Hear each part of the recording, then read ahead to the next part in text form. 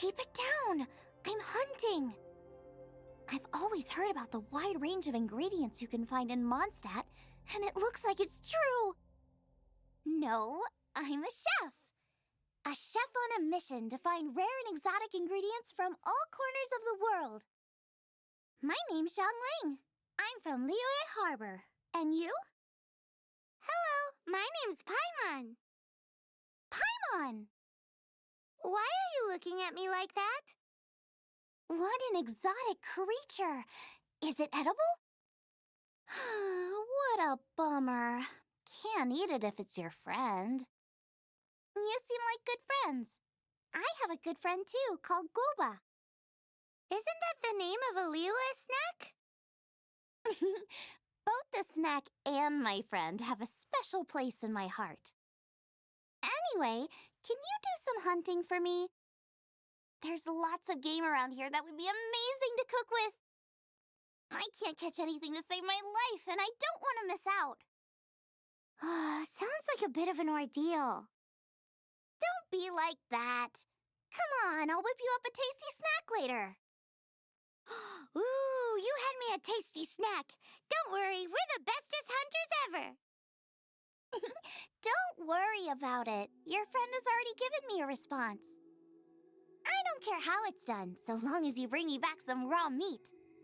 Great! Then I'll leave you to it. Wowee! This is great! Some of it I'll shallow fry, some of it I'll deep fry with mushrooms. Ooh, and I wonder how well it goes with slime condensate. Paimon thinks she's forgotten about us. Sorry. I got all excited thinking about new recipes. As promised, a tasty snack. Go on, try it, and tell me what you think. Are we your food testers now? Oh gosh, this is delicious! Can you tell us how to make it? Sure!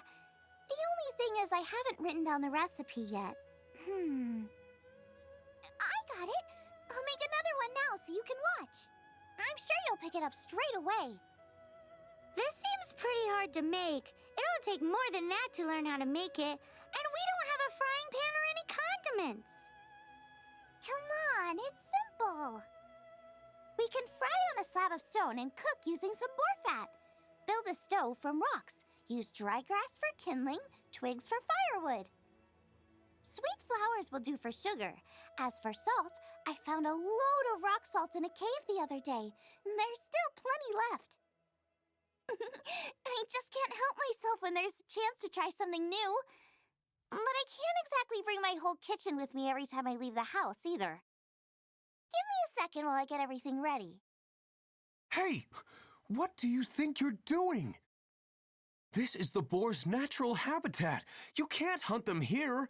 You'll send them all running. We hunters know better than to kill the chicken to get at the egg. Oh, I get it. The freshest, best quality meat comes from free-range boars that grow up in the environment nature intended for them. If they all ran off, it would be a major blow to gastronomy. No, to all mankind. I'm sorry. I got excited and didn't think of the impact we'd have. You should apologize to Draff. As our leader, he always stresses the importance of respecting the rules of the hunt. I'm afraid he is very upset right now. I made a mistake, and I should go and apologize. Thanks, guys. I'll cook up some more tasty snacks for you once this is over. Okay, don't worry. Paimon will remember even if you forget. Draff ought to be in Springvale. Let's go! You must be Xiangling. Sorry, Mr. Draff. This was all my fault. I heard the whole story, and now that you're here in person... Ooh, he's gonna let her have it. Please, help me promote my meat. Eh? Sorry if I was a little brash. Let me explain. Springvale has built its reputation on top-quality meat products, but this reputation is so far limited to Mondstadt. When I heard that the great maestro Xiangling herself was in Mondstadt, I asked Alan to send you over. Maestro? Haven't you heard?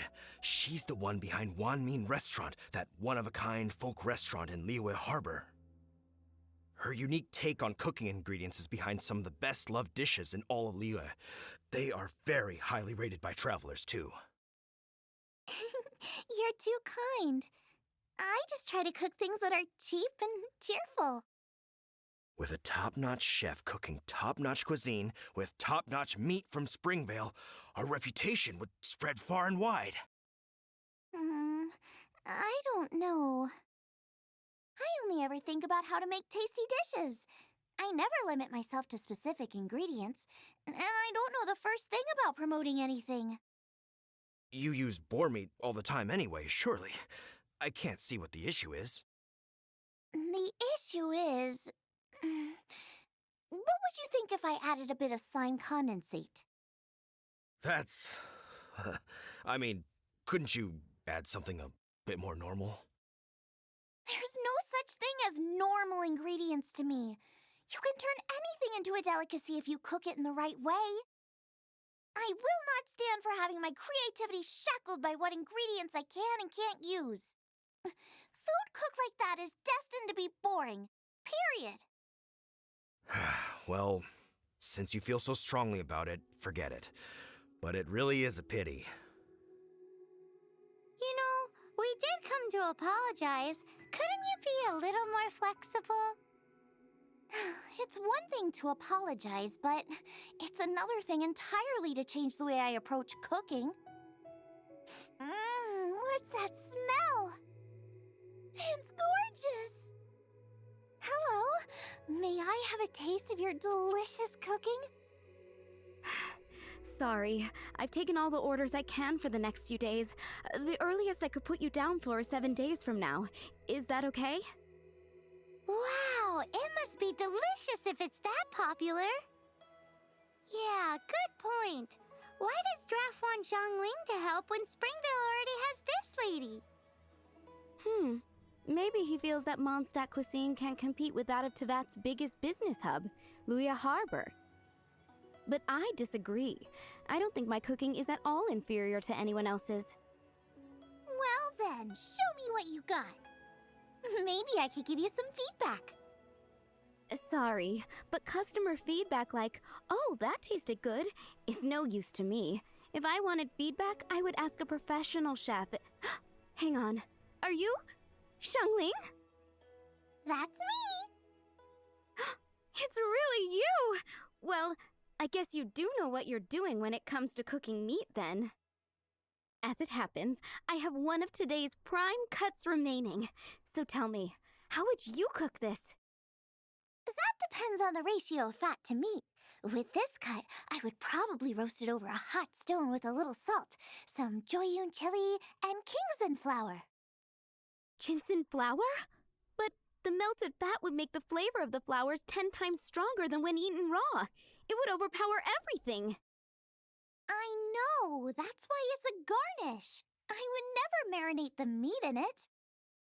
I've tried it before. If you baste the petals in oil and then cook them with the right heat and duration, it gets rid of the bitterness completely and leaves you with a lovely crispy topping. Then throw in some Joyun chilies grown at a high altitude where the low humidity and varying temperatures lends them a unique dry heat. The petals absorb the saltiness from the sea salt, the chili spice, and the umami of the tender, freshly grilled steak, while also adding a floral aftertaste. That's pure overkill. You're going all out on the trimmings and doing no justice to the meat whatsoever. Who wants to eat a roast when you can taste everything except the roast? Whoa, whoa, whoa! Stop arguing! Well, there's only one surefire way out of a cooking dispute. I declare a cook-off! Suits me. If you can't beat my cooking, it'll show that Draft was clearly wrong about you. All right. But if I win, you have to use my winning dish to promote Springvale. And if you lose, you have to add my winning dish to the Wanmin menu. with a caption saying, "This special addition to the Wan Min menu is generously provided by Chef Brooke of Springvale, meat expert." It's a deal! I'm off to get ingredients. I will see you all in Liyue. Wait! Wait! Let's try and catch up. I think we're getting close. Have you decided what you're looking for yet? Of course not. Then how are you so sure of yourself? That's just my style. If I decided in advance exactly how I was going to cook something, there'd be no element of surprise to the dish. In the same way, if I knew what I was looking for before I found it, it wouldn't be a surprise. But that's so risky! Relax. This is how I came up with all the signature dishes at Wan Min Restaurant. Let's look around here. I'll let you know when I find something I like. Check out those lotus heads. Look how fresh they are. Boar steak with lotus seeds? This could work. Okay, let's gather them. This should be enough. It's not every day you come to Liyue. Let's keep looking and see what else we can find. Wow, Jiayun chilies! Aw, that's such a cute name! Maybe so, but those little fellas pack quite a punch. From what I've observed, spicy food is a rarity in Mondstadt, so this will be perfect. Go and pick some. Get a good handful. I still feel like we're lacking something. It's missing a little boom shakalaka. Yeah, now that you mention it, it is a little boom shakalaka lacking. Brooke may be a stickler for convention, but she is a talented chef nonetheless. There's no doubt she will source the fanciest quality ingredients. To win this, we'll take a truly mind-blowing dish. Something like sea serpent salad, stir-fried kingsland flour, or wild mushrooms in a rich slime jus. A slime jus? I know how weird it sounds, but I guarantee you it tastes incredible. I'll make some for you next time. You won't be disappointed when you taste it, although it looks a teensy bit gross. Never mind that. I've just remembered there's somewhere I never checked out last time.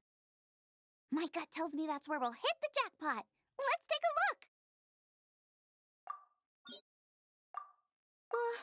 What's that? Somebody's injured! So cold. He's shivering. We need to warm him up quick. Make a fire! Hot soup would be even better. How about I look after him while you make him a nice warm bowl of soup? We passed a Hilichurl camp on the way here. There'll almost certainly be a campfire there to cook on. Great. Be as quick as you can. Oh, that is better. That is better. Thank you. That soup really did the trick. Yes. I was chasing a boar, and after chasing him all this way, he slipped into those underground ruins over there. I followed him inside, but ran into a cryo-regis vine. It froze me instantly. When I woke up, I ran straight outside, but I only made it this far before my strength failed me. How big was it exactly? They do now. I'd heard of them before from others, but this was the first time seeing one with my own eyes. Yikes! We should definitely keep our distance from the ruins. It sounds dangerous. It sounds delicious! That's it! The missing ingredient! The icing on the cake! Calm down. Can we really eat a tree that's that aggressive? Only one way to find out. Let's go! Off she goes again. Do not worry about me. I'll be fine. But you must stop her. She is putting herself in grave danger. Slow down! It's dangerous in here! Ingredients don't stay fresh for long. We need to get going before they expire. Yeesh. She's quite the fighter. Seems foraging for ingredients takes more than just luck. Got myself a cryo slime, cook it up at dinner time. Even better if it's paired with a bit of swine. Lighten up a little. What in the world could bring more joy than finding rare ingredients? Wait, there's something else here too. This must be the boar that Hunter was chasing. But Paimon's never seen one with this pattern before. Where have I seen this before? Aha! It was in the Historia Naturalis of Liyue. This pattern is unmistakable. It belongs to a breed of boar that went extinct 300 years ago. Wow! How is this one still alive after so long? Could be. I read that this boar was hunted to extinction because its meat was so highly prized. Condensate of jumbo cryo slime and extinct boar? Not one but two priceless treasures! Right! Now let's get back to Springvale. Are you sure this is Springvale? Yes, for the millionth time, yes. But I don't know any of the people you're looking for. That is not possible. They all live in Springvale. They are my neighbors and friends. This is strange. What is going on? What is it? What? Can humans really live that long? Does that really make sense? Oh, like the way that you keep food fresh. Still, it's hard to believe. But it doesn't seem like there's any other sensible explanation. Okay, so what's your name? Olaf. Olaf? Oh, I'm sure I've seen that on my family tree. I can't remember which generation it was from, but it was definitely on there. So, a great-great-great-great-grandfather, but with a whole lot more greats? What an unusual turn of events. Reunited at long last! Isn't that just amazing? Olaf, do you want to come and watch a cooking competition? Ah, yes, that reminds me. Brooke told me about the competition, and I've set everything up at the venue. You should come with me. We're ready to cook. Are you? I was born ready. Oh, and Sigfria will be my assistant for the competition. Then let the cooking commence. I will be your judge today. And don't worry, I may have known Brooke for longer, but I will remain entirely impartial. Much appreciated. Well then, Traveler, Paimon, prepare! Wait, we're taking part in this too? Of course! If Brooke has an assistant, you guys will have to be mine. I'll need you by my side when the going gets tough. Paimon doesn't remember applying for that job. Okay, Paimon will do it for the sake of the food. Our first problem is ingredients. We need something special to dress up the steak, but I don't have anything suitable here. I've got it! Radish is what we need. Mashed or grated, it'll add a touch of freshness. And we can carve little flowers out of it as a garnish. 2 birds, 1 stone. Go find me a radish. There should be some in the area. Oh, and make sure you wash it because it's going straight into the dish. Go fetch me some radishes. Oh, and don't forget to wash them in the lake. Wowie! Big and luscious! It's perfect! Thanks, you guys! Now, how about... Xiangling, look out! The pan's on fire! Oh no! It's gonna burn! It's gonna burn! It's gonna burn! Get the fire under control! Without using water, though, or this dish is a goner! Bring the fire! down, it's gonna burn to a crisp. Whew, thanks. That was a close call, but I had a little taste and I think we can get away with it. Also, I'm thinking our main is a little weak. We need to mix it up a bit. Make me a mushroom chicken skewer. And make sure it's got that ooh la la on the outside, then hits you with a cha-ching in the middle. Just make it taste friggin' awesome! Ooh la la la, ka-ching, ka-ching. Ooh la la la, ka-ching, ka-ching. You're a natural. The meat is on track, but we're aiming for perfection here, and I just think it lacks a certain... A certain what? A certain boom shakalaka!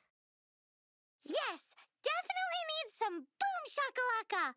Or perhaps a little shakalaka boom pow! I just mean it would be a waste of such amazing ingredients to just serve this as is. Let me see.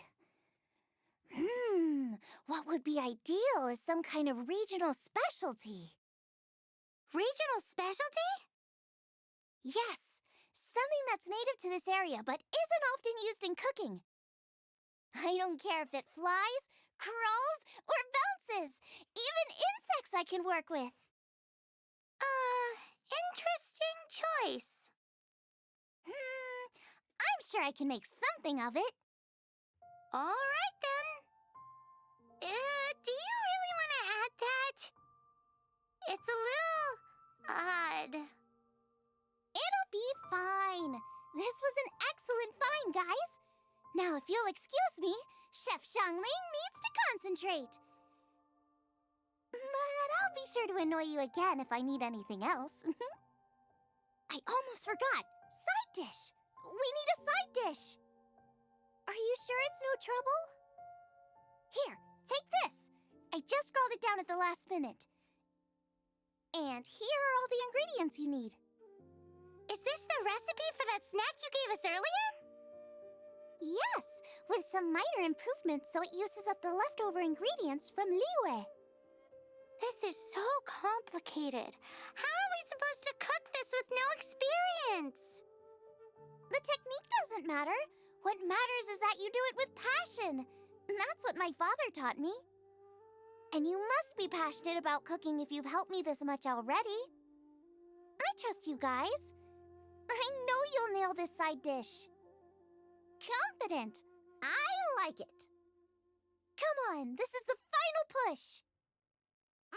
They're so fragrant I could smell them coming a mile away. We're all set, and now to serve the meal. This competition is ours. This was a fine feast. I have dined today like I have never dined before. Both chefs' dishes today were nothing short of exceptional. They were true masterpieces. And that is what makes this an extremely difficult decision. But this is a competition, and there can only be one winner. And that winner is... Xiangling! Whoopee! I win! I thought I was sure to win with pork chops so fresh they were practically still grunting. But it turns out that's still no match for the taste of extinct boar. Excuse me? Did you say this was cooked from extinct boar? Yep, every last bit. My goodness. A single mouthful must be worth 100,000 mora. The amount you'd make if you sold this could support every hunter in town for years to come. The main thing is that you enjoyed eating it. I don't care about the mora. Anyway, now our judge has given his verdict. It's time for everyone else to eat too. I made plenty. Meanwhile, I want to try Brooke's dish. This is absolutely delicious. I'll admit it, I was beaten by the best. Losing is no fun, but it was worth it for the chance to eat such superb cooking. Please, Shanling, I want some more. This is gorgeous too! Such a perfectly layered texture. Were it not for that exquisite boar and excellent side dish, it's hard to say if I still would have won. Paimon's turn to eat! I will have a taste too. Oh my. This is the taste of Springvale. Or rather, it used to be. This is the last time I will be able to taste the food of my era. Hey now, cheer up! If you like the taste, I can always make you some more. Really? But the boar, it's extinct. The boar may be, but the taste isn't. I can simply recreate it using different ingredients. Putting a smile on customers' faces is what we chefs are called to do. Thank you. Thanks, you guys! Without your help, I don't know how it would have gone today. And without you, Paimon wouldn't have gotten to try so many new tasty snacks. Also wouldn't have gotten so full. Not sure. I'll probably start heading back to Liyue, but I might change my plan on the way. I don't like to plan things too thoroughly. Who knows? Maybe you'll bump into me out in the wild again. Must be nice to be so carefree. You are a gifted chef. You made an amazing batch of jade parcels. Come and visit me at the Wanmin restaurant sometime. I did promise I'd cook for you. And if you want, I'll teach you how to cook some of my latest inventions too. It's a deal. See you again soon.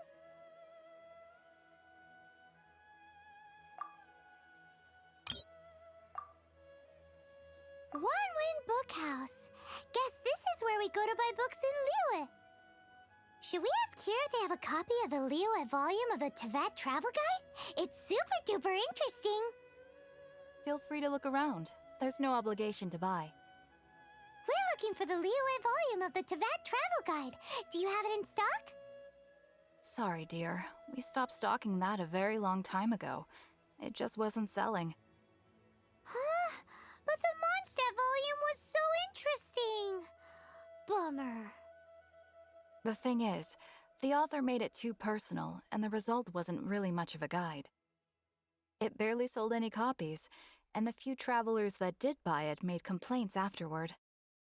Well, that's a shame. The Mondstadt volume was a good read, even just as an adventurer's diary. The fact remains that I don't have it in stock. If you must read it, try your luck at Chang the Ninth's place. Who's Chang the Ninth? A book collector who lives in Qingse village. He's a complete grouch, but he will behave himself if the conversation is about books. He was a regular customer here back when he lived in Liyue Harbor, and I still send him the odd out-of-print book or two every now and then. Did somebody say out-of-print books? Is there a chance that Volume 6 of Legend of the Shattered Halberd is also in his collection? Apologies, my liege. Where are my manners? My name is Sing Cho, a humble literature enthusiast who happened to be passing by. Since you and I are both in search of lost books, what say we travel together to Mount Qingse and pay a visit to Chang the Ninth? My pleasure, fellow book lover. The heavens are smiting me to smithereens. Uh-huh. And what do you want? Come on, spit it out. We've heard you've got tons of old books lying around, and we want to borrow the Liyue volume of the Teyvat Travel Guide. Huh. Don't get me started on the topic of my books. After the chasm was sealed off, the family mining business started going south. Then the Fatui started working to sabotage me. To pay off my debts, I had no choice but to pawn off my beloved book collection. Every last book. Do you have any idea what that means? Wrong. That was my life's work. I devoted my entire life to curating, collecting, caring for them, and now they're gone. Gone, I tell you. It's useless ranting and raving at you like this. All I can do is try to save enough Mora to buy them back. Unless you have other business here, I'm done talking to you. Goodbye. Off you go. Go on, go! Please tell me that you didn't pawn Volume 6 of Legend of the Shattered Halberd. Legend of the Shattered Halberd? There's a title I haven't heard in a long time. You have good taste, my boy. What? But we don't? That work was an epic-defining masterpiece.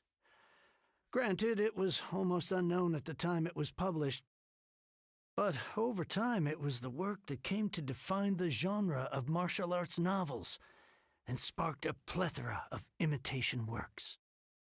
Barely any copies of the first edition were ever printed.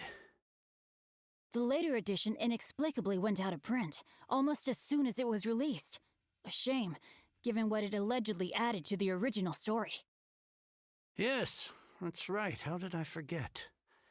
The original edition's 6th volume of that work is so rare, I could never bring myself to pawn it no matter how much I needed the money. You mean you still have it? Yes. It is my one and only remaining treasure. Hey, Chang! You've got some nerve keeping me and my boss waiting like this. I need an answer. Will you sell the core lapis or not? I'm sure you don't need me to remind you that if you mess with Gentry Moutsai, you're messing with the Fatui. Oh, you again. But you know I can't afford to give a 70% discount on the price. I'd never be able to buy my collection back. That's your business. The question is, do you want your books, or do you want food on your plate? Perhaps you'd like to take your books with you to an early grave. You... Whoa there, friend. Come on. This gentleman is either willing to make a deal or he's not. You can't force him to sell against his will. Just who do you think you are? Keep your nose out of other people's business. My liege, I am but one who comes to the aid of this gentleman in his moment of need. I am Xingqiu, disciple of the Guhua clan.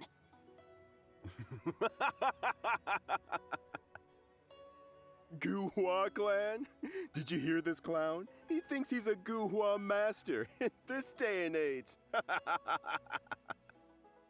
Oh, there was me thinking the last granddads of Guhua had keeled over and died by now. Who were you supposed to be then, huh? Some sort of Guhua messiah?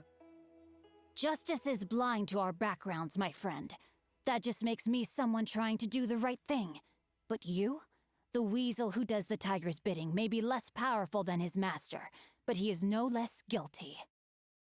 Get a load of this guy. Just you wait. You'll be sorry you crossed me. And you, Chang, you're selling that core lapis whether you like it or not.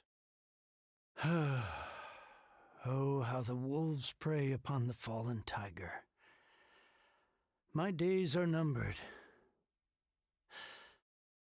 So, just to come back to what we were talking about earlier, could I get a yay or nay about borrowing that book? Oh, what does it matter now? I can't expect anybody to care about me anymore. But since you did stick up for me, please, just take this book and leave me in peace. 3 long years I have waited for this day. Words cannot express my gratitude. I, Xingqiu, vow to repay this great act of generosity. All right, give it a rest. Just bring it back when you're finished. Sorry, but I'm not about to put my hopes in some self-professed Guhua disciple. Hey, where are you going? We've still got a job to do over here. So, you like reading, huh, Mr. 5-second hero? Oh, amazing! I never saw that coming. Hello? Xingqiu? Anybody in there? No wonder this book is so highly sought after. How can they bully poor old like this. Forcing him to sell his ore for dirt cheap? It's daylight robbery, pure and simple. Don't forget me. I'm in too. Oh, so now you can hear what we're saying. The reason I borrowed this book is that it would be a real pity if Chang the Ninth ended up having to pawn it. And I meant every word I said to Chang the Ninth. I will return his act of kindness. It is the just thing to do. I will be custodian of this book, and I will also help find a way to buy back the rest of his collection. Of course I do. An initial plan anyway. I still need to work out the details. Give me a second to reflect. It shan't take but a moment. You're still here? What is this, a game to you? You think no one's really gonna get hurt? I gotta hand it to the Goofball clan. What you lack in numbers and talent, you make up for in guts. Oh, I'm sorry. Did I say Goofball clan? I meant Gu-Hua clan. That's what you goofballs call it, right?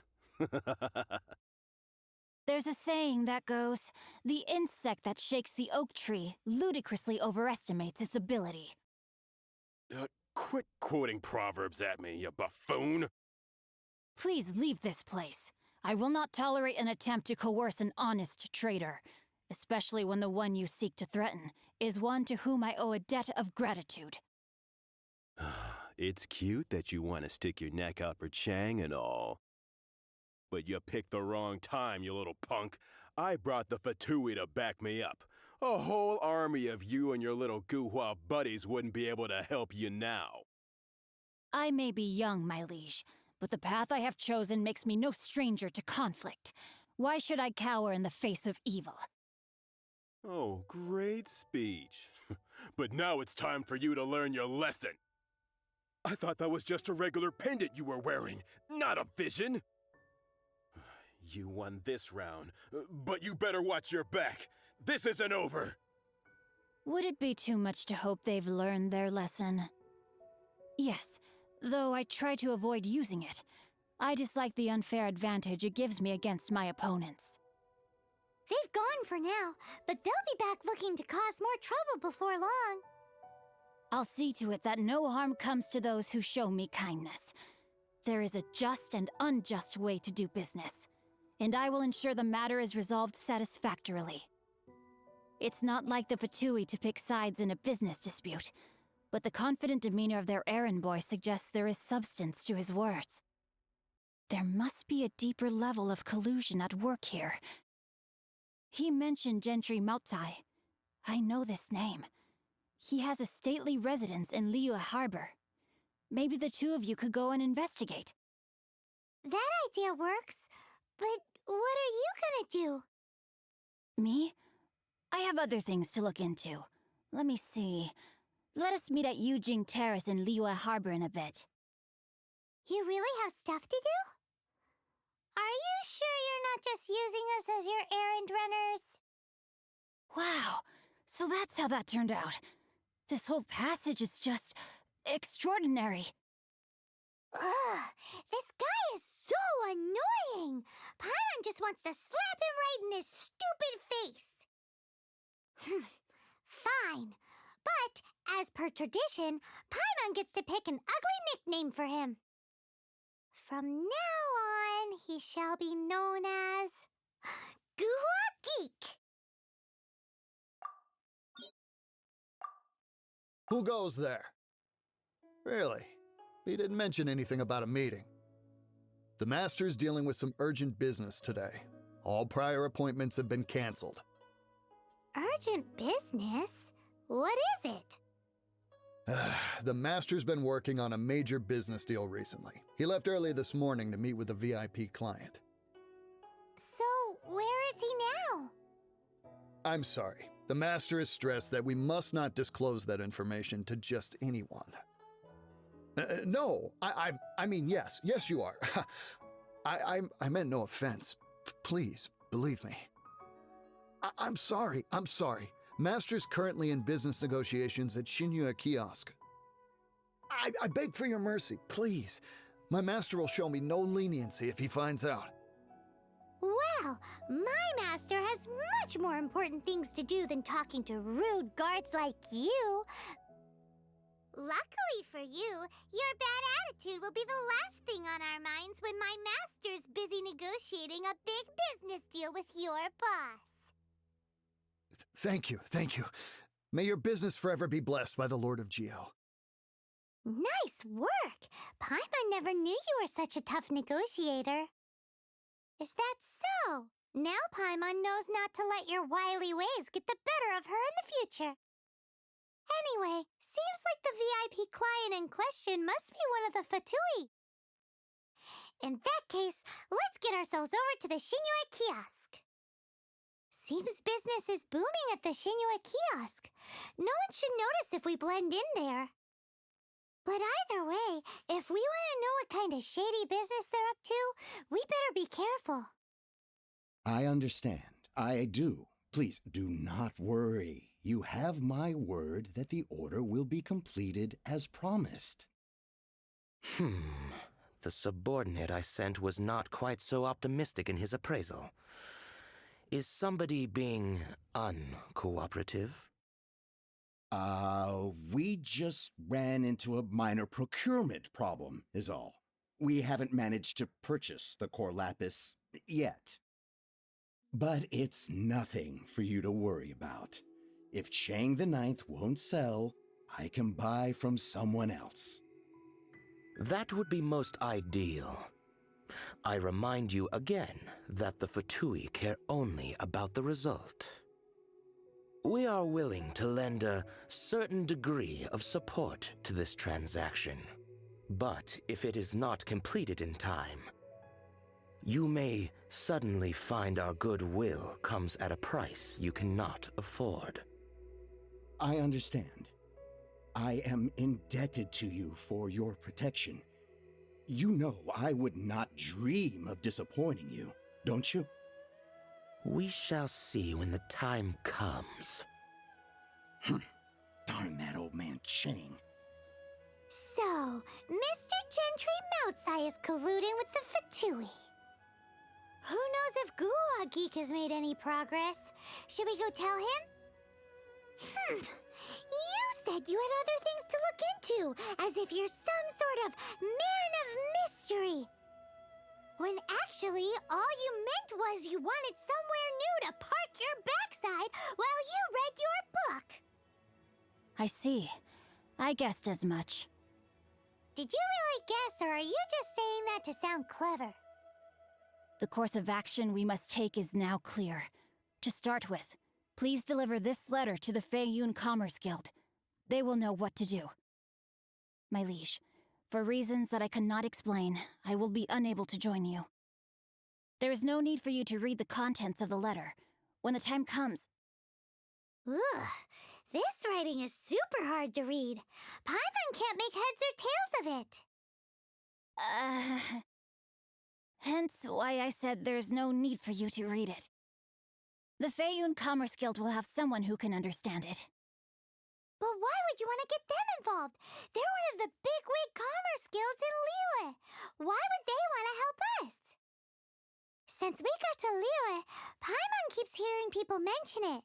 Seems they oversee a lot of business that goes on around here. Having such big backing would be great and all, but are you sure they'd want to help? No need to worry about that. From what I know, they share my sense of chivalry. Once they have read the carefully reasoned and passionately argued case I put forth in this letter, they will certainly be moved to action. Gentry Moutsai must be taught a lesson he will never forget. This is something we cannot do on our own. Also, I do not wish for anyone else to know of my involvement in this. Why not? You're only doing this to try and help Chang the Ninth, right? To silently disappear at the matter's conclusion, concealing one's name and contribution. This is the chivalrous thing to do. To savor the memory is ample reward. Each droplet of kindness I receive, I am duty-bound to repay with a welling spring of gratitude. I seek neither praise nor reward. That sounds very lovely. But be honest, you just want them to do it so you can carry on reading your book, don't you? Thank you in advance for delivering this letter to the Feiyun Commerce Guild. Someone from the guild should be able to receive you near Liyue Pavilion. Hey! Stop ignoring Paimon! Excuse us, we come bearing news of a matter requiring your assistance. It's all in this letter. A letter? Oh, I see. This again. Oh, don't mind me. I was just speculating. Let me give this a read. Can he actually read this thing? Is it even written in the common tongue? Yes, the script is inimitable by the uninitiated. Honored guests, you must both be wary from your long journey. Please allow the Feiyun Commerce Guild to be your hosts for tonight. Please rest assured that the matter written about has been duly received. We just need some time to prepare. Please take a seat here in Liyue Pavilion, where you may enjoy some light refreshments while taking in the ocean view. Consider it a small token of our esteem. Yay! Tasty snacks! They're giving us the VIP treatment! Of course. We treat visitors with the utmost respect here at the Feiyun Commerce Guild. When honored guests grace us with their presence, far be it from us to shirk our duty to them. Please, this way. And Paimon thought we'd get kicked out, or turned away at the door. Paimon didn't think Guhua Geek had so much clout.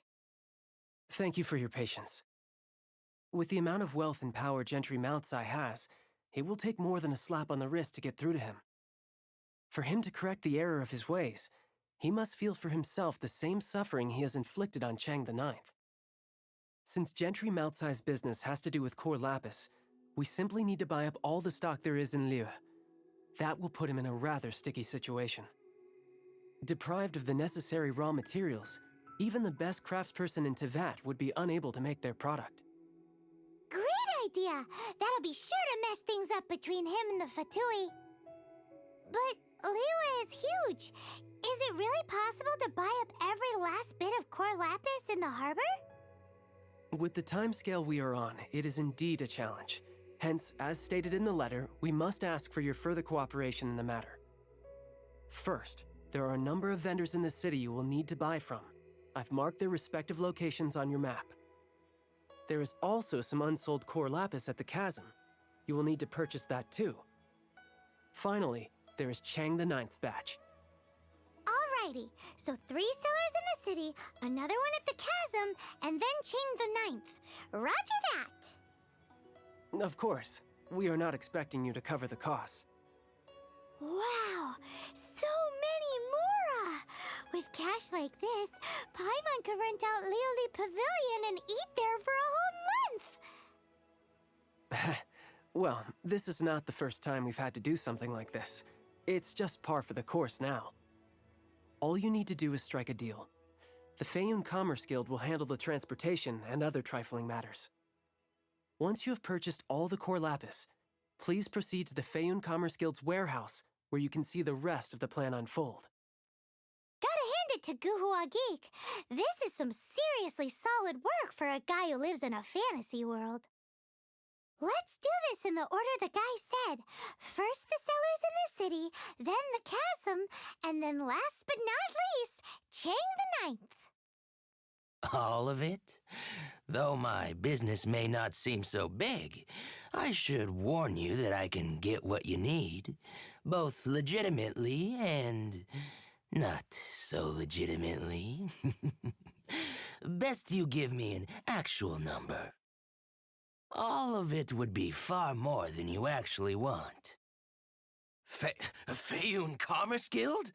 Well, why didn't you say so?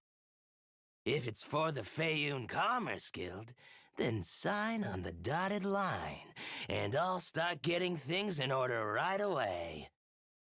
You want all my core lapis? I've already agreed to several orders. Well, that said, none are in writing. The buyers are being incredibly indecisive. Oh, it's for the Feiyun Commerce Guild? Seems business trends are about to change in Liyue. Oh, nothing. Just talking to myself. Come, let us sign a contract. Don't worry about my prior client. He hadn't made any down payments or anything. Quite common in the industry. Thank you for your patronage. We hope the Feiyun Commerce Guild will continue to do business with us. Good day, my friend. My apologies, but I'm out of stock at the moment. Please try again next time. Oh, I thought you were here to purchase Snezhnayan products. No, that I still have, although I ship it all to factories in Snezhnaya. I don't do retail. Too much hassle, not enough return. Sorry. What? No. Give me a second to think. All right, I'll do it.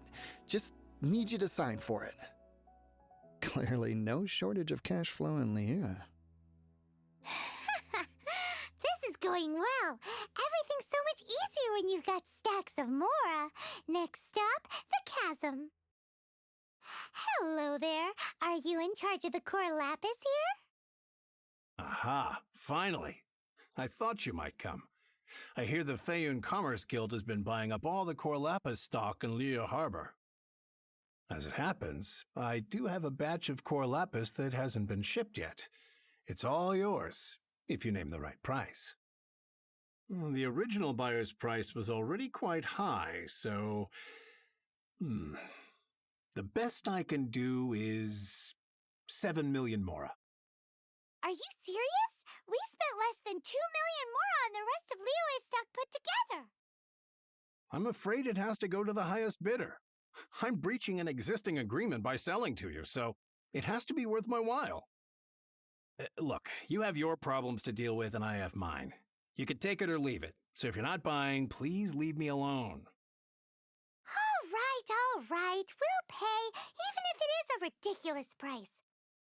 When we get back, we'll just have to tell the guild that we'll sell to this gentleman at 4 times the normal price in the future.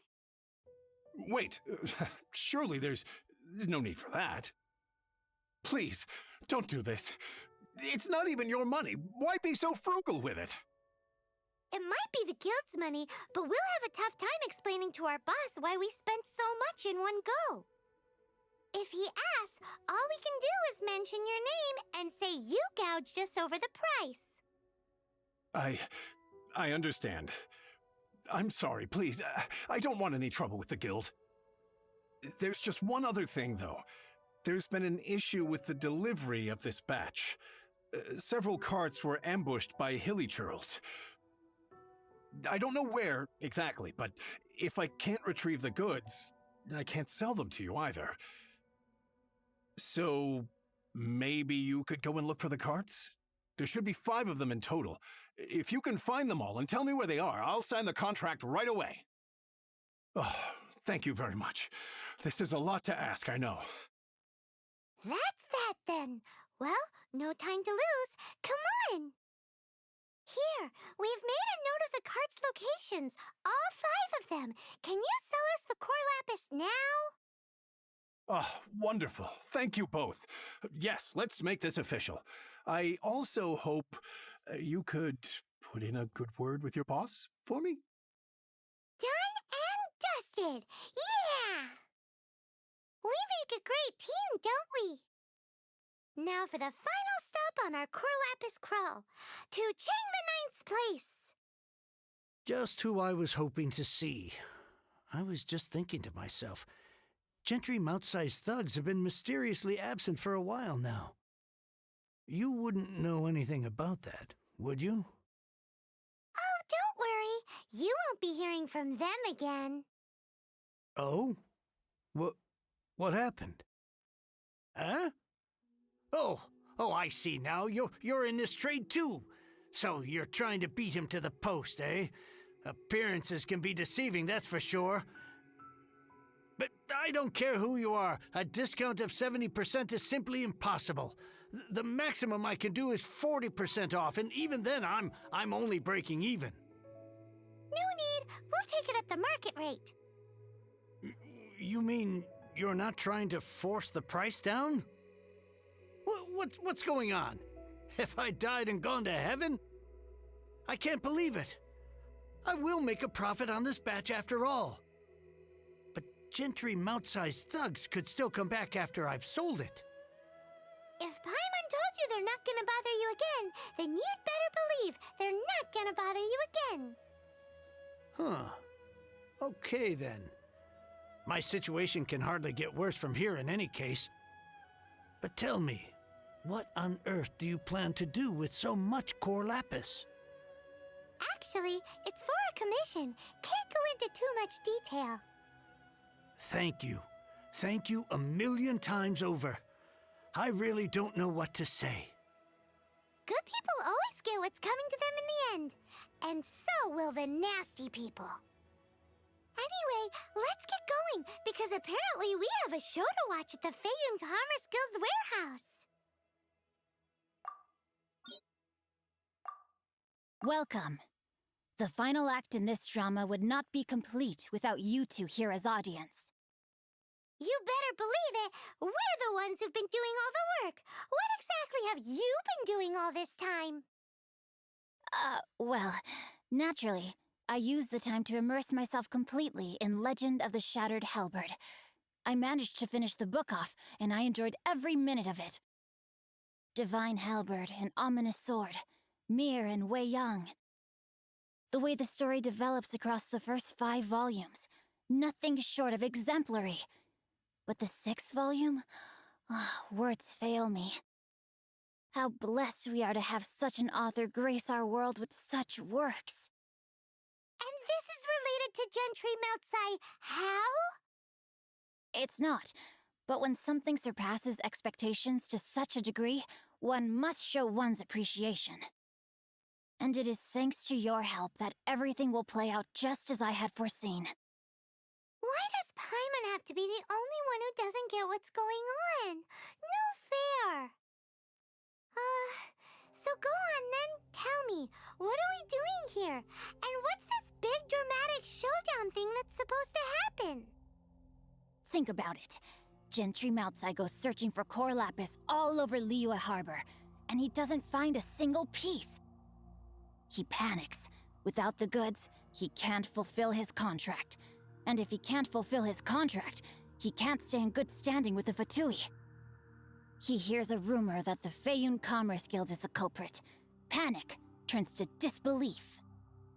Gentry Meltsai is a hugely powerful figure in the business world. Never has anyone dared to target him like this. So regardless of whether it is revenge or a swift resolution that he seeks, he is certain to... So it was you! You were the one sticking your necks out for Chang the Ninth! Speak of the devil. I went everywhere trying to find someone selling core lapis before I realized the Feiyun Commerce Guild had been on an acquisition spree. Core lapis is hardly a rare mineral, and yet suddenly the stocks dry up, just like that. Explain yourselves. What is the meaning of this persecution? We are not persecuting you, but protecting another, one to whom I am indebted. Upon witnessing an injustice, it is a perfectly normal response to rush to the aid of he who has been wronged. Was it not one of your own men who said, "This isn't over"? You clearly don't know what's good for you. I won't beat around the bush. Master, if you please, seize their core lapis! Impressive. You are no commoners. To continue this fight would be to incur greater losses than I can accept. Their strength is almost spent. Finish them off! The core lapis is almost within our grasp. Might I remind you that the Fatui's relationship with you extends to business matters only? I did not lend you my men to have them stir up trouble at your beck and call. What are you saying? Master, everything I did with only one thing in mind. To complete the order. Then figure it out by yourself. Don't go. Wait. Master, wait! My lord, what are you doing here? Are you hurt? Thanks to this valiant young woman, I am unscathed. My lord? You? You are the heir of the Feiyun Commerce Guild? Indeed, my liege. I am Xingqiu, disciple of the Guhua clan and second son of the Feiyun Commerce Guild manager, and I make no secret of it. Drats! I've been played like a fiddle. Gentry Moutsai. Coercion and intimidation are hardly the attributes of a respectable businessman. The problems that your business practices have created, I have sought to resolve through mine. I shudder to think what the Fatui will do with you if you fail to provide their core lapis. You meddling swine. Well, go on. Tell me, what will you sell it for? Since you asked Chang the Ninth for a discount of 70%, let's fight fire with fire, shall we? 3 times the market rate sounds fair, no? How dare you subject me to such viciousness? This is a malicious and calculated attempt to run me into the ground. Deep breaths now. This is a simple decision. Will you buy or not? Fine. Have it your way. I'll find the money somehow. Happy now? On behalf of the Feiyun Commerce Guild, I thank you for your business and hope you will continue to do business with us in future. You? Funny-speaking, book-reading, guhua geeking Xingqiu are the heir of the Feiyun Commerce Guild? So that massive stash of Mora you let us burn through in a day, that was from your private vault? 'Twas but a paltry sum. I got to make a very sound investment while putting Gentry Moutsai in his place. A classic 2 birds, 1 stone situation. You're too kind. You have valor in your heart, and that is worthy of admiration. Yikes! Paimon's been calling you Guhua Geek this whole time! Paimon read in one of these martial artist novels that when rich heirs like you get angry at someone, you have their arms and legs chopped off! Paimon's toast! And sorry, very sorry! Please don't hurt Paimon! Calm down. Since you can fly, you hardly need your legs anyway. Save me! Save me! This is not a drill! Repeat, this is not a drill! Jokes aside, I have the 2 of you to thank for this successful resolution. Really, you were a huge help. Meanwhile, Legend of the Shattered Halberd was positively riveting. Much obliged if you could return it to Chang the Ninth for me. I did nothing, and hence deserve none of his gratitude. The 2 of you, meanwhile, though strangers to the circumstances, stepped in and saved the day. To have made such valiant and chivalrous friends is more than enough for me, my liege. My lord, forgive the intrusion. It's about your father. Please inform my father thusly. I have averted a disaster and earned a sizable sum of money in the process. Might this meritorious act compensate for my prior transgressions and earn me a few more days of freedom, perchance? Legend of the Shattered Halberd speaks of a domain that I should very much like to investigate. For all your clever long words, the fact is you're just a lazy bones who doesn't want to work. What if I told you that a reward awaits you at Chang the Ninth's palace, and not just his gratitude? A reward? Well, that sweetens the deal somewhat. It seems whatever I say, there's no persuading you to stay. Oh, I didn't realize you weren't aware. Thank you in advance for returning the book for me. I will take my leave now. May we meet again, fellow merchants. Finally, you're back. This morning, the pawnbroker showed up and gave me back my entire collection. I'm positive that you must have been behind this once again. Thank you from the bottom of my heart. Please don't say that. You have no idea how much this means to me. The Chang family was a prestigious household in Liyue back in the day. Unfortunately, after I took over the family's affairs as heir, a series of business setbacks devoured our fortune. Since then, I've saved for years, hoping to restore the house to its former glory. In the end, everything was riding on this Corlapis deal. Were it not for you, this barren wasteland in the mountains would have become my final resting place. Wow, that's the second heir we've met in this town. I'm sorry, what? Nothing? Oh, here's your book back. Wonderful. Legend of the Shattered Halberd. I was beginning to think that Guhua rascal had swindled me. Do people really look down on the Guhua clan so much? Actually, the art is centuries old and was once held in high esteem, but now it has faded beyond recognition. To instigate a revival, you need to inject some fresh blood, but it's hard to attract budding young talent to a dying art.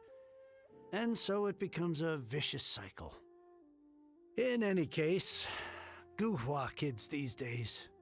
Take that young rascal Xingqiu, for instance. For all his talk about repaying kindness with kindness and whatnot, what has he done to show for it? You're the ones who've displayed a genuine sense of responsibility. What does it matter? Anyway, you wanted the Liyue volume of the Teyvat Travel Guide, didn't you?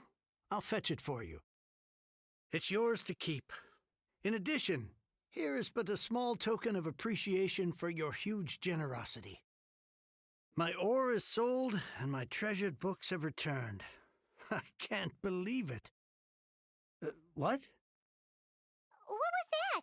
Paimon saw something fall out. Oh, nothing.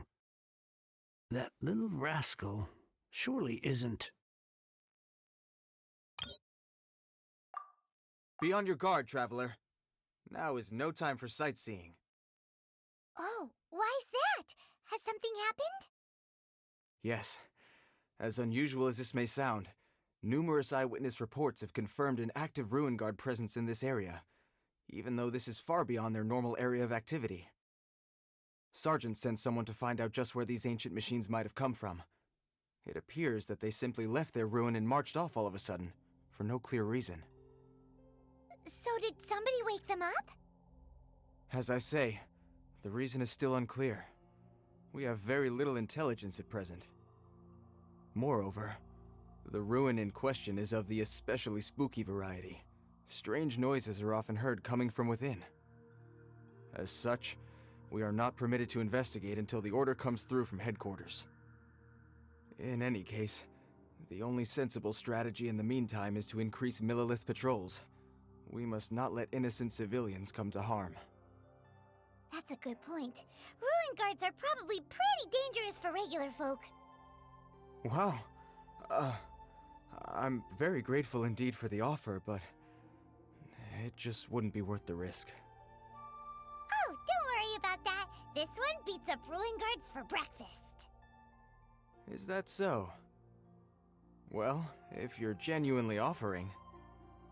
I did see some Ruin Guard footprints on the hillside, but since then I've been too busy warning passers-by to investigate myself. Footprints, eh? Interesting. We'll take the case. While the Millilith stands guard, evil shall never prevail. On behalf of the Millilith, I salute you, traveler. You have my gratitude. I will rendezvous with you once I have finished my patrol. Whew. This footprint is huge. It has to be the one that guy was talking about. And here's another one. Yep. Seems the Ruin Guards did come out for a walk after all. The trail of Ruin Guard footprints leads us here to... Ah! A Ruin Guard! Over there! Well, that's one down. Let's keep looking around. Maybe we'll find some more. Hey you! Check this out! Isn't it awesome? What is he wearing? I've never seen one this close before. Have you ever seen one? Excuse me. His name is Mr. Cyclops, actually. What sort of dumb name is Ruin Guard? Mr. Cyclops? Aw, that's cute. Wait, what? Do people seriously call them that? Yep, my brother said so. And he's the best toy seller in the whole world. It's his job to sell this kind of stuff. Right now, he's at the Institute for Toy Research in Liyue. That's where Mr. Cyclops has come from. It's always nice to meet someone else who likes toys. So tell me, where'd you get your toy from? Must be a pretty new kind, huh? I've never seen one that can fly and talk before. Yeah, Paimon is not a toy! Greetings! Have you found anything? Oh. A child? What's the situation here? We just, found him. You shouldn't be out here, boy. There are killing machines in the area. It's extremely dangerous.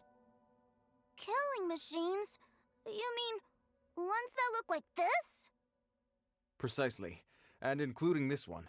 It's not moving now, but if it were to wake up, the consequences would be... You take that back! Mr. Cyclops is not a killing machine! He's one of the good guys! Mr. Cyclops? We shouldn't be talking to this guy. If he's saying mean things about Mr. Cyclops, he's definitely a bad man. I'm just trying to help. I've always been hopeless at dealing with children. Well then, why don't you get back to your normal job and leave us to do the babysitting? It seems I have no other choice. Very well. I will continue with my patrol. Please escort the child to somewhere safe. It's much too dangerous here. The mighty Mr. Cyclops scared off the bad guys once again! My name's Tusser. I came all the way from Snezhnaya to look for my brother in Liyue. But I'm all on my own, and I don't know where to find him. You came all the way from Snezhnaya? Oh, I think this is the part where I give you this. Here you go. What is it? Looks heavy. What the? My brother said I should take it with me. He said, find a nice person to give this to, and they will take good care of Tusser. Your brother makes a good point. Still, it's hard to believe you made it all this way armed with nothing but a few bags of Mora. Your family must be super rich. Paimon never knew you could make so much Mora from selling toys. Yay! Thanks, nice lady. All right, now we gotta make a pinky promise. You make a pinky promise, you keep it all your life. You break a pinky promise, I throw you on the ice. The cold will kill the pinky that once betrayed your friend. The frost will freeze your tongue off so you never lie again. Wow, that one nursery rhyme kinda says all you need to know about Snezhnayan culture. Well, if we weren't your babysitters before, we sure as heck are now. But where should we look for your brother? Snezhnaya? Oh, how about the Northland Bank? Oh, right!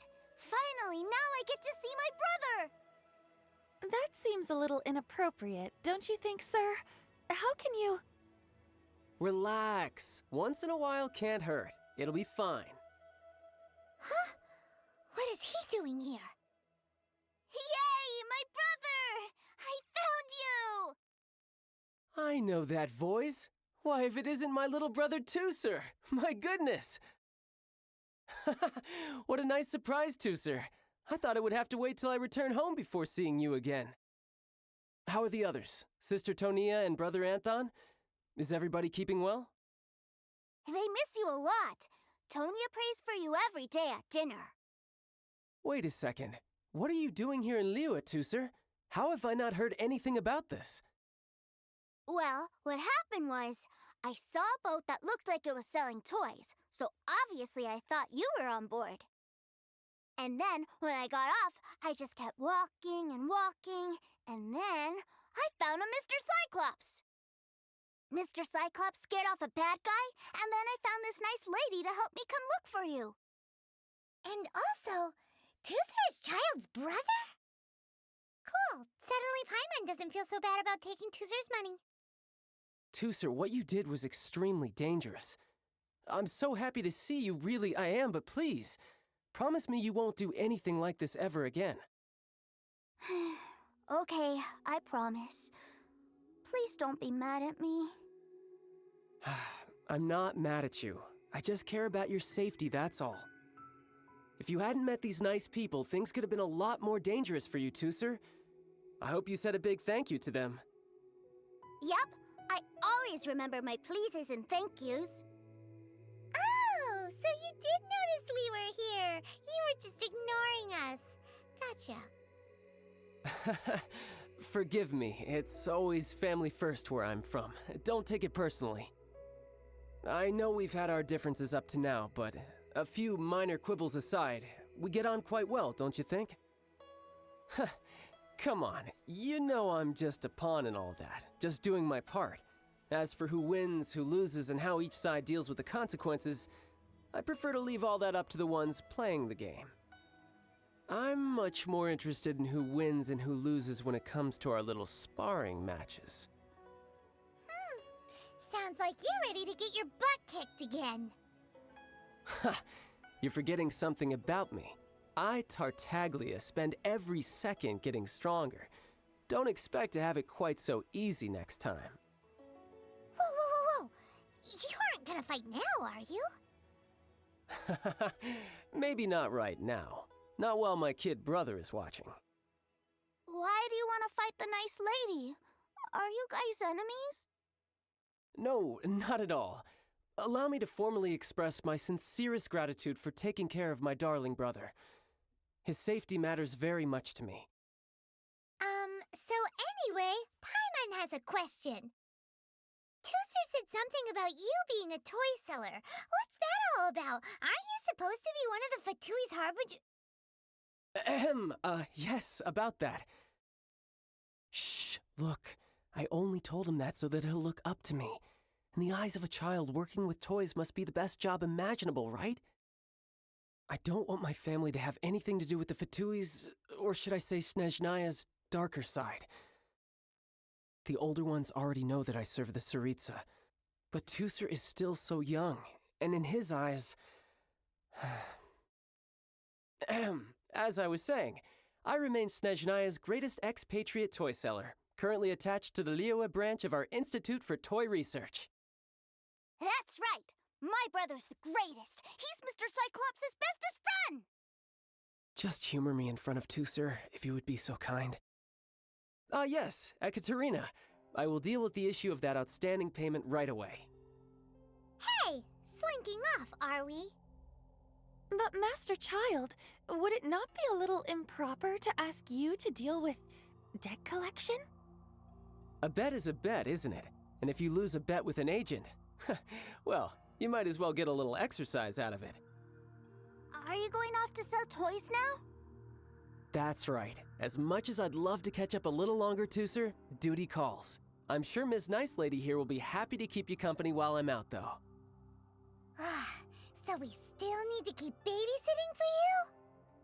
Sure! I really like this lady. And anyway, she made a pinky promise to take good care of me. Well, it sounds like Tooser really likes you, and that you've already made a pinky promise to take good care of him anyway. Then I'm in your debt. Here, take this as Tooser's entertainment fund. I want him to have a good time while he's in Liyue, so take him anywhere he wants. If need be, you may find me by the river near Qingshu Pool. I'll see you both around. Looks like we'll be hanging out with Child's kid brother for a while. So, where are we going to play first? How about we start with the toy store? Huh? What are those super colorful winged things? They're called kites. The kids in Liyue love them. Hello there, dear. You look like you've come a very long way. Let Granny guess. From what you're wearing, I would say... Snezhnaya. That's right. How do you play with these kite things, Granny? When the wind picks up, you let out the string and whoosh! The kite will fly into the air, up, and away. Wow, that's amazing! Do you have any Mr. Cyclops ones? Mr. Cyclops? I'm sorry, I want to fly Mr. Cyclops high into the sky so all the kids can get to know him. Well, I can do custom builds, but I'll need some amount of reference material. Will this picture do? I drew it myself. I bring it with me everywhere. I'll manage.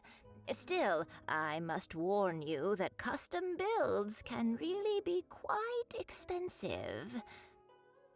We should be fine. Child was pretty generous with that entertainment fund. But then again, throwing money around willy-nilly is, kinda irresponsible. Well, so, yes, technically speaking, these funds are earmarked for Tooser's entertainment. But if there's any left over when we're done... Either way, it's time to talk prices. Fine. I've neither the time nor energy to bargain with you at my age. I suppose this price will do. Thanks, Granny. Worry not. Just leave it to me. For our next stop, why don't we head to One-Man Restaurant? It would be a mighty crying shame to come all the way to Liyue and never try the food. Hello! Welcome! Table for 3? This restaurant has a really choking smell. A choking smell? You must be referring to our signature spicy chili scent. Spicy chili? But I can't eat spicy food. Oh, what a pity. A person who can eat spicy food misses out on half of life's joys. Is it really that bad? My meals have to have lots and lots of sugar, and the oil has to be extra virgin vegetable oil. Wow, we've got a real rich kid on our hands. Looks like One-Man Restaurant's dishes aren't to Tooser's taste. Maybe we should go somewhere else. Will that be all? Any more special requests? What do you mean, Chef Now? Haha! Giving the people what they want is the very reason One Mean Restaurant exists. If I thought for 1 second that I couldn't make a dish to satisfy this child's tastes, I would have absolutely no business calling myself a chef ever again. Whoa, there seems to be a lot of professional pride riding on this. Then we'll leave it to you, Chef Now. We'll be eating here after all. Sure. But let me say this first. Special requests are going to cost you more than normal. Of course, we aren't going to demand prices anywhere near as exorbitant as the likes of Liyue Pavilion or Xinwei Kiosk. Is it just Paimon, or are premium custom orders in fashion lately? Still, surely there must be a little room for negotiation, right? Ah, you folks. Let's go with this then. Any more haggling and we'll ruin the other customers' appetites. Thanks, Chef Now. Please sit wherever you like. Your food will be here shortly. Ugh. It was a little too sweet. Paimon feels a little sick. I thought it was just right. Almost exactly like how my sister Tonya makes it. But this doesn't feel right somehow. Didn't we bring Tooser here to try Liyue's specialties? Whatever. So where do you want to go next, Tooser? I was so caught up looking for my brother when I first got here that I didn't get a good look around. Good idea! The hustle and bustle at the wharf is a specialty of Liyue Harbor, too. Wow, this place is huge! And there's so many people! Are the waves here always like this? Don't they ever freeze? Given Liyue's climate, the area around the harbor's mouth probably never gets cold enough to freeze. Paimon is kind of the traveler's exclusive personal tour guide, but since this is a special occasion, Paimon can make an exception to help Tooser get to know the place. This place is Liyue's commercial hub, and it's been the biggest port in the 7 nations ever since it was decided that Liyue would take on the world through trade. Other than merchant vessels, many fishing boats and industrial transports dock here to replenish their fishery supplies and daily necessities, which, thanks to the immense throughput capacity of the wharf, yeah, Paimon can't remember how the rest goes anyway. Well, guess Paimon will just have to explain this Paimon style. So this harbor is like Tevat's mouth, and it's the biggest mouth you've ever seen. All the nations float their boats over the sea into the mouth. The harbor goes nom nom nom nom and has a taste of each boat and the cargo it has on board. Then, Liyue Harbor rubs its big round belly in satisfaction because it's all stuffed full of delicious mora. Hey, what's that big metal hook over there? I want to see. Wait, Tooser, don't run off! After all that, he wasn't even listening. That metal hook is huge, and it gets bigger the closer we get. This is an anchor. Docked ships use it to hold themselves in position to stop the wind and waves from blowing them away. An anchor. Got it.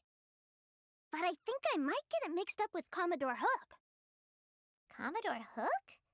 Is this another one of your weird toy names? My brother always sends me a really big toy for my birthday.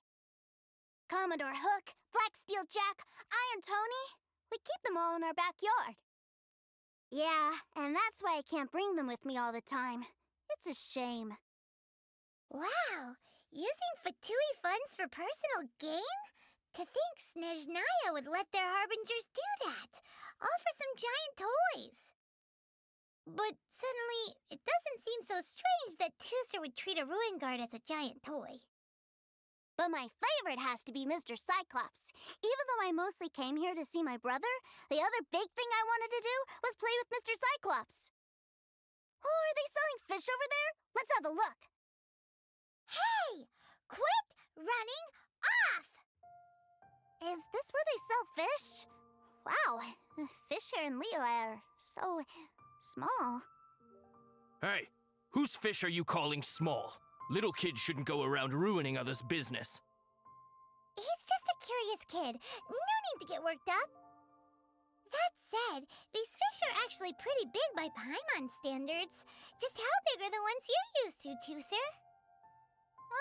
Maybe 200 times your size? There are legends in my hometown about it. It's supposed to be a super delicious fish. I told my brother about it, and he went out to sea to catch one for me. A few days later, he returned with a humongous fish slung over his shoulder. Anthon and I were so happy. Are you sure that was a fish? Paimon thinks it sounds more like some sort of leviathan. Hey, Miss Nice Lady, let's go over there to see the boats. What's wrong, Tooser? Are you tired? You don't seem so happy. I miss my brother. What? But we were just with him. Yeah, but for such a short time that it doesn't count. Take me to see my brother. I don't want to play anymore. Yep. You can have all the patience in the world, but it won't help you at a time like this. Well, we've played with Tooser long enough, haven't we? Paimon thinks we've tried our best here. Child said that he'd be by the river near Qingshu Pool. Why don't we look for him there? Yay! Let's go! Let's go! Found him! There's Child! Wait, he's talking to the treasure hoarders? You know what I'm here for, I trust. Oh, you got lip. Making us guess, are you? If you want to join up, let me just say this first. Dandy kid like you ain't welcome. Oh, what a commendable imagination. Well, in the Tsaritsa's name, I suppose I should forgive you country bumpkins for your ignorance, for I am... Brother! You're selling them toys, aren't you, brother? That's so cool. I've always wanted to watch you work. Well, why, yes, of course, for I am, the greatest toy salesman in Snezhnaya. So cool! Huh? You playing games, pretty boy? So, will you buy or not? The toys that Snezhnaya produced 3 months ago will run you, yes, 600,000 mora, to be paid in full. Toys? And how much money? Wow. Is that what it's gonna cost to fix that head of yours? Look at that! Spreading joy and laughter to everyone! That's what toy selling's all about! I'll say it again. Toys from Snezhnaya, 3 months prior, 600,000 mora paid in full. Yeah, no. Sorry, sales boy. The same joke isn't funny twice. Or were you always cruising for a bruising? All right then. I'll make things a little easier for you. I'll join the treasure hoarders. Perhaps you'll be more willing to pay when we're brothers in arms? Would you listen to yourself? You think we just let any old person into the treasure hoarders? I'm not so sure you could hack it. Well then, why don't you put me to the test, dear seniors? I like to think of myself as quite talented in the field of treasure hunting. Looks like you're not gonna pack it up until someone packs you in. All right then, show us what you got. Truth be told, we've set up a shop here because there's a fine little loot cave nearby. But the treasure hasn't been easy to get at. We've been at it for 2 days now. If you think you're up to snuff, why don't you have a crack at it on our behalf? Of course, that means that once you got it, it's ours. Don't try to sneak off with the prize now. Come on. If we can't do it, do you really think this guy stands a chance? An initiation test, eh? Interesting. It's been a while since I've been assessed by someone else. The loot's on the opposite cliff. We're gonna hang back here and watch the show. Huh, no problem. Don't blink, though, or you might miss it. Well, I have the goods. Here you go. So how'd I do? Pretty well, I'd say. Brother, what do we do? This fellow isn't normal. Please, hold on a moment, sir. We need to discuss something amongst ourselves. He ain't here for an initiation. He just wanted to show off. Honestly, we'd be no match for him if he wanted to fight. Guys, do you think that maybe we're being robbed? I don't know. Surely he wouldn't have come here all dressed up like that if he was only after us. Unless maybe his words have hidden meaning. Snezhnaya, 3 months, 600,000. Oh, I get it. It was insider talk. I remember that the boss took out a 600,000 more loan from that Snezhnayan bank about 3 months ago, and still hasn't repaid it. So this guy must be the debt collector. But why didn't he just say so? What's with all the toy talk? And that's where you're still green. See, in a lot of professions like this, people speak in code to protect the privacy of their business partners and clients. Makes sense. Owing money is pretty embarrassing. This guy isn't one to mess with, I tell you. He's a professional. Way too professional. So, Mr. Salesman, my apologies, but we can't have you joining us. Oh? I didn't pass? I must say, I never imagined that the treasure hoarders would have such strict entry requirements. No, it's not that. What we mean is that you're too big a fish for our little pond. But we fully understand the situation with the, toys, sir. We'll fetch that 600,000 for you right away. I see. Well then, it's been a pleasure doing business with you. We get paid, and everyone stays happy. A wonderful outcome, wouldn't you say? Yes. Couldn't agree more, sir. That's my brother for you! Toy sellers are so cool! Ah, Master Child, you're here. A new batch of fresh recruits have just... Hey now, keep your voice down. Can't you see I'm entertaining some clients over here? Clients? Well, anyway, the Motherland has dispatched a new batch of recruits to Liyue. They've just arrived, and I'm afraid we must trouble you to speak to them. Do I have to? Now is hardly the best time. I must apologize for troubling you, Master Child, but they are already waiting for you south of Lingju Pass. Every new batch of recruits must be baptized by the Tsaritsa's will, through the words of her harbingers. This has always been our rule. At present, Master Child, you are the only harbinger in Liyue. Please, everyone is standing in formation and waiting for you to bestow this honor upon them. Well, all right then, I'll go. Just give me a moment to catch up with my brother, and I'll be right with you. Do you have to keep working? Yes, Tusser. We have a group of new toy sellers fresh in from the Motherland, and I need to go teach them the ropes. Wow, that's great! When I grow up, I want to be a toy seller too. Can I go listen? I'm afraid you're still too young, Tusser. I'm not sure if you'd understand much of it, and most of it's rather boring anyhow. Why don't you go play with the Traveler instead? Sound good? But... I really do have to go now, Tusser. A lot of people are waiting to see me. I'll see you around, all right? Child really dotes on his brother, but now he's gotta ditch him again. Must be a really tough job. Yeah, you're right. He hasn't done himself any favors with the whole toy seller cover story. To think he'd go this far just to prevent his family from seeing his dark side. Maybe, but he has good intentions, doesn't he? Wait, where's Tusser? We were too busy chatting. Where'd he go? Did he sneak off to follow his brother? Either way, let's head over there first. Tusser, so you did come here.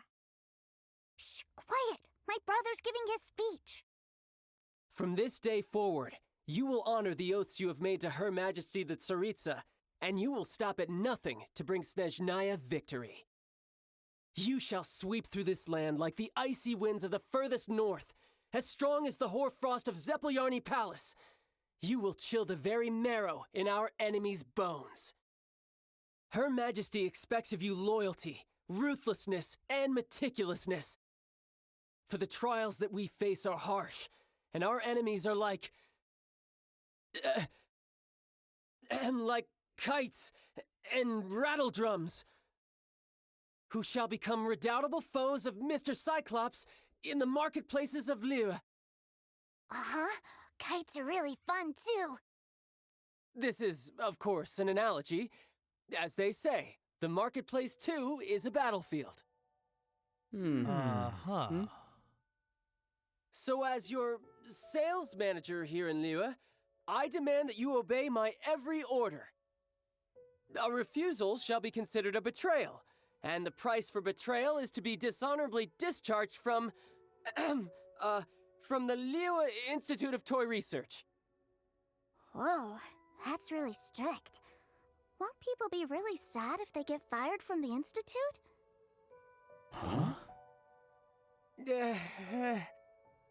Seeking to please everyone pleases no one at all. Time to try something else. Forget it. Perhaps a round of hands-on training will suit us better. Hands-on training? After all, a strong body is the proof of one's capacity. Hey, did he just say that we're doing hands-on training? A harbinger wants to spar with us personally? Oh, what an honor! I can't believe it. Are recruits like us really worthy? Am I hearing a hint of objection to this idea? Not at all, sir! That's the spirit. Now come at me, you lot. Well then, do you all understand what I said earlier? Yes, sir! Excellent. And you all almost managed to get me limbered up. In other words, you've done well for new recruits. Thank you, Lord Harbinger! All right, hush now. Now then, I wish you all glorious victory for Snezhnaya, for Her Majesty the Tsaritsa, and for yourselves. Dismissed! Brother! You were amazing! Oh, Tooser, what in the world are you doing here? There I was thinking that the Traveler had taken you to play at Wang Shuin. Yikes, that's some terrible acting. I told you, didn't I? I never pass on an opportunity to improve my strength. I'm not the man I was when we first met. By that, I assume you mean that I didn't use the Foul Legacy transformation, yes? It puts a great strain on my body, so it's best saved for crucial moments. I still haven't fully recovered from the injuries I suffered when I used it at the Golden House. Anyway, I'm no Senora. I don't use lethal force against recruits. Come on now. The Foul Legacy transformation? Does it make you stronger than Mr. Cyclops? You could say that. I want to learn to fight too. I want to be cool like you. Now, Tooser, fighting isn't about looking cool. You can only continue to get stronger if you know the reason why you're fighting. I can teach you, but think carefully first. Why do you want to fight?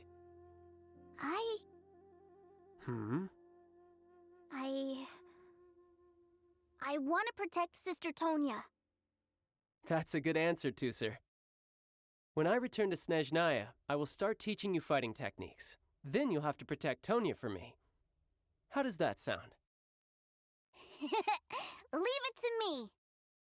You know, Tooser's a good kid when he's not being so stubborn. You've had a nice long time here in Liyue, haven't you, Tooser? Isn't it about time that you took the boat back home? But, you've been so busy, and we didn't get any time to play together yet. Tooser, you know I'm very busy at work. And hasn't it been fun traveling all over the place with a proper traveler? He's just worried he won't be able to keep up the toy seller act forever. Well, how about this? If you just do one little thing for me, I'll be a good boy and go back home. Oh dear, who taught this little devil to bargain? All right, what'll it be? Take me to visit the Institute of Toy Research! Do you think he means that ruin that the Millilith was talking about? The one where all the ruin guards were coming from? Done deal. After all, you've come all this way for me, Tooser. As your brother, it's only right for me to grant you one last wish before you leave. Exactly!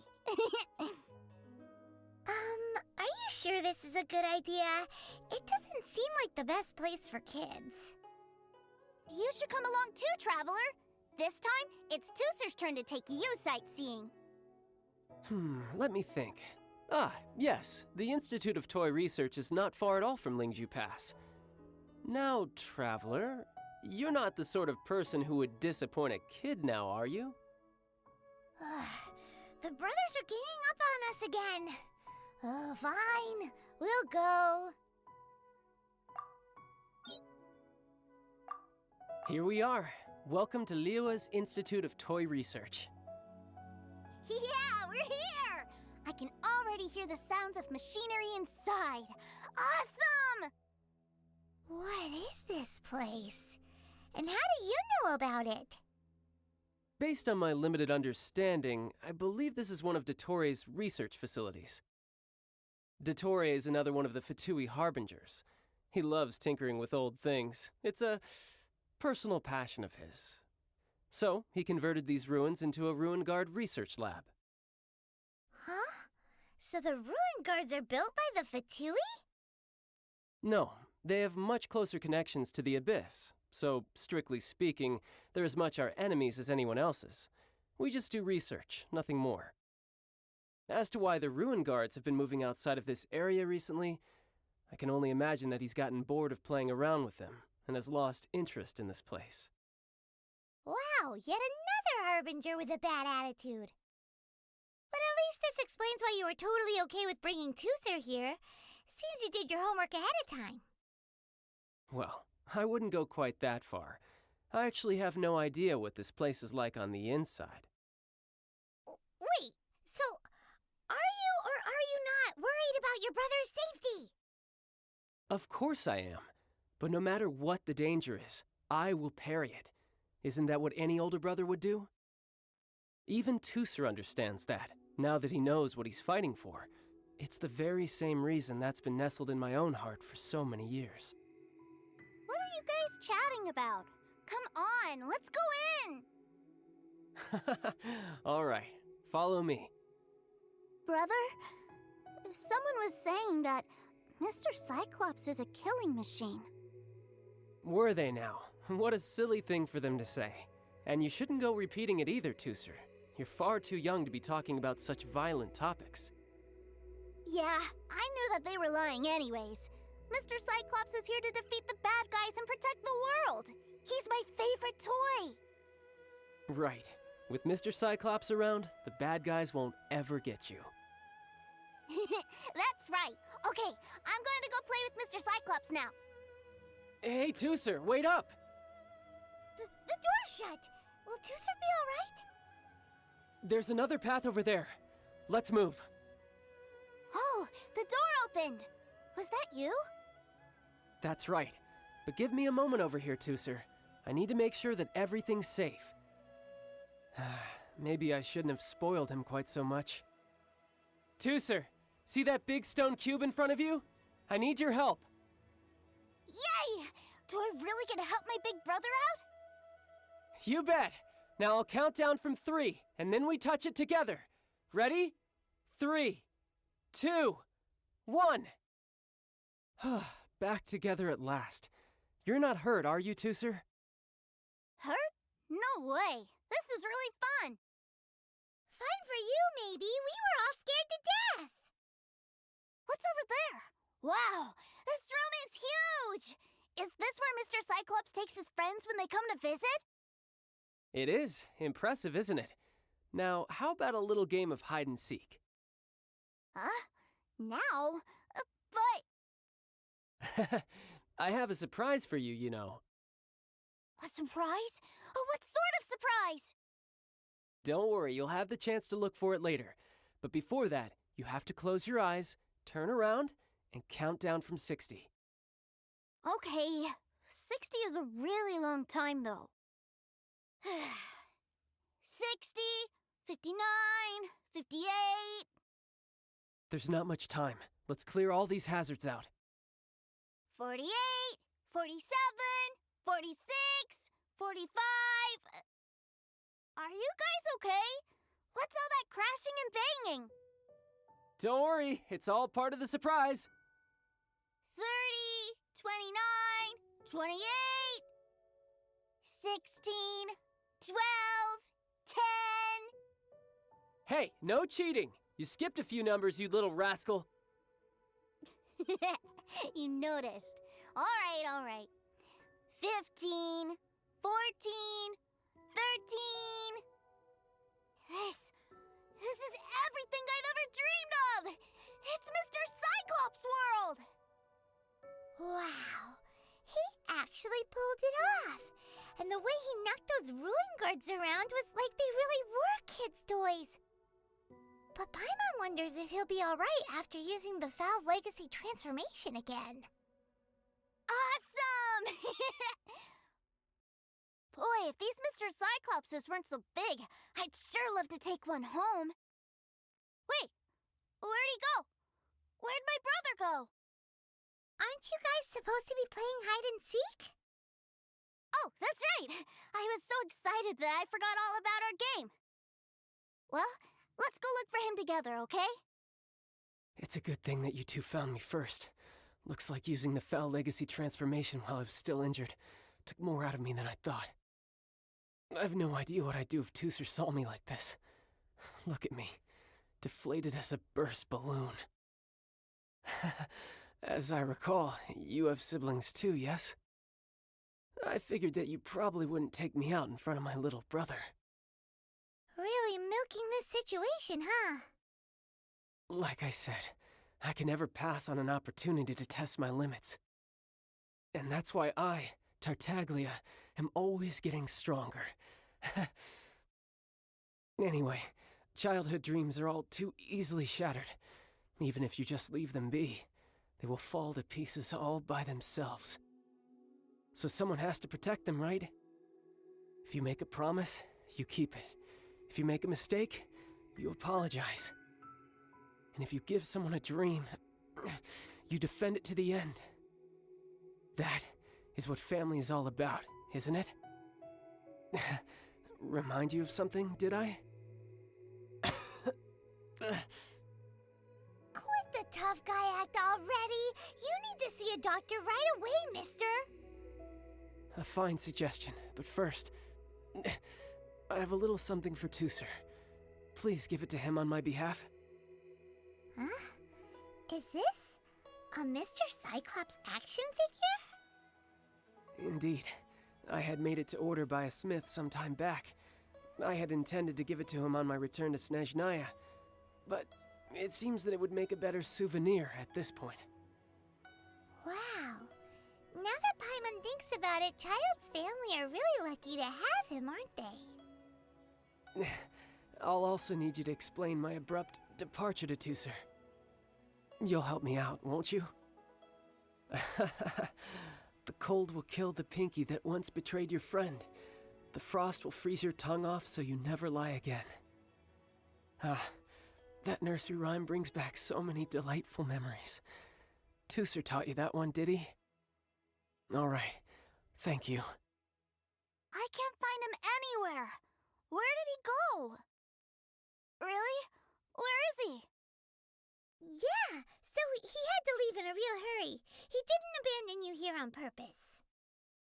Oh, that's great. But still, I was kind of hoping we could play here a little longer.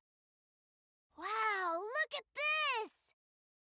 I never knew that they made Mr. Cyclopses in this size!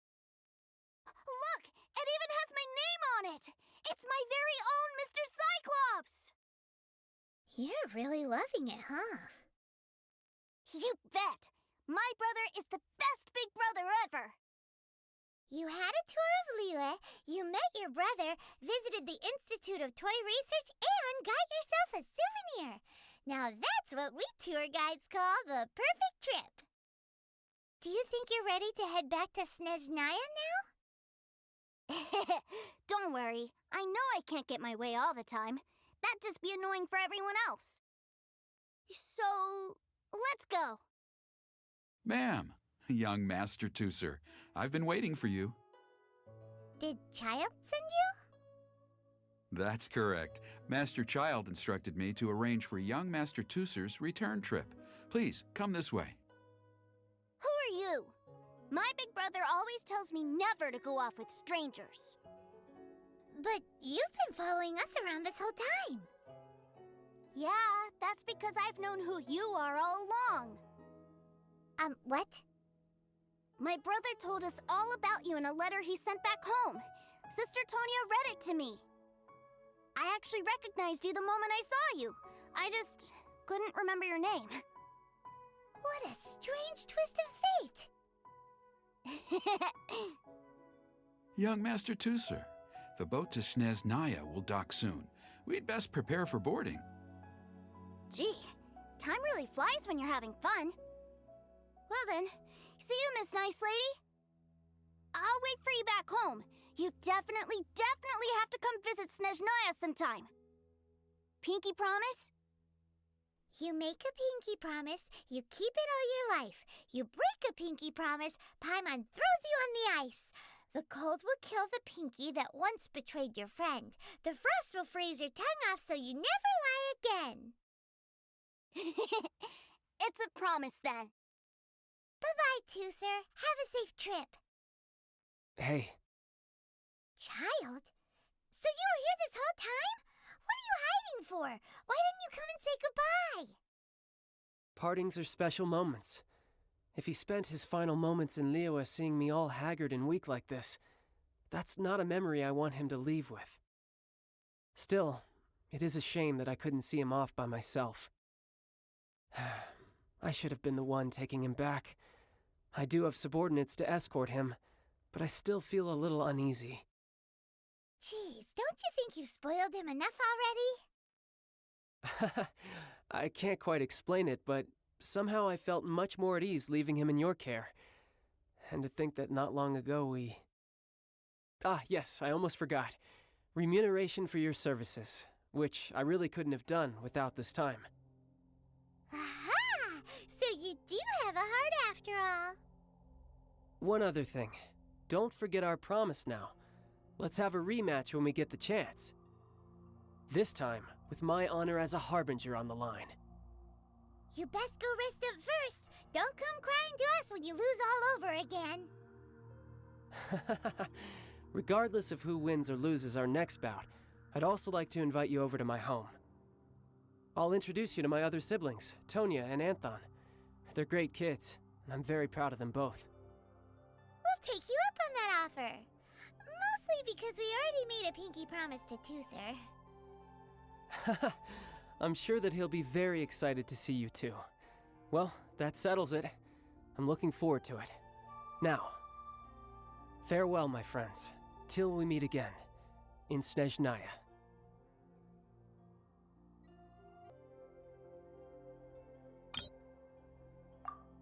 Oh? I didn't think I would see you here. Are these two your friends? Yes, we had the fortune of meeting not too long ago. They are quite a knowledgeable and talented pair, and a pleasure to be around. Traveler, we were just discussing the history of Rex Lapis. Would you like to listen? This, good sir, seems not to appreciate the almighty power of the Lord of Geo. As a professional archaeologist, I'm inclined to correct some of his erroneous views. We are discussing the whereabouts of the first Mora. The first Mora? As everyone knows, the Lord of Geo taught the ancient people of Liyue the craft of smelting, creating goods that allowed them to develop trade with the early nations of that time.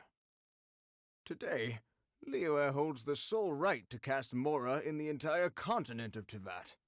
The world's very first Mora should have been cast by the hands of the Lord of Geo himself thousands of years ago. According to my research, as well as my own hypothesis, I believe that this coin of unique historical significance has been passed down secretly through the years as a kind of token.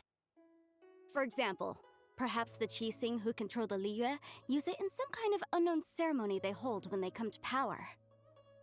No. My research indicates that the first Mora coin is not such a simple thing. Mora is a catalyst. This we all know. Even today, Mora is used in the mystic arts for its curious properties of weapon enhancement. The world's first Mora would no doubt possess the strongest power. My next historical treatise will boldly expound on the newest findings from my intense decade-long research. That is, that the Lord of Geo used this original Mora as a catalyst to enhance a dagger and a sword. A dagger and a sword? Well, buy the book when it comes out to read the full story. For now, I will only reveal this. The one who finds the dagger shall become supreme in Liyue, and the one who finds the sword may be crowned Liyue's sovereign. I can't say I agree. Let us not speak of the authenticity of the dagger and sword first. But Mora and money came about simply because they are a convenient measure of a contract's value. Rex Lapis just meant for Mora to serve as a catalyst for people to exchange and trade. The world's first Mora is probably just an ordinary coin created by Rex Lapis. As for its fate, the same as all Mora, I suspect. It was simply spent somewhere. I think that Mr. Hanshua's hypothesis seems reasonable. Mr. Zhongli's argument, on the other hand, lacks any evidence. How can you so easily dismiss the Lord of Geo's profound foresight? No, I am not debating right or wrong. I am simply stating a fact. Enough! Do you think you understand the Lord of Geo more than me?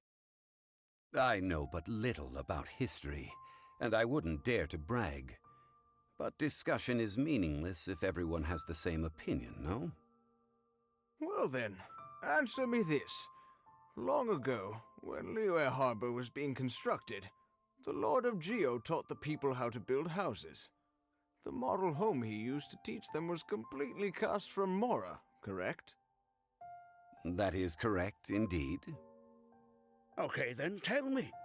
Why would the Lord of Geo do something so extravagant if not because of the mystical power that Mora contains? There's a simple explanation, really. To the god of wealth and commerce, what material is easier to get than Mora?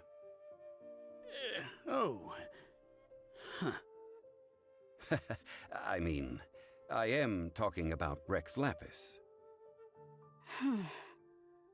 Excuse me, sir. I have some questions about archaeology. Can we find somewhere quiet to chat?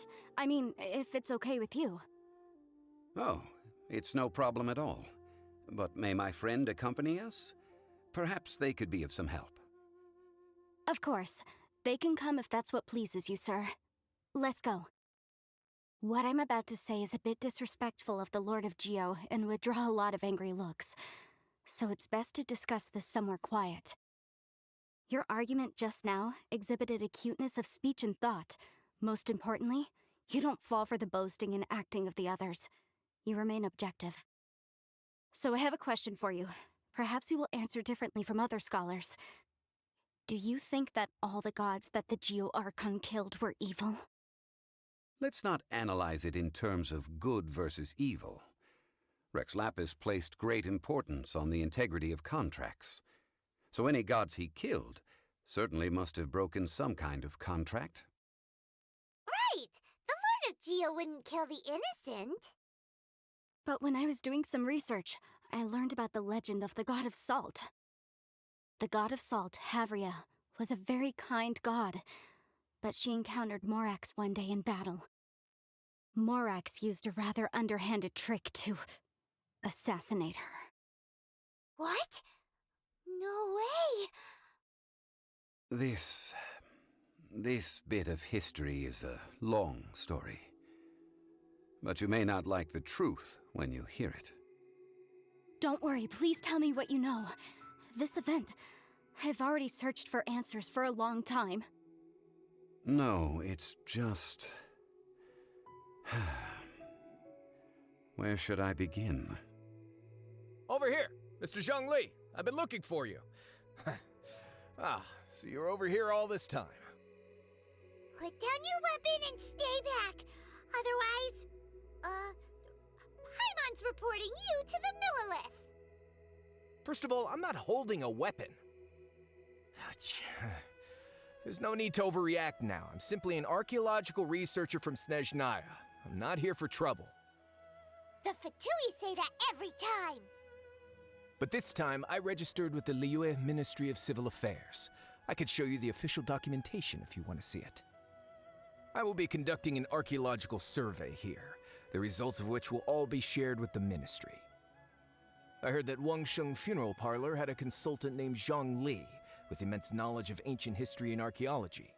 So I paid Wangsheng Funeral Parlor a handsome amount to hire Zhang Li as my own consultant while I'm in town. So you mean to say that this is work for the Wangsheng Funeral Parlor, yes? Well, since it's work, I don't have a choice.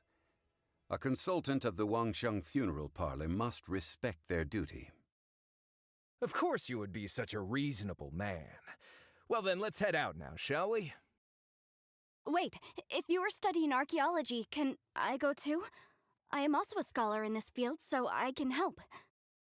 That will give us a chance to continue the topic we were just discussing. Oh, and you should tag along too. This experience may be of help to you on your future adventures. It is a story from before the rise of the Seven. Although the god of salt has already perished, it will still be a meaningful experience for your journey. Wait. This is an archaeological expedition, not a tour group. That's too many people. But this friend of mine has a treasure-finding talent, surpassed by no one. It will surely be of great help to us. Oh? What talent? If my friend espies a treasure chest, they will absolutely find a way to open it. Hey, Paimon's good at that too! Well, that is quite enticing. All right, then. Well, let's go. There's no time to waste. When the Overlord of the Vortex was crushed by the Jade Chamber recently, perhaps something of interest was washed ashore. An ancient artifact would be good. Traces of ancient activity would be great. But a piece of the god's limb would be even better. Who knows what surprises we may find. This place looks so ordinary. Can we really find anything valuable here? Huh? Paimon thinks it looks really grand. I don't mean the scenery, but rather that there should be something out of the ordinary. A big battle did just occur and all, and I don't even know where to begin looking here. Guyan Stone Forest is actually the perfect place to be, if you wish to learn about the gods or the history of the Archon War. Legend has it that Rex Lapis threw spears made of large rock into the sea here, piercing and crushing the Overlord of the Vortex. After many years of wind erosion, those stone spears have turned into the unique rock formations we see now. These mountains were the Lord of Geo's weapons? What we see now is just the part of them that remains. The stone spears hurled by Rex Lapis all those years ago were much greater, both in number and in size. But due to the different angles they landed at, their large centers of mass, erosion by seawater, and years of gravity, many of them have been completely swallowed by the sea. So besides wind erosion, the initial collapsing of the stone spears also played a big part in the formation of Guyan Stone Forest. Well, a god able to fight one so powerful as Rex Lapis was certainly very strong in its own right. Indeed. This is where the value lies in research at Guyan Stone Forest. Most of the objects from that time were lost to the sea. But the gigantic waves created by the Overlord of the Vortex have given those sunken objects a chance to see the light of day again. So you're saying that if we look carefully, we'll be able to get very, very rich. I mean, rich with archaeological knowledge and historical value, yes? That's all I seek in life. Well, since we brought so many people, I think it would be best to split up and look. Okay then, I will go with my friend here. Although I have a smattering of knowledge in various disciplines, when it comes to archaeology, I can't compete with the expert here.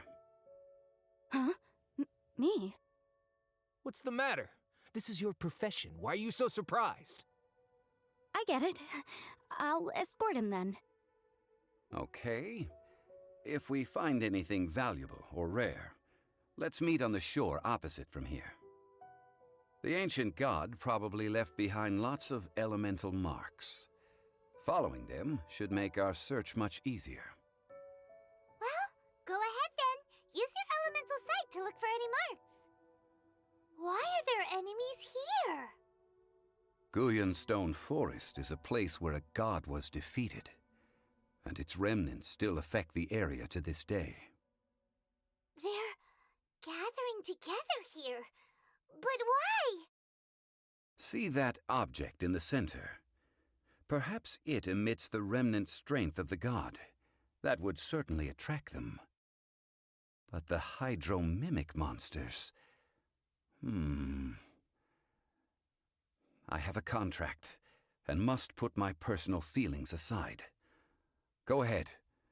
Defeat them, and recover the relic. It's just a stone slab, but its design is quite unique.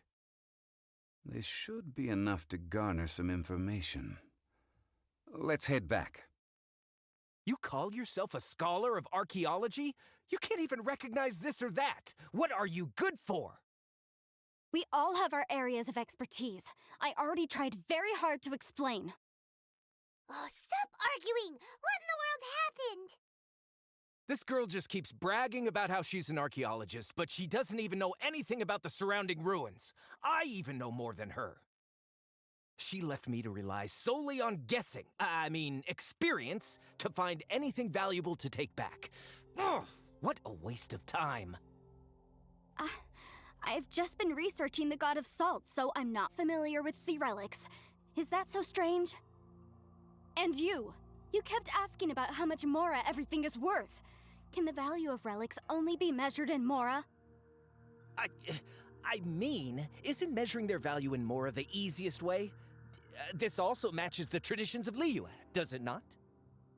Now, calm down. No need to make a fuss. We were able to bring back some intriguing objects.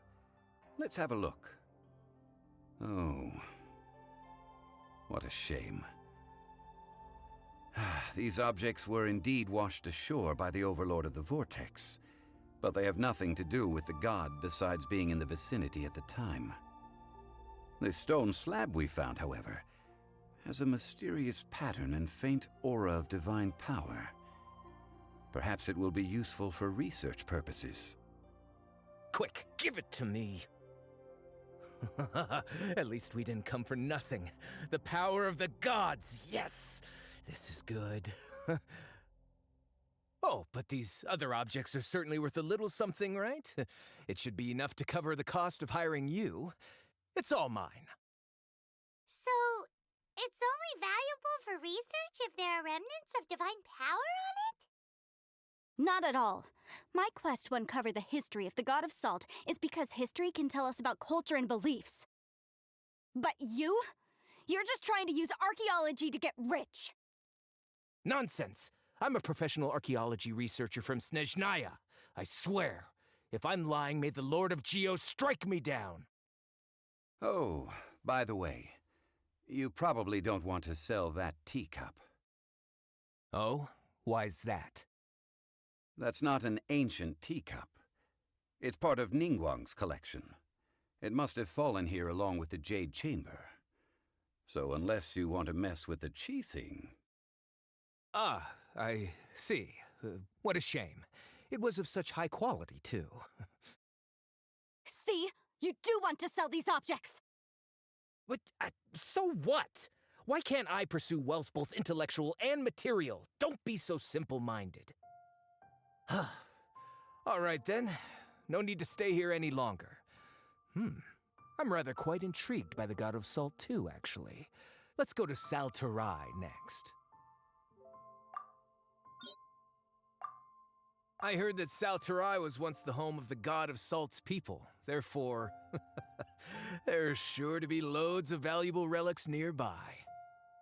According to legend, the people of the God of Salt, Havria, enjoyed prosperous lives under her protection. But this legend has been around for ages. With the countless scrap collectors and treasure hoarders in the area, there probably aren't many valuable things left here. Oh, good. That's just great. If I knew it was picked this clean before, I wouldn't have come. About that, I know there's a ruin deep in this cave here. It's related to the God of Salt, which is actually how the area originally got its name of Salterai. However, the ruin entrance has been sealed by a mysterious power. Nobody has been able to break the seal. I found a mechanism that seemed to be related to the seal, but when I undid the mechanism, the seal wasn't affected at all. So at the moment, the seal's origin and how to break it are very important topics in my research on the God of Salt. I don't know, there's no concrete evidence, but I'm pretty sure the seal is meant to hide some kind of long-forgotten truth. The God of Salt was a benevolent god, adored by the people, not to mention powerful. She wouldn't have any kind of shameful secrets to hide. So, the one who wants to hide some truth is very possibly her killer, Morax. This doesn't sound like something the Lord of Geo would do, though. Who cares about all that? It sounds like countless treasures of the God of Salt lie within this ruin, just waiting for someone to find them, right? You weren't listening at all, were you? Ugh. Even if there's a mountain of treasures inside, nobody can get in if the seal isn't broken. Ah, but we have the illustrious Mr. Zhongli with us. He looks like he knows just about everything. A little seal shouldn't be any trouble for him. This seal seems to be quite ancient. Even Mr. Zhongli may not know all of its secrets. I may know something about it. What? Over the years, I've heard various rumors with bits of knowledge about seals. Although their references seem rather disorderly, they do in fact contain the secret to breaking seals. Let's go take a look at the mechanism Miss Wanyan just mentioned. Okay, since Mr. Zhongli says so, follow me then. Here it is. There's some debris scattered here that, when put together, look like they definitely had to do with the god of salt. According to the inscription on the side, if one looks from a certain angle, the secret to the mechanism will be revealed. See that? Although we activated the mechanism, nothing happened to the seal. That's because there's actually another mechanism that must be activated. Another? Let me lead the way from here. This place seems familiar. Huh, I remember. I think there's some elemental monuments here. So you're saying they're related to all this? When I investigated the seal last time, I had someone with a vision accompany me. But when we lit up all the elemental monuments, nothing happened. That's because you don't just need to activate them at the same time, but in a certain order as well. Otherwise, the seal will not be broken. The secret to this puzzle is hidden in the legends about the Archon War. Tianheng in the south, Yaoguang in the east, Jueyun in the west, Qingce in the north. All desolate and devoid of life. Liyue is vast, yet even one haven is hard to find. To the north, to the east. Do the people of Liyue always talk in riddles? I think I've heard this saying before. Certainly you have. And the contents of this saying are also related to the god of salt. To provide a haven for her people, whose lives had been ravaged by the Archon War, this benevolent god searched all across Liyue. At that time, with the chaotic fires of war engulfing the land, even one sliver of peace was a luxury. And that haven she eventually found is right here. Today, it is known as Sal Turai. How sad, then. In the end, this peaceful place was destroyed by Morax. Okay, enough with these ancient stories. Now that we have the clue, hurry up and break the seal. Whatever happened doesn't matter as long as we can get inside that ruin. Tianheng in the south, Yaoguang in the east, Jueyun in the west, Qingce in the north. With this clue, you should be able to solve the puzzle. Look! The seal really was broken! Mr. Zhongli is indeed quite remarkable. It was nothing, really. Now, it's time that people learn the hidden truth lost to time. Before entering the ruin, I have a proposal that will help us prevent the kind of senseless arguing between you two that we saw at Guyenstone Forest. Okay. What is it? I propose you two agree upon a contract, stipulating that we alternate who gets claim to each treasure we encounter, with only one object permitted per claim. To show my sincerity, I won't be taking any treasure. This will just be between you all. Hey! Don't pass an opportunity like this up so easily! I don't agree. I mean, you want me to split the treasure with this amateur archaeologist? No, absolutely not. I don't agree either. He will only defile the precious relics left behind by the god of salt. I can't accept this. Well then, if the contract is not agreed upon, I will no longer serve as your consultant on this expedition. You will have to rely on your own experience to find whatever treasures are hidden in this ruin, as well as traps. You have the audacity to demand this! Okay then. Even half of the treasure in the long-sealed ruin of the god of salt should be enough to make a fortune. If you want me to agree upon this contract, so be it. I just have one request, Mr. Zhongli. If we discover the truth behind the God of Salt, you must judge it fairly, even if the truth harms Morax's image. I can accept this arrangement. Well then, let's go. Are these statues? No. These are people. Duh. They were probably followers of the God of Salt. How did they become this way? What in the world is hidden deep in this ruin? Look at this! It's filled halfway with salt. Just looks like a fancy salt holder. Seems like the God of Salt was a god lacking in treasures. According to my knowledge, it's no ordinary vessel. Although it is only half full, it is also forever half full. That is to say, it is bottomless. What? You're saying that even if I pour the salt out, the amount inside won't change? Exactly. Able to produce endless salt. The God of Salt is powerful indeed. Finally, after all that effort, I've found precious treasure. I claim this as mine. I just need to pour the endless salt into 1,000 or 10,000 bags. I can sell it and make a fortune. Hey, how can you use a relic of the God of Salt for such a shallow pursuit?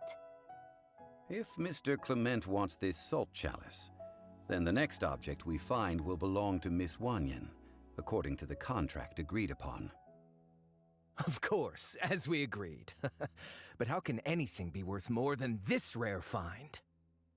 Since we have a contract, it's no use for me to fight with him. Then let's move on, shall we? Just a simple ruler. Doesn't look to be worth anything. This, if I remember correctly, this is some kind of measuring tool. Indeed. But the God of Salt imbued it with another power. When you stick this ruler in the ground, the surrounding area will become covered in salt, much like a rising tide covers the earth. The deeper it is stuck in the ground, the more salt will appear. It is essentially a bumper harvest of salt. What? That's even better than the salt chalice! Well then, according to our contract, the salt ruler goes to Miss Wanyan. No, unacceptable. I paid for and organized this entire expedition. Why should I get the short end of the stick? And this girl has been useless. Why would she get anything? Oh boy, here we go again. So you are saying you want to break the contract? So what if I break it? Now that I've seen how the mechanisms in this ruin work, I no longer need you. Let's not forget who hired who here. Why should I let you make the rules? Because you agreed to a contract. Rex Lapis once said, "Ones who break their contracts shall suffer the wrath of the rock." That is one of your Liyue gods. I am from Snezhnaya. I will suffer the wrath of the rock. You may find it rather unpleasant. I shall confiscate your treasure as well. You are not worthy to continue any further into the ruin. Leave this place. Oh, darn you! Just you wait. Some archaeological survey. He could only pretend for so long. Yeah, good thing Paimon can smell a liar from a mile away. Clement's wrongdoing stemmed from greed, yes. But besides greed, there are many other things that may tempt us to break contracts. When people see the object of their dreams, how many are really able to control their desire and follow the contract? I think we should be honest with each other now. Huh? Be honest about what? That in truth, not a single member of this archaeological expedition came here for archaeology. Why do you say that? Miss, You lack even the most basic archaeological knowledge, and can recognize naught but a few simple relics. However, you are an expert when it comes to anything regarding the god of salt. You aren't interested in archaeology or relics. What you're really interested in is the god of salt. I believe those legends about the god of salt that you mentioned on the Pearl Galley are passed down between generations at Liyue Hall. Okay, that's enough. Sir, you are indeed a man of great knowledge and talents. I seem to have been right to seek you out once I plucked up my courage. You're right. I'm not a scholar of archaeology. I come from one of the 8 trades under the jurisdiction of the Chising, Liyue Hall of the salt industry. Our ancestors were those protected by the god of salt all those years ago, when the Archon War engulfed the land in chaos. Oh, right! Now that you mention it, the people of Liyue very seldom use the name Morax. During the war, Morax assassinated our god out of envy for her power. He left us alone and lost in the world. We hate him! But this is Morax's Liyue after all. And its history is written as he wishes. So I seek proof of Morax's guilt. He has blood on his hands and cruelty in his heart. We agreed to a contract that we will face the truth head on, didn't we, Mr. Zhongli? You must judge this history fairly. Naturally, of course. But I must add, Liyue is no longer Morax's Liyue. Come with me. All the answers you seek lie ahead. This is a sword? Aha! It's a broken sword! This is proof! This proves that the god of salt had to fight back against the evil Morax. But sadly, she was defeated. The power of this sword surely is much greater than that of the Salt Chalice and Salt Ruler. If we can repair the sword, then we can show the world the mighty power of the god of salt. It does look like something left behind after being defeated in battle. 2 pieces of a broken sword. From an archaeological perspective, these are 2 separate relics. According to the contract, you can only claim one. Why? We were alternating claims to treasure, true, but Clement is no longer here. Yes, but the only one object per claim clause still holds true. You cannot take 2 relics at the same time. This logic! Zhongli, she seems like a good person, and no one is fighting over the treasure. How about you let this one slide, huh? When there's a contract, nothing can be allowed to slide. If the contract is not followed, then it is broken. No! If I only take 1/2, then it can't be repaired, and the power of the god of salt cannot be restored. No matter what, I must be faithful to her. Even if it breaks the contract, I don't care. So you are already decided? Then there is a price to pay for breaking the contract. Zhongli! That is to say, you consign yourself to suffer the wrath of the rock. That's okay. The god of salt gave up her life to protect her people. My sacrifice is nothing compared to that. Punish me however you want. Just let me take this proof of my faith. No, you can't hit her! Perhaps that punishment would be easier for her. But, as punishment, I will tell you the truth. Huh? The truth? You mean the truth is my punishment? Yes. The truth that I am about to tell you shall be your price to pay for breaking the contract. I'm afraid to say that the god of salt, Havria, was not the powerful god you imagine her to be. Rather, she was a small and weak god, who yielded to all other gods. When it came to war, she lost, never able to win a seat among the seven. What? During the Archon War, the gods of this world used all their strength and cunning to vie for control of Tevat. But Havria instead chose to flee.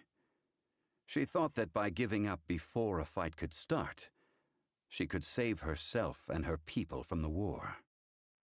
However, during such a long war, there is no end to the advances of aggressors. After making countless concessions, Havria lost all of her lands, until only one small haven remained. No. No! It can't be so. In her last days, she had not even a single blade to defend her people with. Not even a single blade? Then, this sword... This sword is not a relic belonging to the god of salt, but is instead the murder weapon used to kill her. Murder weapon? No! That's not true! That can't be true! You're trying to test my faith in the god of salt! As I said before, I only state the facts. Preposterous! You are a follower of Morax! Don't try to trick me! Hey! Come back! It is a punishment after all. I did not want to tell her such cruel facts, but the contract was broken. Let's follow her deeper into the ruin. There, I fear, we will find something that will leave her no choice but to face the truth. Are these statue thingies running? What will we find ahead? Salt. And betrayal. What are all these? What did they see? What did they do? What happened? Since you do not trust me, let us continue onward. That which lies beyond this door will show you all that happened back then. This is the scene of the crime. Havria's body dissipated, leaving nothing but these traces of salt. Her dying moments have since been frozen in time to this very day. The story continues that some among her people realized at last that this gentle, kind, but weak god could never protect anyone in wartime. The Archon War was cruel in the extreme. Instead of consigning her to the agony of defeat, they thought perhaps it would be better to give her a quick release. But what about these statue thingies? No matter how weak the god, the power that flows forth when they are slain is beyond the strength of mortal coils to bear. Those who could not flee were thus transformed. Those of her people who were untouched by this disaster left for Liyue, where they sought refuge with Rex Lapis. Their descendants feared Havria's remnants and lived in terror that she had laid upon them an eternal curse. So they risked their lives to come here, to break the sword, and offer up obeisances in hopes that her anger might be appeased. But they need not have done so.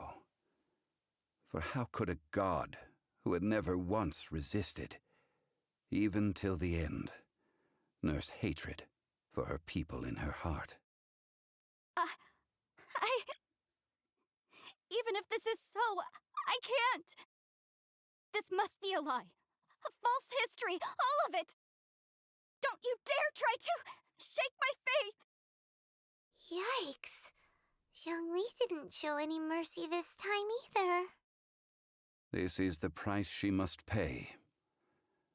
Yet I would not call it a bad thing. Judging by how she appeared, I fear that she will struggle for a time. But even if she may not escape that struggle immediately, Simply recognizing the truth is good enough for now.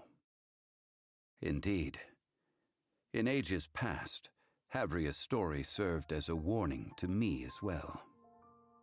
Faith in a god who has already passed will do you no good. So it is for Havria. And so it is for Morax also. All right then. Now, would you like to accompany me in taking a trip to Guyonstone Forest? Huh? What do you want to do, Zhongli? Treading old ground, telling old stories. One cannot help but be reminded of old acquaintances. Now, I mentioned before that many gods of old have been sealed beneath the Guyonstone Forest. The Adepti have presently handed Liyue over to mortals, and Havria's time was even further in the past. The Salt Chalice and Salt Ruler that she left behind should not return to Liyue. To leave them here is to let them slumber. And it is also a homecoming. I ended an era with my own two hands. I've always wondered how I should remember that which I ended. History records, but history may be changed. This incident proved that. Time is a mighty force, and history's twist in its flow. I need to find a better way of recording history in order to engrave its truth. Stone carvings were one such ancient method, but unchanging stone, immovable earth, even one such as myself. Someday we may all disappear. Zhongli. Therefore, I thought of you, traveler. You are one who crosses the celestial atlas, and who passes through countless worlds. If our history is engraved in your memory, it will one day accompany you into another world. As long as a traveler like you is able to record what happened, then a backup of sorts will exist for times and tides of Teyvat. Sounds like tough work. Now then, it is time that we consigned both the Salt Chalice and Salt Ruler to the sea. Huh? Why do we need to throw them into the sea? As I said before, this is the place to which the remnants of many bygone gods are consigned. This includes Osial, overlord of the Vortex, who the Jade Chamber most recently returned to this ocean prison. Hi, Catherine! It's us! Any new commissions? As a matter of fact, there's one that looks perfect for you two. Uncle Dai is one of the foremen at Huishan Hall over in Liyue Harbor. He's hoping the Adventurers Guild can spare some manpower. What is it we have to do exactly? I believe you'll be looking for workers. Ooh, looking for people? Awesome! We're good at that! I have no reason to doubt your abilities. I'm sure the details can be worked out face to face. If you're willing to accept this commission, head over to the dock and talk to Uncle Dai. Hey, are you Uncle Dai? I am indeed. Ah, now then. You must be the adventurers assigned by the guild. Huh? How could you tell? By the clothes on your back and the look on your face. Experienced adventurers at that, I'll wager. Right again! You're pretty perceptive! In this trade, you need a sharp eye for people, not just rocks. Uncle Dai can see what you're made of from a long way off. Alright, my assistant should be arriving soon, so let's just wait here a moment. Woo-woo! That's why we're here! Now there's someone else taking a cut? Well, to tell you the truth, this is a very difficult matter. Too much for adventurers alone to handle life here. So there is someone else! Do you think we're not up to the job? It just occurred to me that you don't have all the facts. The incident in question happened in a mine, and it's a little out of the ordinary, to say the least. Mines are dangerous places, as I'm sure you're aware. As such, I've enlisted an industry expert to cover all contingencies.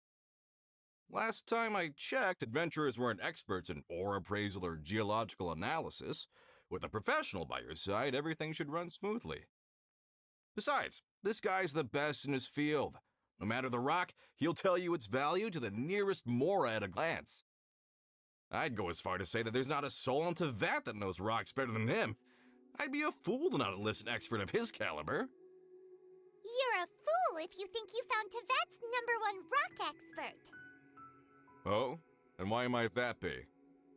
Because Tevat's #1 rock expert happens to be a friend of ours. Ha! Didn't expect that, did you? Wait here, we'll go fetch him. In our last tale, Rex Lapis. Zhongli, there you are! Oh. Here for a few tales? I didn't know you two were connoisseurs. Oh, no, we're here for you. Do you have time? Ah, something I'm rarely short of. We need someone who understands geology and ore.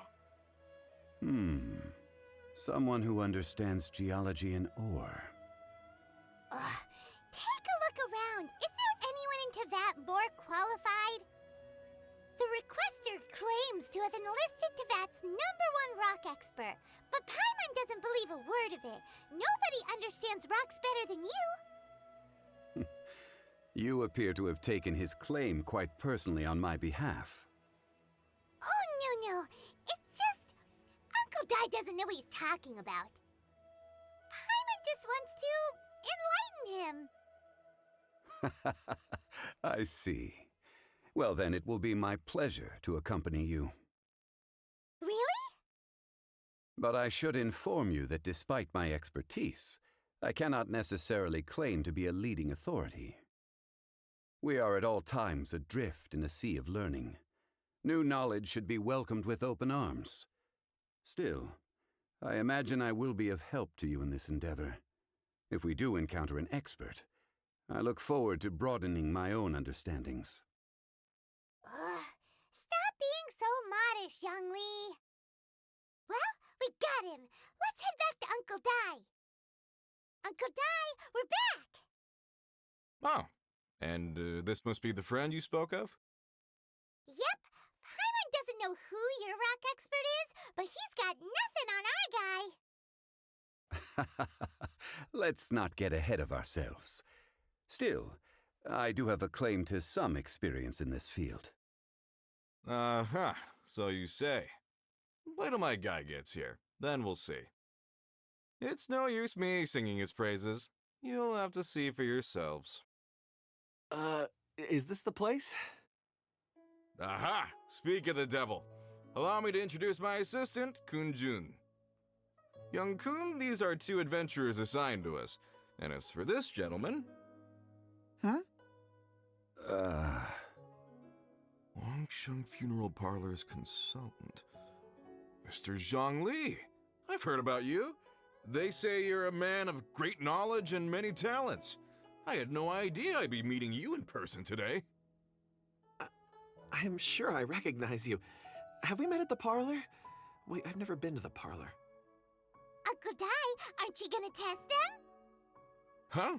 I wouldn't know where to start. Then they can figure out a way to test each other.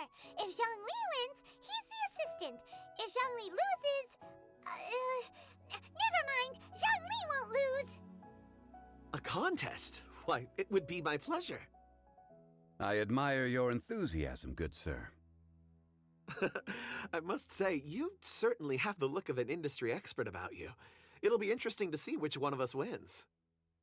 Stop talking the talk and start walking the walk!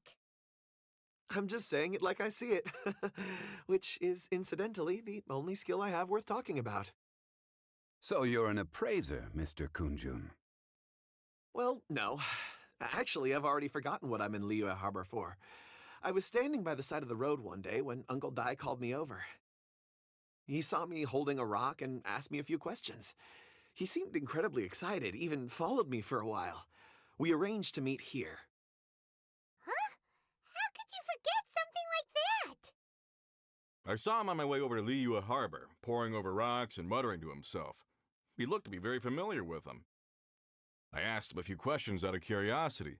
To my surprise, he knew more than me, an old mining foreman. In any case, he didn't have any pressing matters and agreed to help me. So, do you have a poor memory? Not exactly. Anyway, if it's rocks you need help with, I can most certainly lend a hand.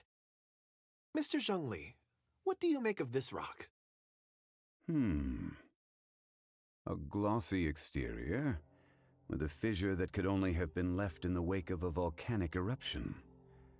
If I'm not mistaken, this is a rough gem from another nation. Ah, a keen eye. It's no ordinary rough gem. Fragile surface layer, black veining. My intuition tells me that there's high-quality crystal ore inside. Remarkable! This rock does indeed hail from the vicinity of a volcano. I came across it in a market and snapped it straight up. The seller thought it was some leftover industrial remnant. They had no inkling of the treasure that lay within. Purity and geological rarity alone aren't enough to make a treasure. Some of the most precious crystals contain deposits of water or sand. In the moment of its formation, the crystal hidden within this stone shell captured a pocket of water. For water to be hidden in its depths, like a moon concealed within a mountain, reflecting shafts of daylight that make it through. Now that's a rare treasure. Such a detailed description, almost like he saw it with his own 2 eyes. Say, you're not trying to hoodwink us, are you? After all, we haven't even seen what's inside yet. Everything he said is true. Most crystals are born in high-temperature environments. Heat and water aren't natural bedfellows, of course, which is why crystals with water deposits are so sought after. Moreover, this particular crystal contains mountain lake water. A rare find indeed. Well, if Zhongli says so, it must be true. I've yet to encounter anyone with a judgment as shrewd as yours, Mr. Zhongli. How did you know exactly what lay within? I've seen many such stones in my time. I recognized it immediately. I hope you didn't mind me flaunting my experience, Mr. Kunjun. Of course not. I feel I've met a kindred spirit here today. I hope you will accept my friendship. Uncle Dai, it would be a mistake for Mr. Zhongli not to join us. Trust me when I say that his level of expertise is unrivaled in the trade. You won't come across another of his caliber in your lifetime. Very well. There is strength in numbers, after all. Everyone, follow me to the chasm. There are men counting on you to find them. Whoa, this mine is huge! This is where the incident occurred. 6 days ago, a group of us left the site to attend to other matters. When we returned, the 4 men we'd left behind had vanished. I led a team around the entire mine, but found no trace. That's when I decided to enlist help. So 4 miners have disappeared. Yes, there were 10 of us. We lost Long, Bold Sen, Brave Sen, and Mao. I worked with all of them. Workers in this trade are usually young men in the prime of their lives. Could it be that the 4 of them left for another mine? Unlikely. There's no other lodging for miles around, and we didn't pass any other mines on the way over. Huh. Such a huge mine. Did you really manage to explore every corner? Underground, overground, we left no stone unturned. We tried everything short of digging further into the earth itself. How could 4 sturdy young men just vanish into the bedrock? We'll need to explore the site ourselves before extracting any conclusions. Very well. I'll wait here. Please, proceed wherever you'd like. If you come across any clues, let me know straight away. Over here! What's this? A pile of shirts, some trousers. A few everyday items. They must belong to Uncle Dai and his men. 1, 2, 3, 4. Huh, that seems right. 10 shirts, 10 pairs of trousers. These must be spares, right? Look, Uncle Dai's clothes are identical. The 4 of them have been gone for 6 days without a change of clothes. There's also a few handkerchiefs and some soap lying around. Oh, and some tool belts. Items for washing one's face before the dawn shift. Mining equipment. So, they didn't take any supplies. Correct. Improbable. There are 4 pickaxes missing. It seems likely they left with the tools of their trade. They had time to take their tools, but not their everyday items? Curious. Huh. Why would someone set off with their tools, but leave their luggage behind? 1, they were working close by and didn't need to move their personal effects. But seeing as they've yet to return, this seems an unlikely hypothesis. Or 2, they were forced to leave and had no time to think about their supplies. Oh. It's certainly a possibility. We'll need more clues before any further inference can be made. If they didn't leave, maybe they were made to leave. Let's make a note and let Uncle Dai know. Kunjun, what do you have there? Oh, right on time. Did you find anything? There's a chunk of ore here. Perhaps there are clues within. Or, what does it have to do with the disappearance? Let's find out. I'll give it a try. A moment, please. Okay. Looks like he's concentrating really hard. What's he up to? I see 4 men following someone out of the mine. It looks like a child. A child? What's a child doing in a mine? I'm not sure. Also, how did you see anything exactly? Oh, I don't mean see in the traditional sense. I would appreciate it if what I'm about to tell you remained a secret. It's a little odd. I've never dared to tell anyone before. I can perceive the memories of ore. Huh? Perceive? So there's no conjecture at work? You mean you can put your hand on a rock and boom, it just happens? I've always sensed that ore contains memories. Sometimes it records events that occur in the surrounding area. All I have to do is touch one and focus my attention, and the memories come to me. Amazing! So you can find out everything that ever happened there. It depends on the ore. Some ores have astounding memories. Others, like iron ore and white iron ore, aren't up to much. Their memories are hazy. Core lapis and crystal memories are much stronger.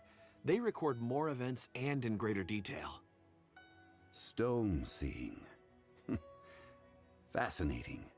A rare ability indeed. It was prudent of Uncle Dai to recruit you, Mr. Kunjun. I'm glad I can be of assistance.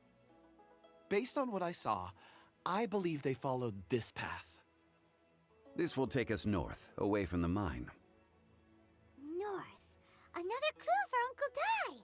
Let's make a note of it. Excuse me, sir. Are you one of the workers here? Ah, yes. You must be here about the disappearance. Please, find them if you can. I don't know what happened. The weather was gloomy that day. The foreman left with a few men. I stayed behind with the other 4. After a while, I decided to take a break, just to catch my breath. I ended up falling asleep in the shelter inside. When I woke up, there was no sight of them. I'd only just been speaking with them and suddenly they'd vanished. Maybe Maybe I'm next. So the men that were out working disappeared, with the only one left to tell the tale having been asleep in a shelter. Perhaps an accident occurred on site. What a scary thought. An on-site accident. We should note that down too. You're back. How are the investigations going? We found 3 clues in the vicinity. First, there are 4 missing pickaxes, yet everyday items are still in their place. This suggests that your men didn't leave of their own accord, but were forced to. Forced to? But who would kidnap miners? Who indeed? Second, there were 5 workers at the mine. One of them left the site to take respite. When he awoke, his colleagues had disappeared without a trace. Those who kept working all disappeared. The one who left early emerged safe and sound. It would appear that the incident occurred on site.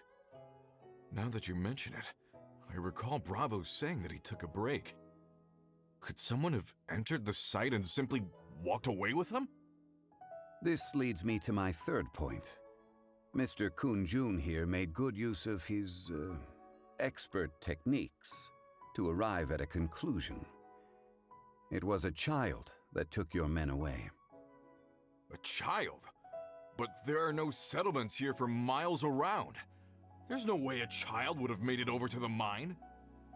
Unlikely as it sounds, that's our conclusion. Your men were following a child. Where did they go? We believe that they followed the road north, away from the mine and toward the ruins. North? Right. I'll rally my men and head in pursuit. You've been invaluable to the investigation, but leave the legwork to us. If we set off now and make haste, we might be able to catch him. Not so fast. The incident occurred 6 days ago.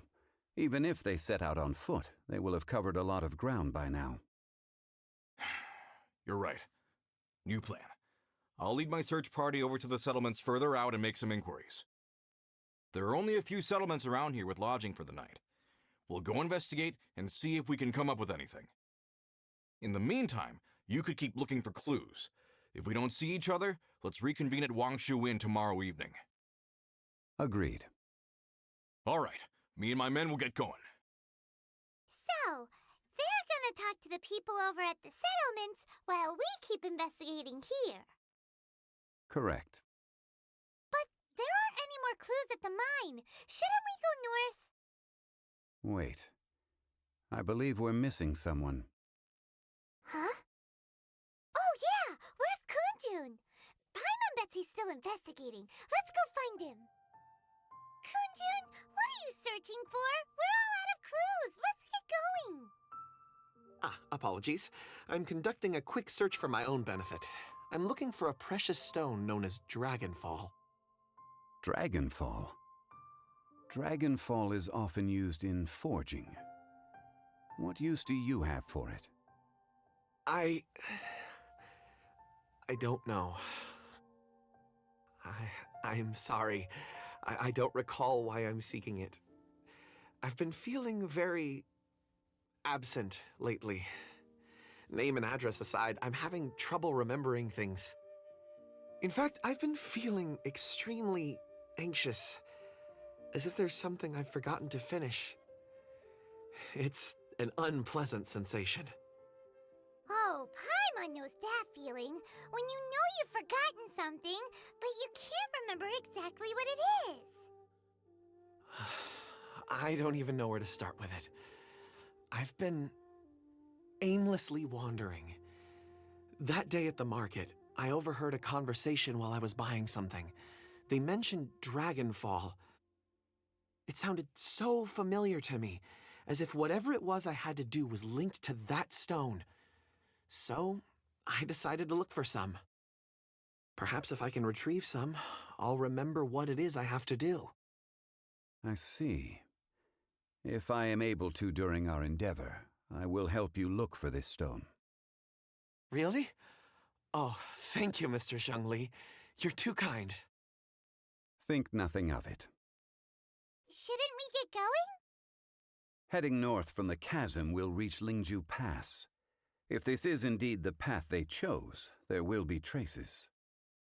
Great! Let's have a look. Hey! Footprints! It would appear that they made their way through Lingju Pass and kept moving. If we follow their footprints, we should be able to find where they went. Oh no, the footprints end here. We should inquire with anyone nearby. If the miners came through here, they may well have seen them. Hi there, have you seen anyone dressed like a miner around here? A miner? I'm afraid not. Let's try someone else. Hello, have you seen any miners nearby? About this tall? 4 of them? Stop bothering me. Can't you see I'm cloud watching? Jeez, a little grumpy, aren't we? Whatever, let's go ask someone else. Hey there, seen any miners? It must have been about 4 or 5 days ago. There were a few men who came through here carrying baskets and picks. I guess that could have been them. Yeah, that's them! 4 or 5 days ago. It appears that they were moving slower than we'd anticipated. Traversing the geography of Lingju Pass must have held them up. It was so strange. 4 big guys with lifeless expressions. It was like they were in some sort of trance. And there was a child staggering in front of them. Huh. This child. Did you see what they look like? I caught a glimpse. Blue hair, short. I think it was a girl. She wasn't smiling. In fact, she looked very serious. And they took this road? Yes, they followed it straight from here. Let's go after them. More footprints. There's a person over there! Help! Please save me! Is that one of the people we're looking for? Oh, rescue first! Ask questions later. Those monsters were so aggressive. They must have noticed me walking through. Before I knew it, they were all over me. Thank you all for saving me. My name is Wanyu. I belong to Liyue's Shengyu Hall. I head up our human culture and civilization research. Huh? You sure you're not a miner? A miner? Yeah, we're looking for a group of 4 strong fellas carrying mining equipment. I think I saw those people. Really? Yes. I set off from Nantianmen the day before yesterday, heading for Lingju Pass. About halfway there, I came across some people. A few men and a child. I was in a hurry. I didn't get a good look. I'm afraid I'm not even sure what they looked like. Apologies. I think that's all we needed to hear. Thank you. I hope it's useful to you. I'd better get going. There's a conference I need to attend. Again, thank you all for your help. According to this scholar, the miners were heading for Nantianmen. Can we be absolutely sure that it was the men that we're looking for? A child with a group of adults. Sounds pretty close to Paimon. But... Hey, perhaps that rock over there can tell us more. Aha! Paimon nearly forgot about our secret weapon! It looks promising. I'll do my best.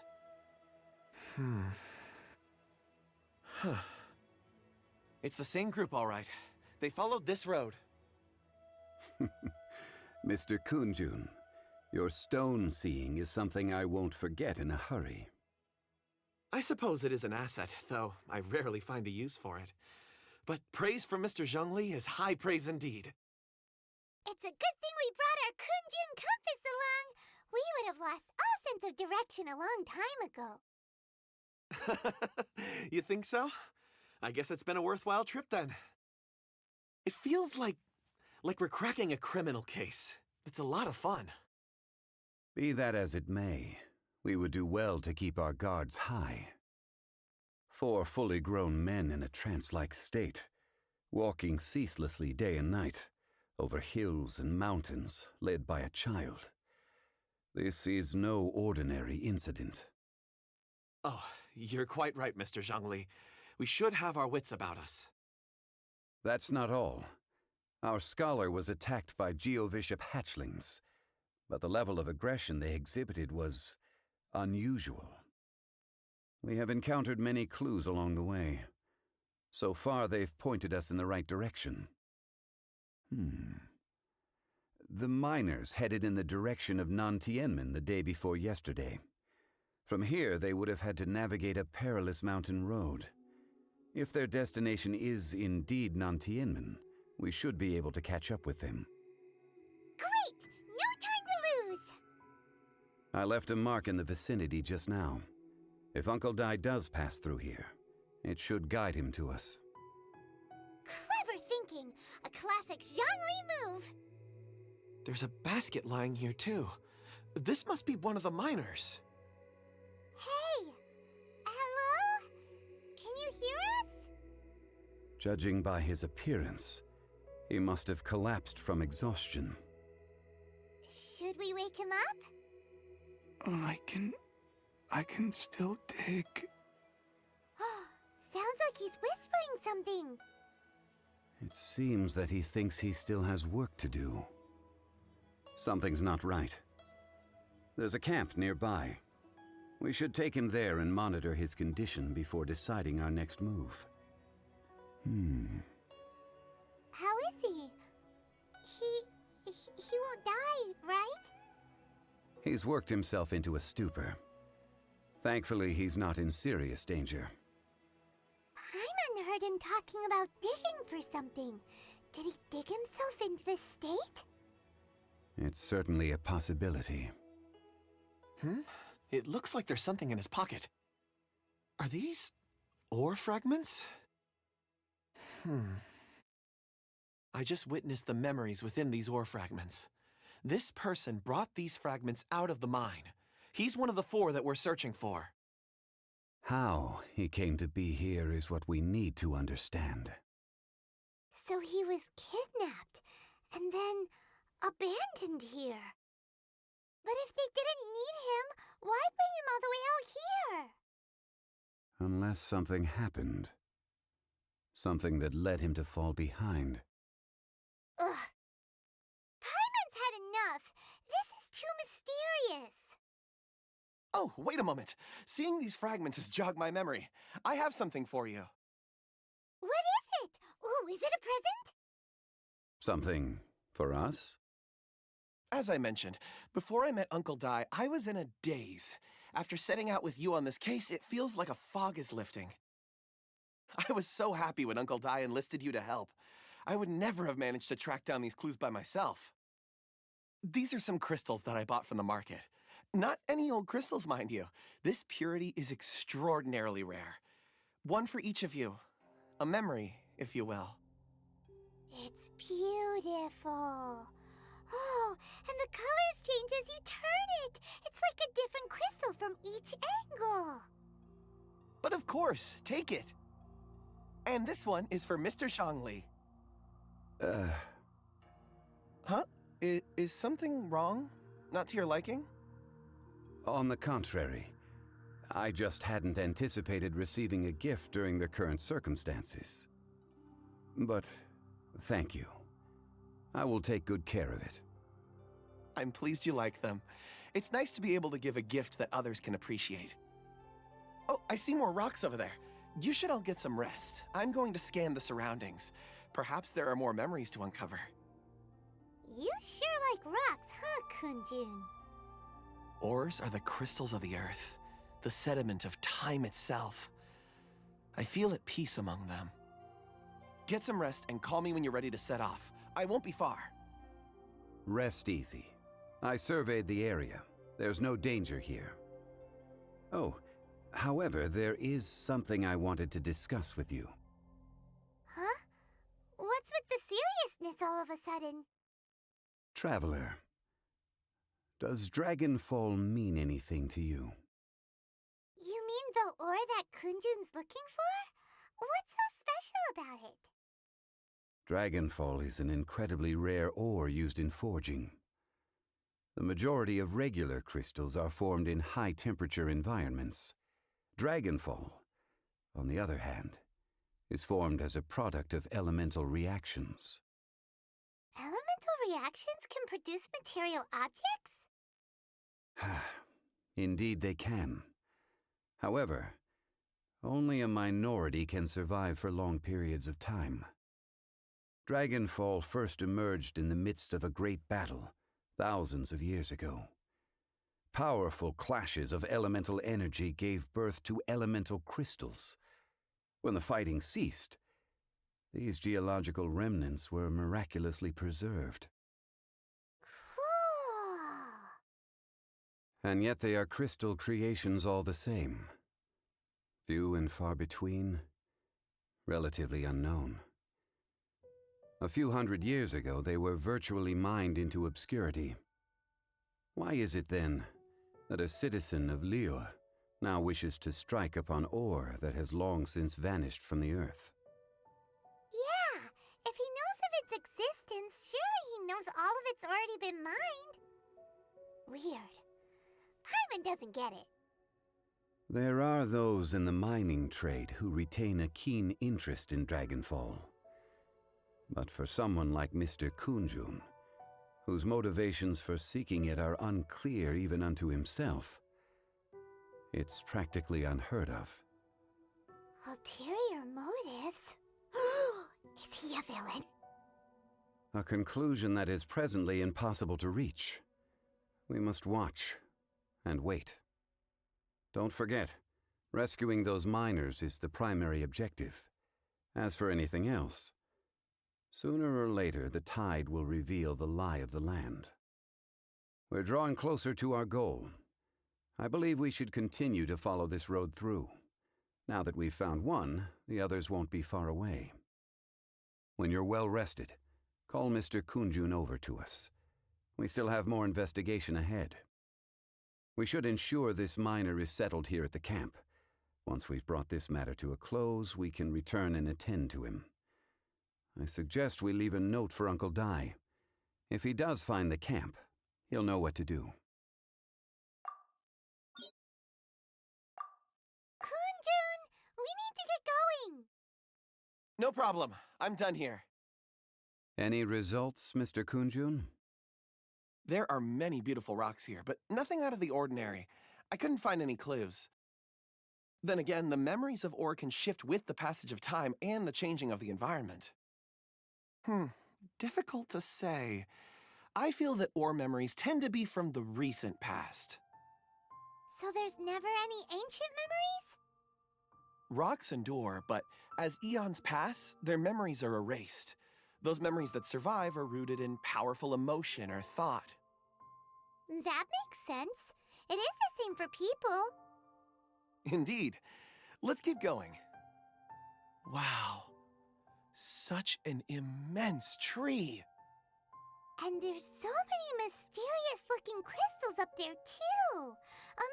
Amazing! This ancient tree. Let's conduct separate investigations. I'll take that area. Perhaps you could survey this section. All right, then. Kunjun, can you see anything worth investigating? Well, there is this stone tablet here. Doesn't seem very interesting. Paimon's gonna look over there. Huh. It's worth a try, surely. Let me see. Oh!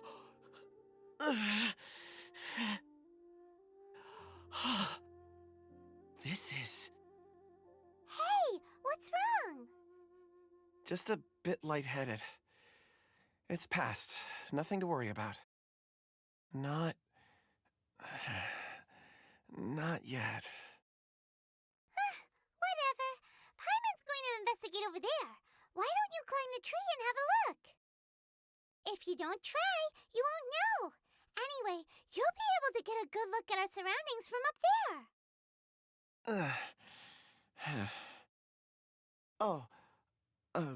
You think so? When has Paimon ever come up with a bad idea, Wait a minute.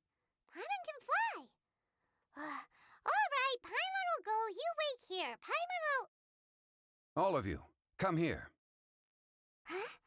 Xiangli this voice came from behind the tree. Did he find another clue? Quick, let's go see. Maybe he found another miner. This has been newly dug. It would appear our answer is up ahead. Is that a voice coming from the tunnel? Someone else go first. Compose yourselves. I will lead us in. There is an unusual presence emanating from inside the tunnel. Prepare yourselves and tread lightly. Morax, 1,000 years after you sealed me underground, you return for the second time.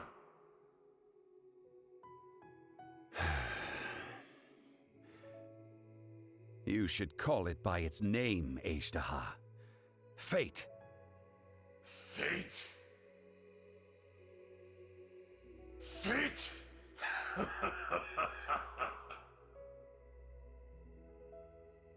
So here lies the wisdom of the gods. Destroy all deemed redundant. Enlist tyrants to ravage the wilderness. No. You have forgotten. That voice! Ajdaha.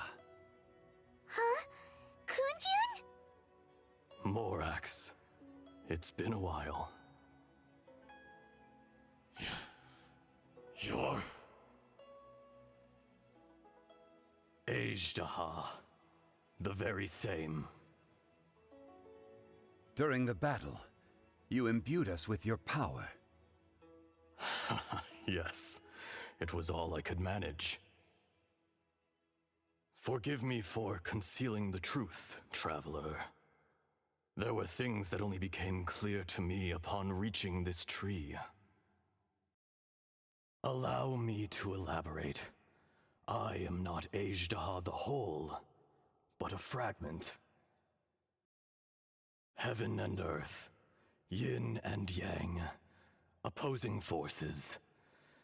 You can consider the existence of me and the Ajdaha you see there to be a reflection of such polarities. We are a schism of the will of Ajdaha. So there are two Ajdahas? No, it can't be. That's impossible. When the seal loosened, your power manifested in this world as a child.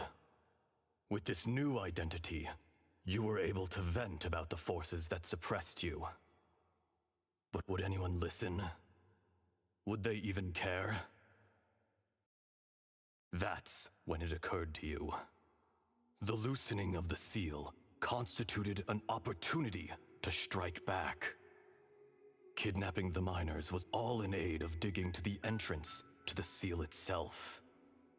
Your plan was to launch an attack on both ends, from outside and within, thereby fully destroying the seal. The audacity! Are you insane? If you truly are a part of me, how is it you find yourself standing on the side of the betrayer? I was another power awakened with the loosening of the seal. Too weak to reincarnate, but strong enough to possess a human body. I was barely conscious. I couldn't remember who I was. Only the past would elicit a reaction from me. But my aim was clear. Find Morax, and aid him in stopping you. I had sensed that something was amiss when you mentioned Dragonfall. Had your power been but a little stronger, I would have recognized you. Don't blame yourself. I have changed beyond all recognition. Only when I touched the stone tablet did I truly remember. It's been so long. A secret beyond all comprehension of youthful humanity and ancient dragonkind. Morax, do you want to tell the tale? There would be no harm in it. The decision is yours. You haven't changed. Then allow me. Ajdaha was once a friend and ally of the Geo-Archon Morax, with a lifespan far exceeding that of mankind. However, that which is derived of the Earth is no more or less than the Earth itself. The memories of rocks do not last long. Those memories that survive are rooted in powerful emotion. But as time passes, so these memories fade into obscurity. Erosion is the world's greatest destroyer of memories.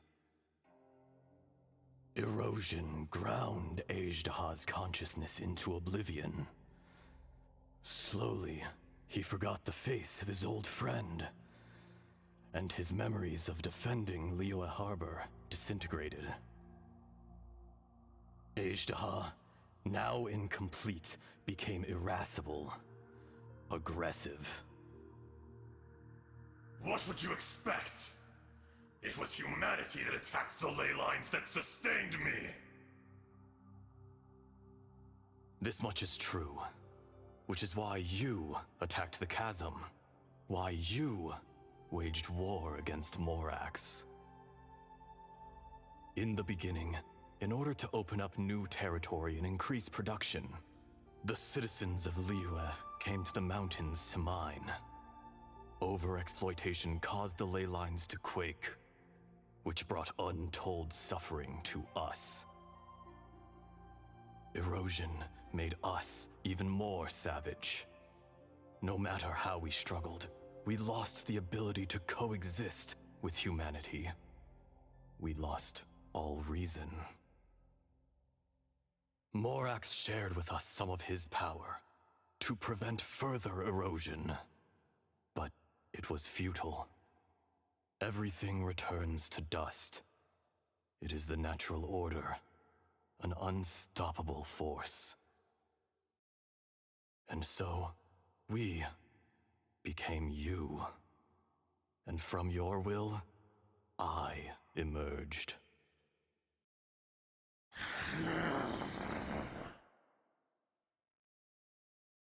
I am your final contract.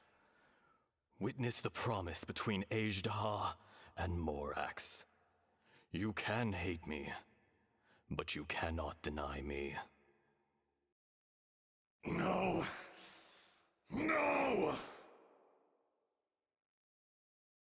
I am the remnants of Ajdaha's benevolence, the echo of a contract set in stone. I harbor a willingness to go further.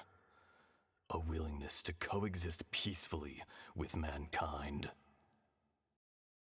No, no! It is I, Ajdaha, forged of elemental crystal, bearer of the weight and memories of the earth, older than the mountains and the oceans at the sides. I will not swear allegiance to this insect. Morax is not an insect. A lord over insects is nothing but an insect in turn. You forgot yourself. Nobody held Morax in higher regard than you or I. That which you have forgotten, I hold here in my heart. If you are the memory of the Earth, then I am the memory of coexistence. Of coexistence with humanity. All powers under heaven, rise and fall of land and sea. A star appears within the wild. A sun ascends as bright as jade.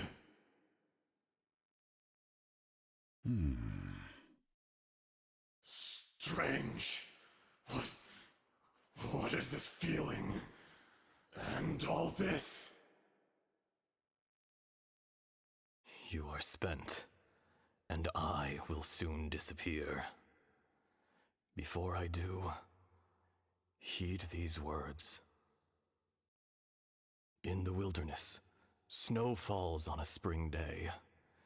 In an instant, it will melt, even where it is fleeting and leaves no trace, even where it will never fall again. No! That isn't true! I don't accept this as fate! Perhaps it isn't, but it remains an inevitable misfortune. More axe! The little girl vanished! Are you satisfied, Ashtaha? I had to make amends. Satisfaction had no part in it. So, Morax, you call yourself Zhongli these days? I do. Well, I'm afraid old habits die hard. To me, you're Morax. As you please. I never did forget your gift of sight. I hardly lifted a finger. Think nothing of it. And yet, you could see. You wouldn't know the yearning of a blind dragon, searching for the sun. A pair of eyes, from Morax to Ajdah. This, I will remember this.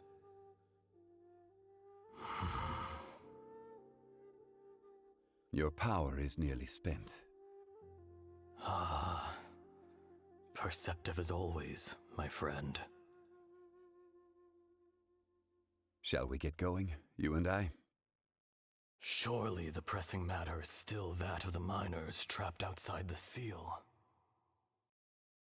Indeed. Hence the need to get going, to fix the damage left in your wake. Straight down to business as always. Let's go. So there you are. My men and I found your clues and followed them straight here. We found Mao in a tent at the campsite unconscious. It seems he'll be okay. Sadly, we found no trace of the other three. Huh? Young Kun, what is... Nothing. Pay it no mind. Those three miners are over there, in that cave. Cave? What happened? They're exhausted, but not in danger. Don't worry. Right. Well, thank you, all of you. I better go and see how they're doing. So you're taking them back to Liyue Harbor? That's right. Can I come with you? No problem. You rescued my men. I'll be happy to assist all of you in any way I can. I'll be back soon. I need to assess their condition. Kunjun, we should be calling you Ajdah. You're coming back to Liyue Harbor too, right? Not I. Merely this body. Once I'm gone, the true owner will accompany the miners back to Liyue. Kunjun hails from a family of famous artisans. He too will be famous in time. It would be a shame for someone of his talent to go missing. You always did have a great admiration for blacksmiths. Curious how swords and daggers are blind, yet their creators see so much. Perhaps empathy is mankind's proudest achievement after all. Ashtaha, I am no longer the Geo-Archon. I can sense it. Today I am just an ordinary citizen of Liyue. Even you met such a fate. Let's get the difficult part out of the way. I cannot guarantee that I won't be awoken a second time. No matter. If that day comes to pass, Liyue must prepare itself to face you. And how will Liyue fare without Rex Lapis? Even without a god above, this remains a nation of men. I was once their god. I ought to be here to witness their rise and fall. All life is shaped and then ground away by the endless flow of time. You were always the strongest among us, yet it would seem that even you have been eroded. That's unimportant. Fate is ordained by heaven. Even if our mission had already concluded, it would be cowardly not to strike out on the road of departure. You may live forever, doomed to a lonely existence. Yet, even this is temporary. When you reach the end of time, those people, those past and future relationships predetermined by fate, they will be waiting for you. I do not pretend to match your rhetoric when it comes to the subject of a life long lived. I fear that the life of an elemental being is longer than any in this world. Were it not so, you would have killed me long ago, and would not be having to face me again now. You've brought a smile to my face. When all is said and done, a reunion between old friends is an auspicious occasion. That day in the chasm, did you hesitate? A heart of stone is a heart nonetheless. But I am the god of contracts, and was for a time a god of the people of Liyue. You chose justice, but did not forsake your kindness. You came to me not as an assassin, and so I was willingly sealed away. The movements of the Earth Dragon can tremble the earth and shake the heavens. With your abilities, even at my full strength, I struggled to confront you, let alone seal you away. Hence my inception. Do not forget that I was there with Liyue's founder. The face may have changed, but the content of the contract remains intact. Old friend, god of contracts, I hereby honor our agreement. Thank you, Ashtaha. My life is nigh on eternal. I will go on with the infinite flow of time. And you, Morax, you too will live for many a day to come.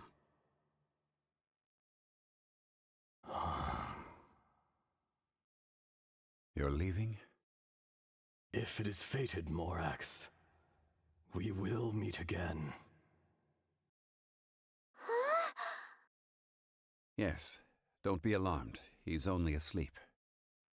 Whoa, that was so weird. It was like he suddenly became another person. In fact, we have yet to meet the real Kunjun. He was.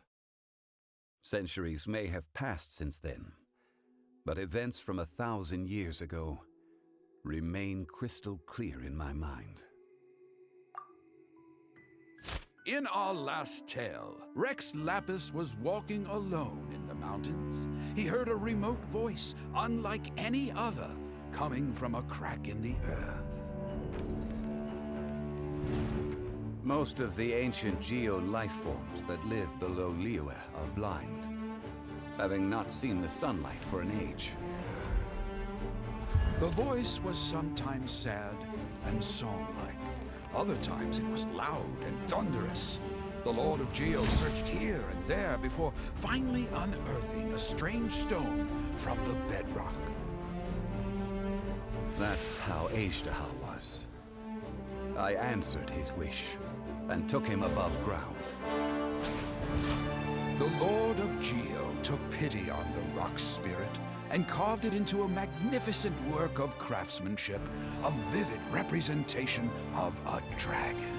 I bestowed him with a pair of eyes to see the world, and came to an agreement with him. With his fingers, he made 2 eyes, quicker than words could tell. Lightning flashed and thunder roared, and a living, breathing dragon soared into the clouds.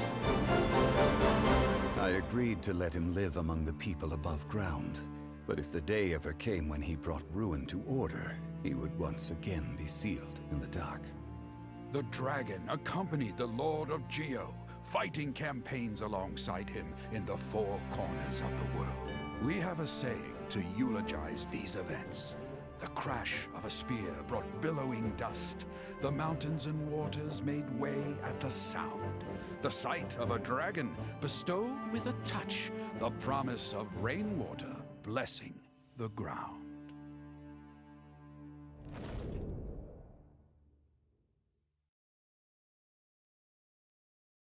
A 1,000 years ago, Azhdaha attacked the chasm. I tried to obstruct him, fighting him tooth and nail down the length and breadth of the mine. Finally, I brought him down and sealed him underground. During that battle, Dragonfall was born. Azhdaha could sense the stone. Subconsciously, he wanted to use it to find me. Despite being the victor, I could not claim to be stronger than he, and in his heart, he still retained an ounce of goodwill towards me, towards Liyue, towards life above ground. He was willing to be sealed away, but as the erosion set in, he forgot. Even I cannot avoid it, but there is something I understand better than most. When the door opens, it is time to leave. The greater the power, the greater the danger erosion may bring about. The millennia may come and go, but even a stone may tire. Personally sealing away an old friend. This is just one form of erosion I have endured. People abandon and surrender the things they love to pursue the right path. Perhaps this is the erosion imposed on me by the heavenly principles. But I was a god of mankind. My identity may change, but my eyes will bear witness to the history of humanity. You still care a lot about Liyue. Call it part of my duty. I must thank you both. No worries. Oh? About what? Oh yeah, Paimon nearly forgot. So, not long ago, we met a guy called Dane. He told us about Conria and the punishment of the gods. That's when we realized that those events were connected to the person we're searching for. Zhongli, you're a god. You've lived through thousands of years of history. Surely you experienced the incident?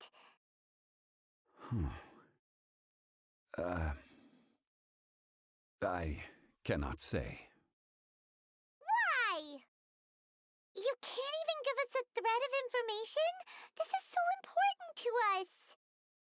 I understand, but I must apologize. This is my contract. You mean another past grievance? Like the incident with Azhdaha? Too painful to talk about? It was signed before it all began. I have always honored the contract, and kept my silence. How can you be like that? You two are friends to me. I can assure it brings me no pleasure to disappoint you. But as the god of contracts, I cannot go back on my word. Would you be ready to find out? It appears your understanding of this world continues to grow. There are many events of ages past, many secrets that lie hidden. They have been eroded by time, forgotten by the people, abandoned. But you are capable of finding them and bringing them into the light. Those who come to witness will witness. Those who are born to remember will remember. If you take the same road as that person, There may be more difficulties ahead, but as long as you firmly believe that you are on the right path, everything has meaning.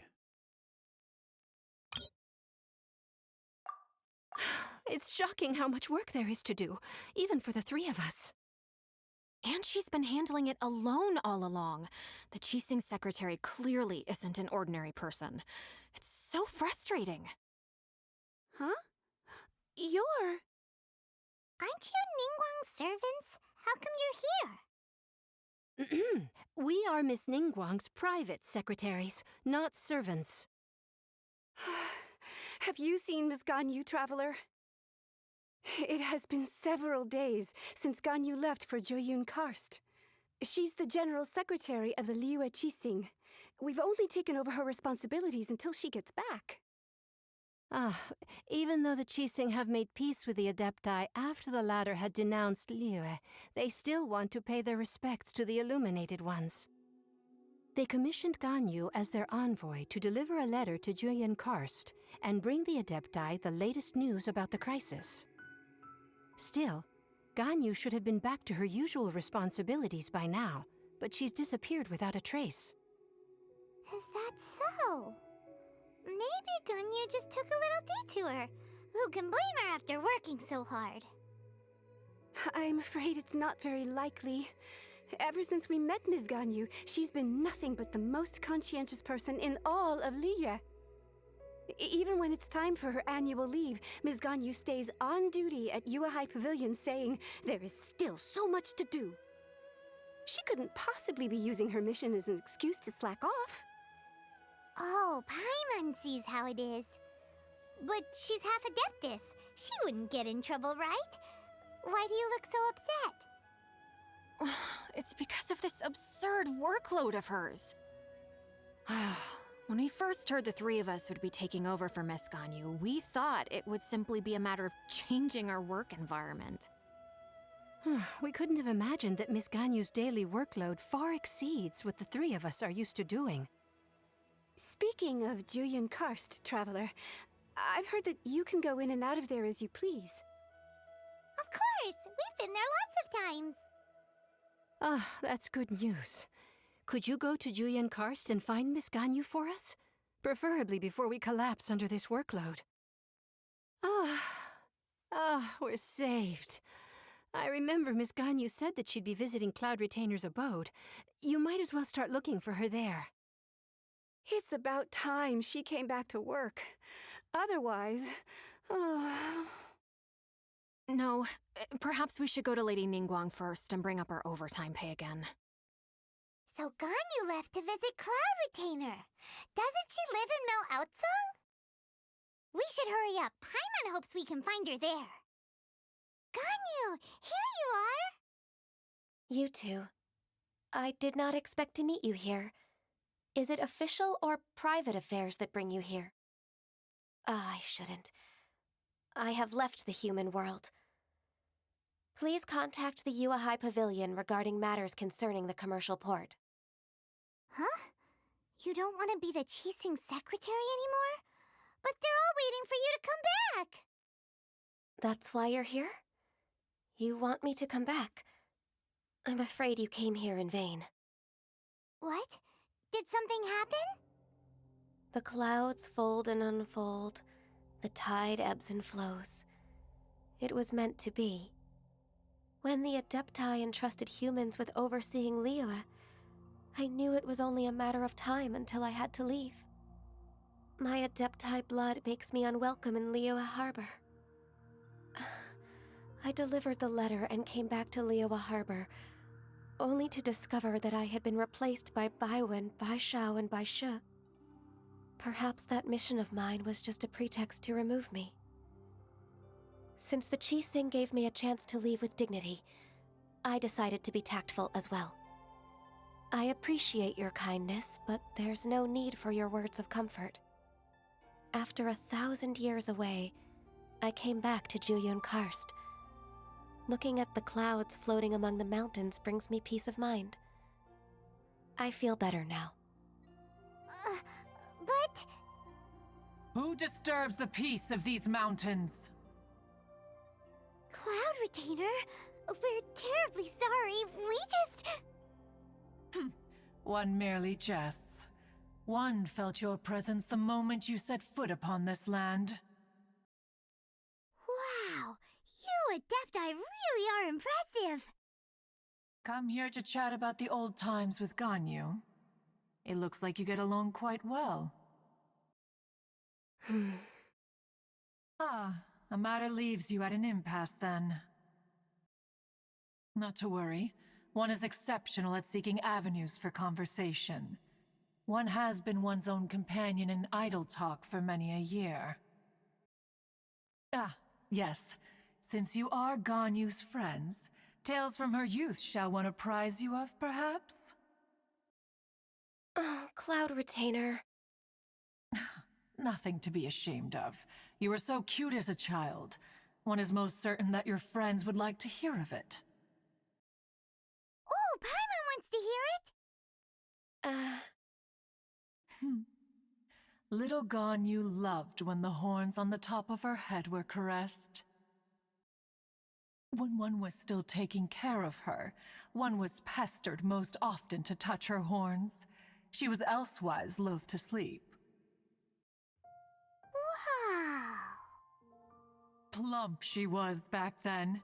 Why, when she stumbled while we ascended the mountain, she would roll down to the bottom like a little ball. The day Ganyu bumped into a pilgrim was the first time she saw a real human in the flesh. So fearful she was that she hid in a rock's cleft for 2 days and nights. One found her wailing of a monster she had seen. Cloud Retainer? Forget it. It's about time for my training. I will take my leave. One's intention was merely to relieve the awkward tension. And you did the exact opposite. Impressive! Be that so? But returning to Ganyu, most gladdened one is of your arrival. One cannot help but feel that remaining in Jueyun Karst shall not be good for her. One will tell you more about her, if you should permit it. Most benevolent among all Adepti are the Qilin. They drink only spring water and eat only whole grain. But perhaps the mountainous dwellings of Adepti in Jueyun Karst might be too lonely for her human side. Under moonlight did one see her last. She stood by the precipice's edge, and upon the mist-veiled mountains she gazed. Her thin figure was immersed in the vast sea of clouds. One noticed her loneliness, and sought to convince her to go back to the human world. But just then, she said thus. Liyue Harbor feels even lonelier than Jueyun Karst. When I look at the sea of clouds in Jueyun Karst, I merely feel the loneliness of a solitary cloud gazer. When I step into the sea of people in Liyue, I feel the loneliness of an inhuman that doesn't belong in the human world.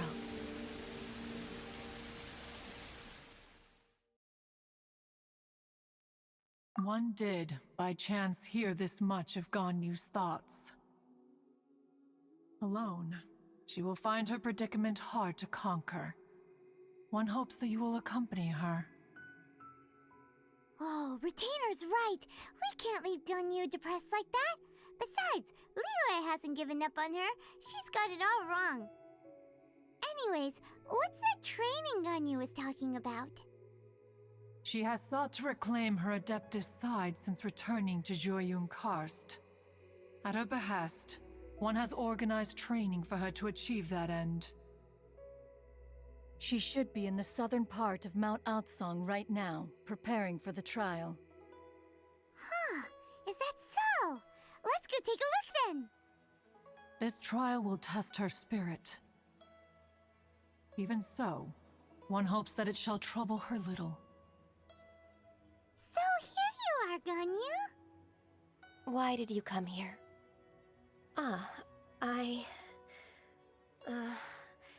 Humans should not remain in the realm of Adepti for too long.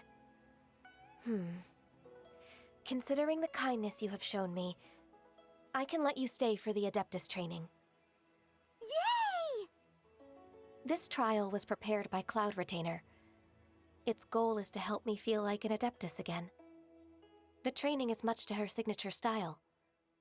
I hope it won't make it seem like she is too unaware of the abilities of others. Is it difficult? No, I'm aware of your strength, Traveler. The power hidden within you is not inferior to mine. If you're ready, we shall begin the training. We've completed the task. What do you think? I agree. You possess many qualities similar to those of Adepti, despite having none of their blood. Ganyu, what were you planning to do once your training was over? The training's not over yet. The part prepared by Cloud Retainer is only the first trial. Huh? So there are more trials prepared by other Adepti? No. The only Adeptus who can unlock my true potential is... Who is it? Conqueror of Demons. Huh. So it's Xiao. That cold-hearted loner?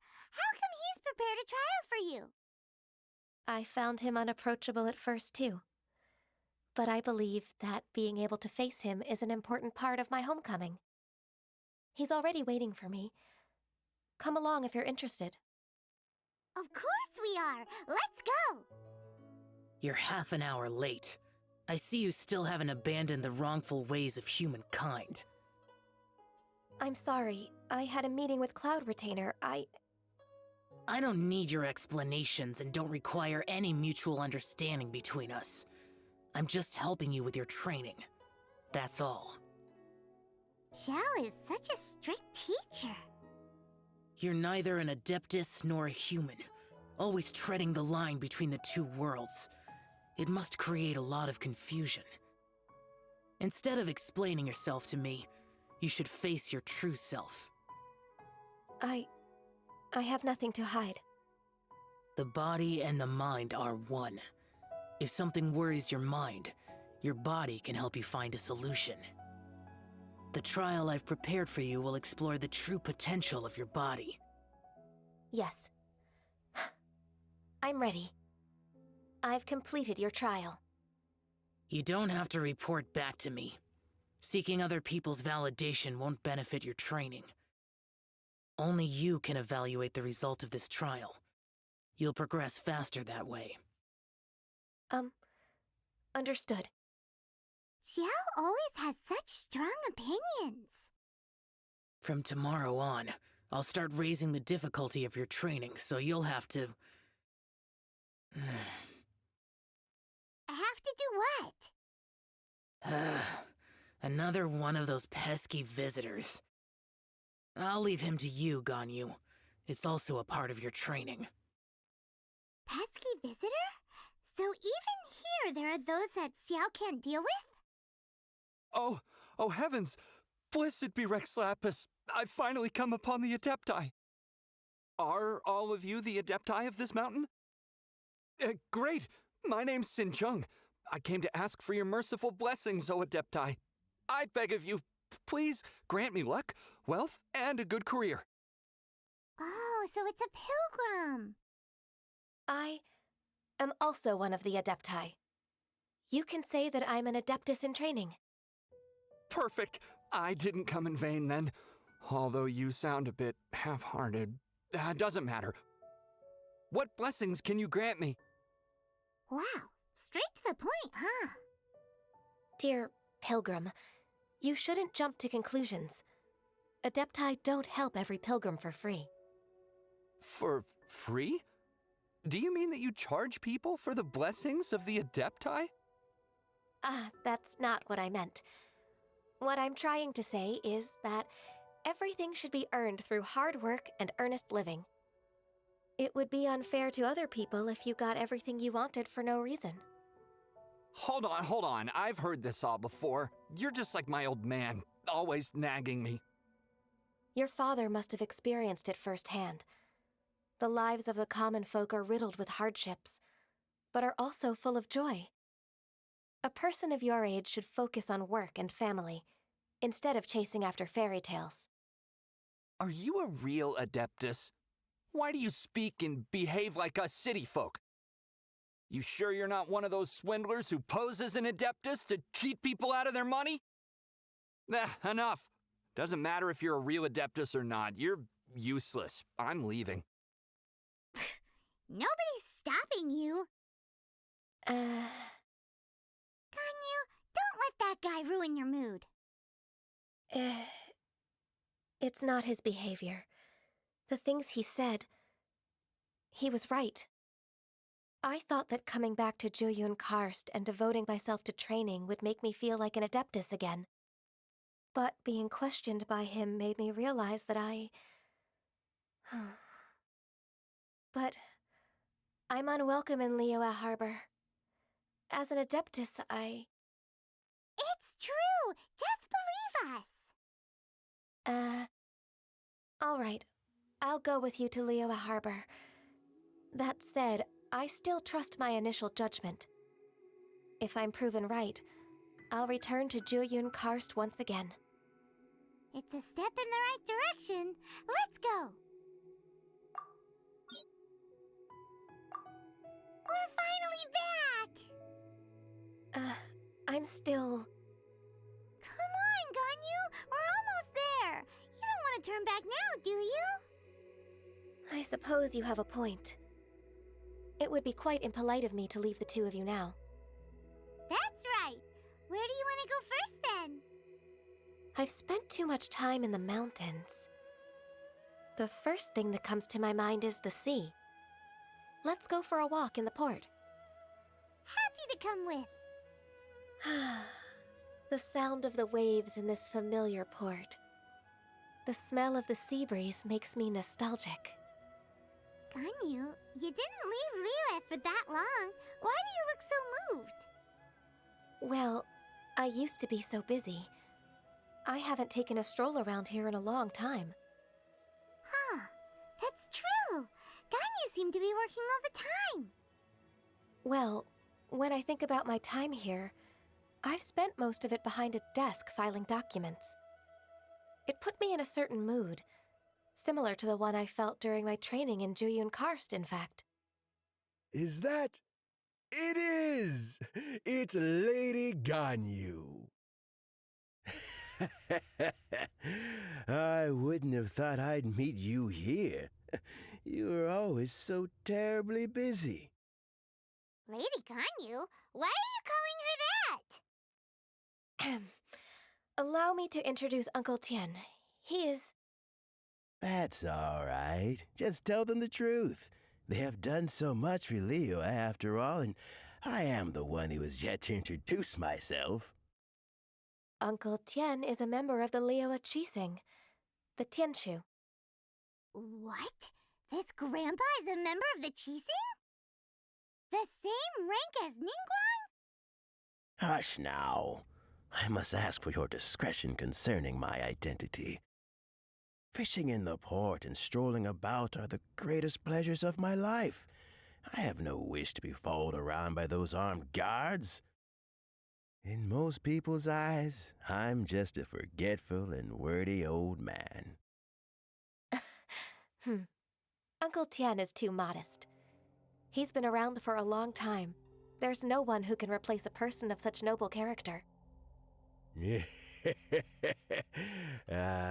What an honor to receive such high praise from Lady Ganyu herself.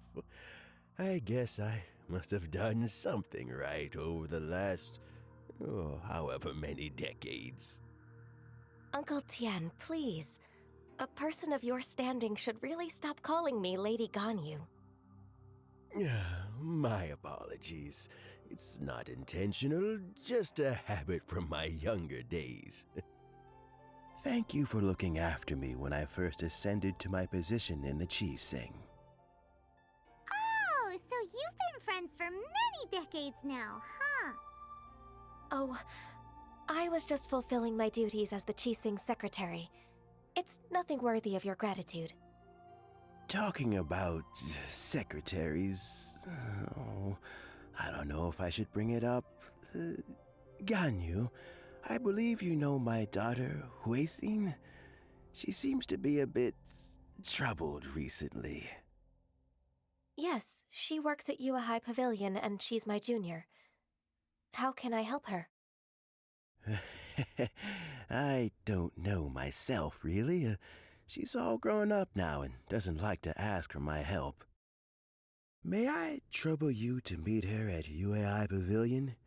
She just needs a bit of guidance. With pleasure. Solving the Qixing's problems has always been in my job description. She's back in character, just like that, huh? Let's move then, to Yue High Pavilion. Miss Ganyu, it's been too long. I don't know why, but seeing you brings me a sense of peace in these chaotic times. Indeed, it has been a while, Huixin.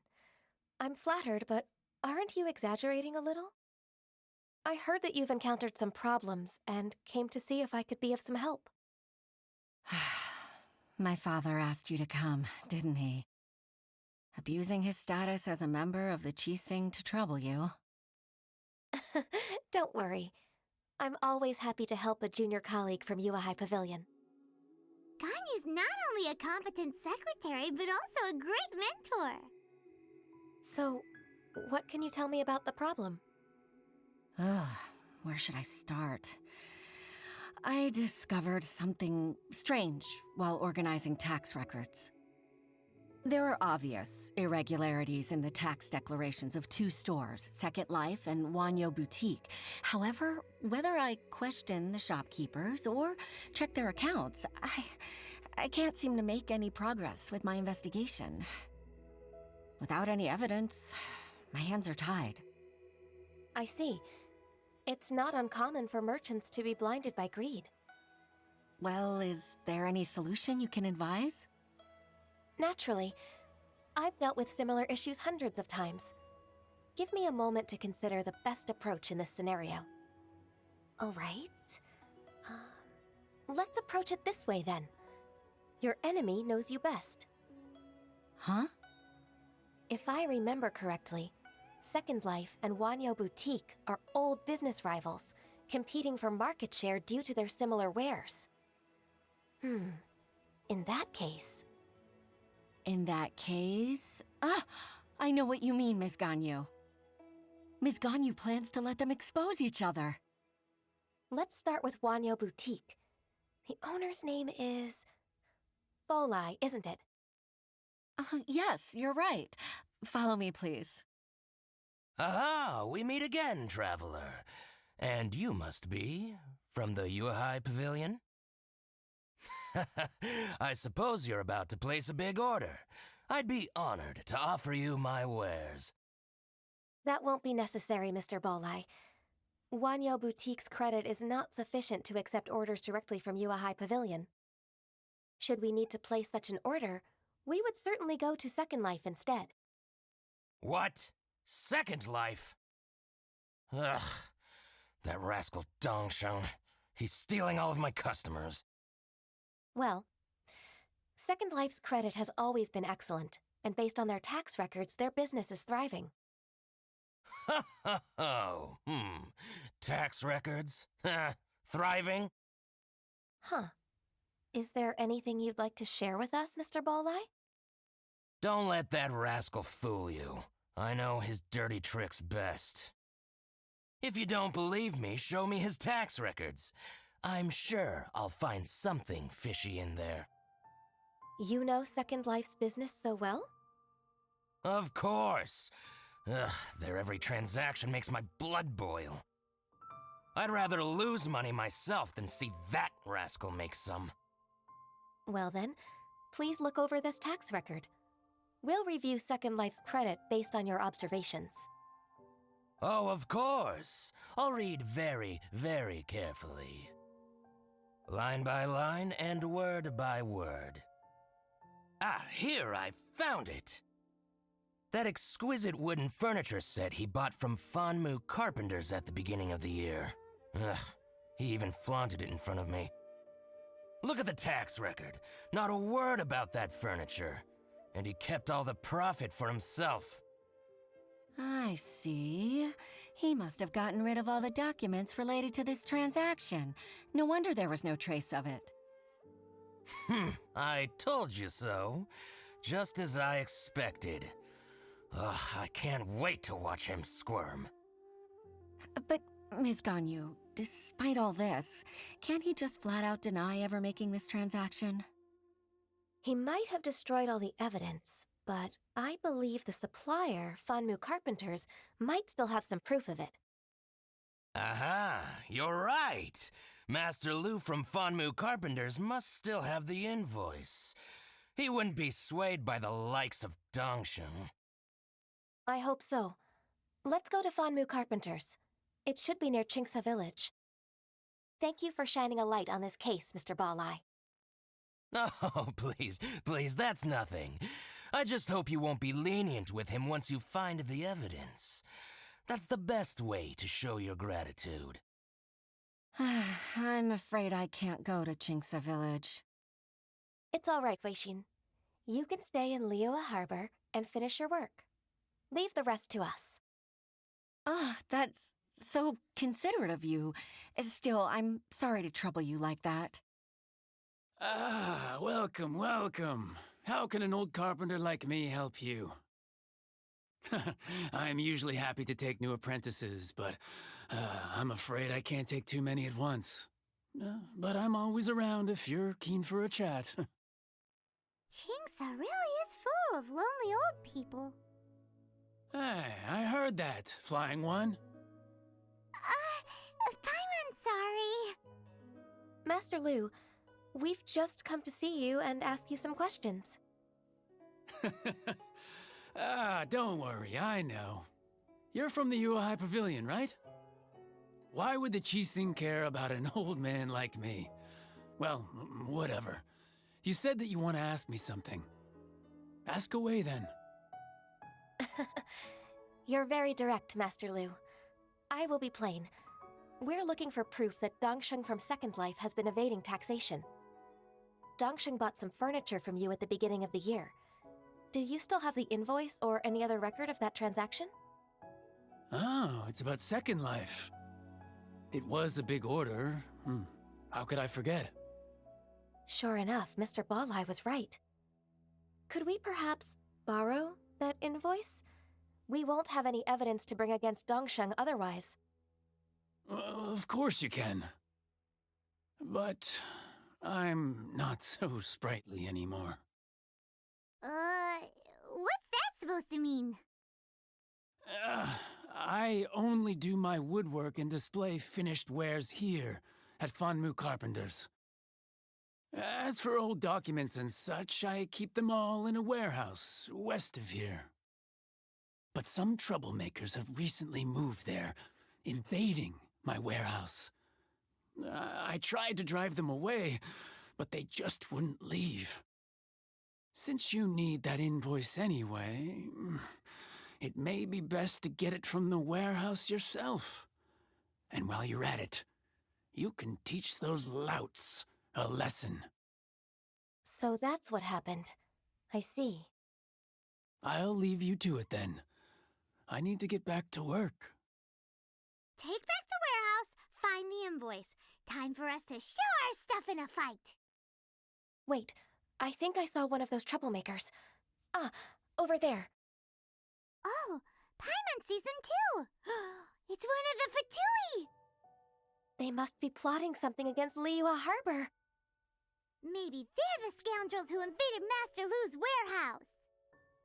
Ever since Osial attacked the harbor, the Fatui's reputation in Liyue has reached rock bottom. We won't cause a serious diplomatic crisis by getting into some small scuffle with the Fatui within our borders. You need not worry. Besides, I can already feel their malicious intentions. Consider it my intuition as the secretary of the Qixing. Then what are we waiting for? Let's go teach him a lesson. Oh, you scoundrels! I think you've had enough. About time you tell us your plan. No? Plan? What plan? We just taught you a lesson, but clearly you weren't paying attention. If you don't spill whatever you're scheming against Liyue, we'll be forced to use harsher methods. I'm telling the truth. There's no scheme. If you're telling the truth, then why would you, a member of the Fatui, suddenly appear on the outskirts of Qingce village? Fine. If you really want to know, then, well, I was about to. About to what? Pick berries over there. I must admit, I didn't expect you to come up with such a silly excuse. It's not an excuse. I rarely have a free morning, and I heard that there were fresh berries in this area. Think about it. I'm here alone, and Qingce Village is nothing more than a retirement spot for old people. What could I be scheming anyway? Judging by how he's looking at us, it does seem like he feels like he's the victim here. So you have nothing to do with the occupation of Fanmu Carpenter's warehouse? Fanmu Carpenter's warehouse? Where's that? I swear, I only came here to pick berries, that's all. So it wasn't the Fatui who took over Master Lu's warehouse after all. I also feel that he's telling the truth. Whoopsie! I misjudged the situation and offended you. My apologies. Our exchange only represents my personal views. If you wish it so, you can file a complaint to the Ministry of Civil Affairs. Exchange? This woman, she's clearly aware that the Ministry of Civil Affairs wouldn't side with us Fatui. Yes, precisely. As an alternative, you may try to solve this problem with force once again. Paimon's in! Darn you. How can you wear that solemn face while bullying me like this? What's your choice, then? I'll get back to my berries. What a bittersweet ending. I made a laughingstock out of myself. I might have spent too much time away from work. My intuition is not as accurate as it used to be. No worries. It's always nice to teach the Fatui a lesson. Let's keep moving towards Master Lu's warehouse. Our goal is to get the invoice, after all. So this is the warehouse. Seems like those troublemakers were nothing more than a few hilly churls. Let's show them what we got. All clear. Quick, let's look around for the invoice.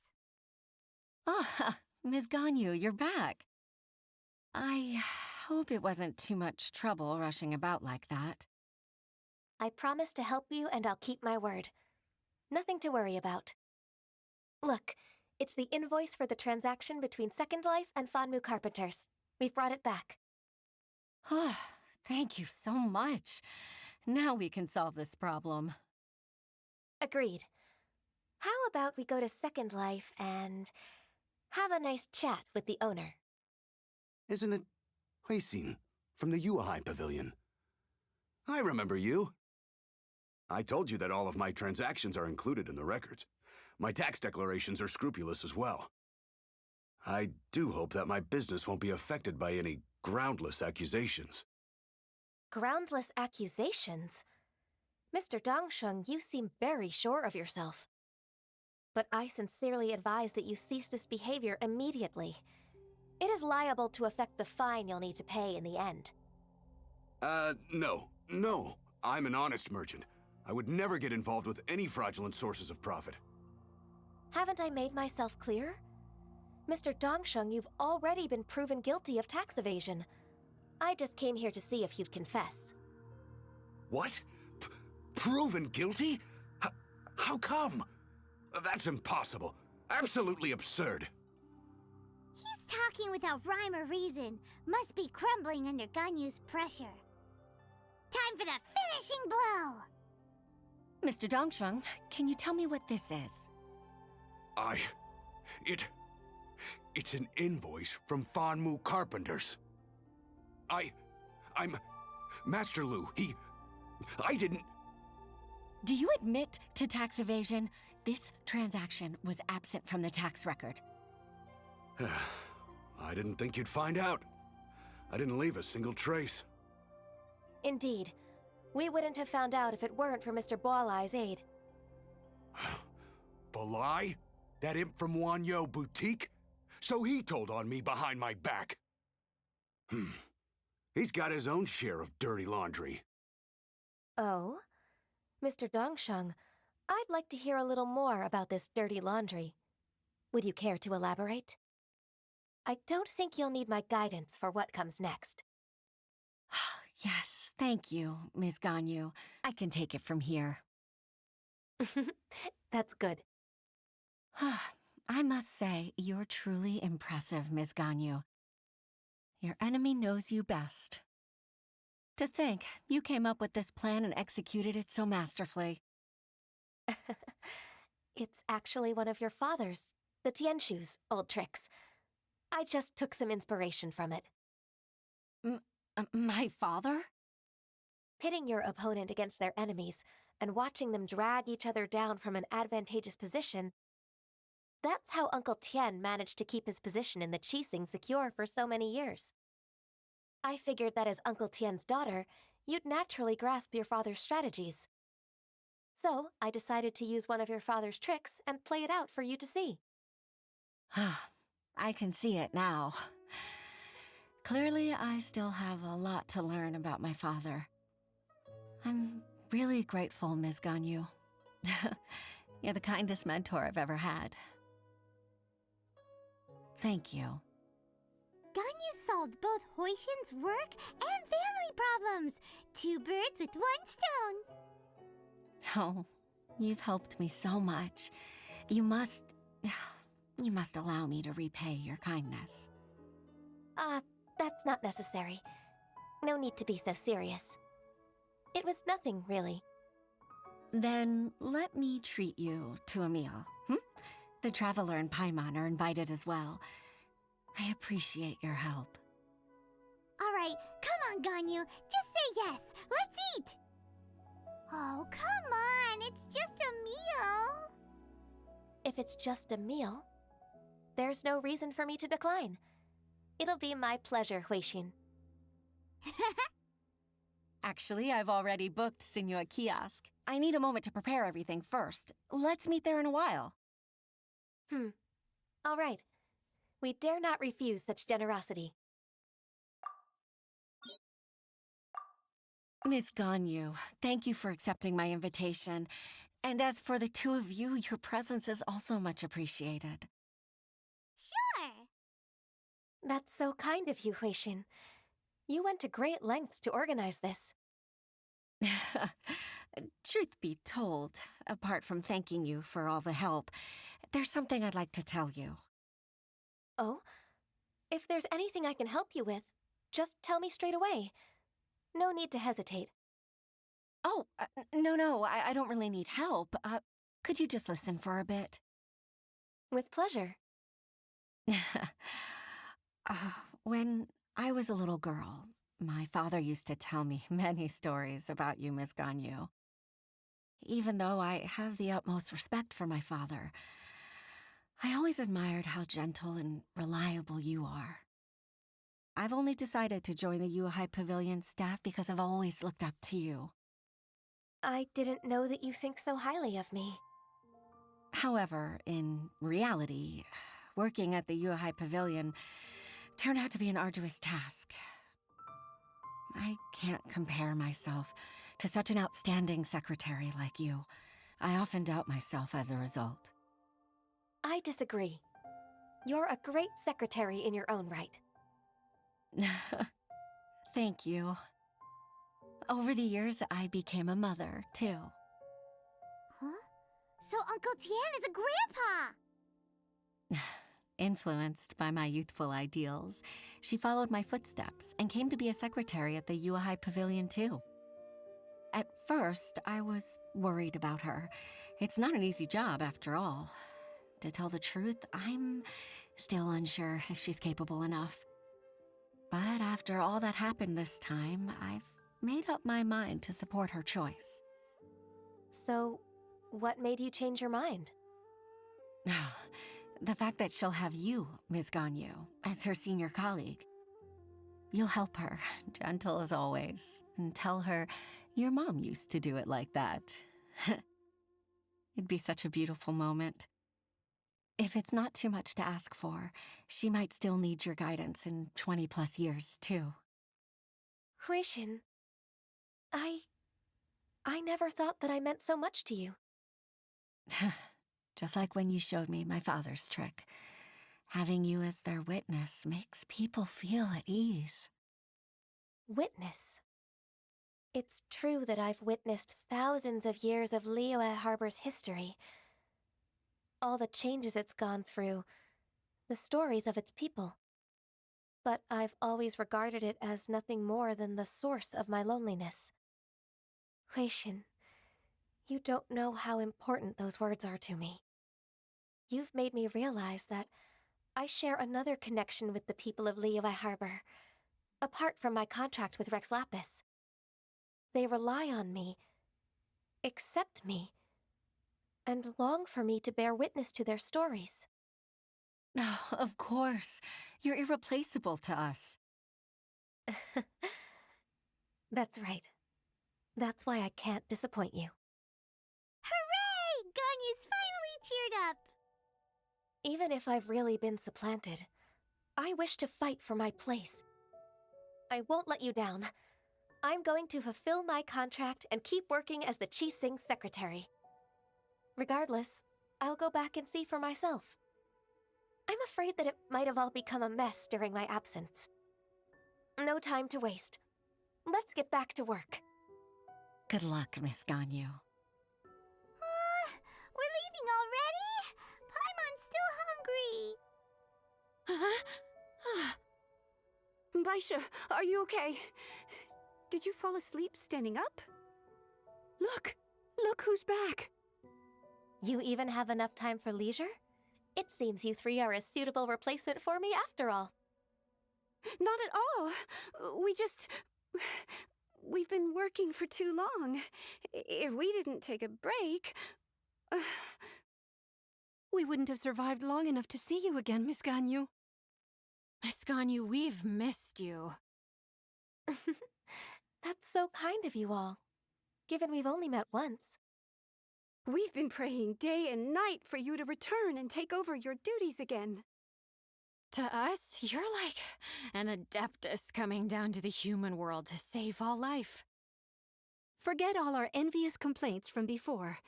Just free us from this strenuous work, please. All right, I see. Please divide the matters at hand into government affairs, business affairs, and civil affairs. Mark out the tasks that haven't been started, and those that are in progress.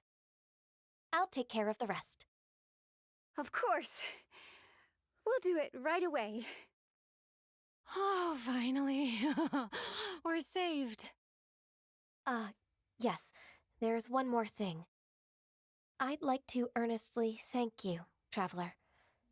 If it weren't for your companionship, I would still be embroiled in my inner conflict right now. To think that I'd gained a human friend outside of work. It makes me happier than I could have imagined. I'd like to repay you when I'm done with the work at hand. What would you say if I accompanied you on one of your trips? Sure, but are you ever done with work, Ganyu? Let's cross that bridge when we come to it, shall we?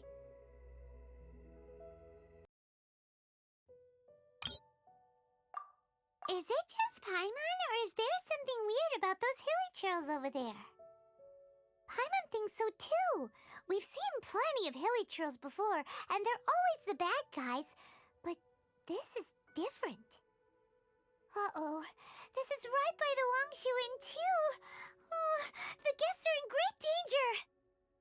Now that we've seen it, if we don't do anything about it, Paimon will feel really guilty. Let's go take care of them. These super evil hilly trolls are more difficult to defeat than the usual kind, too. Hey! Seems like people are gathering over there. Wonder what they're doing. Whoa! See that guy in the mask? He scared off all the hilly trolls. Oh, you mean like Xiao? Now that you mention it, this guy's mask is kind of similar to the one that he wears. But the magic he was using seemed even more adeptus-y than Xiao's. Shall we go say hi? Ahem. Hello. Allow us to introduce ourselves. This is... Please, if you're here to thank me, there's no need. Cleansing the world of evil is the duty of the Adepti. Think nothing of it. One certainly doesn't. Wait, who are you? One had assumed you were followers, but on closer inspection it seems that we have not met. My name's Paimon, and this is my sidekick. One sees. One too shall introduce oneself, for it is good manners to comply. The one before you is the Adeptus, Master of Stars, though one is better known to one's followers as Star Snatcher.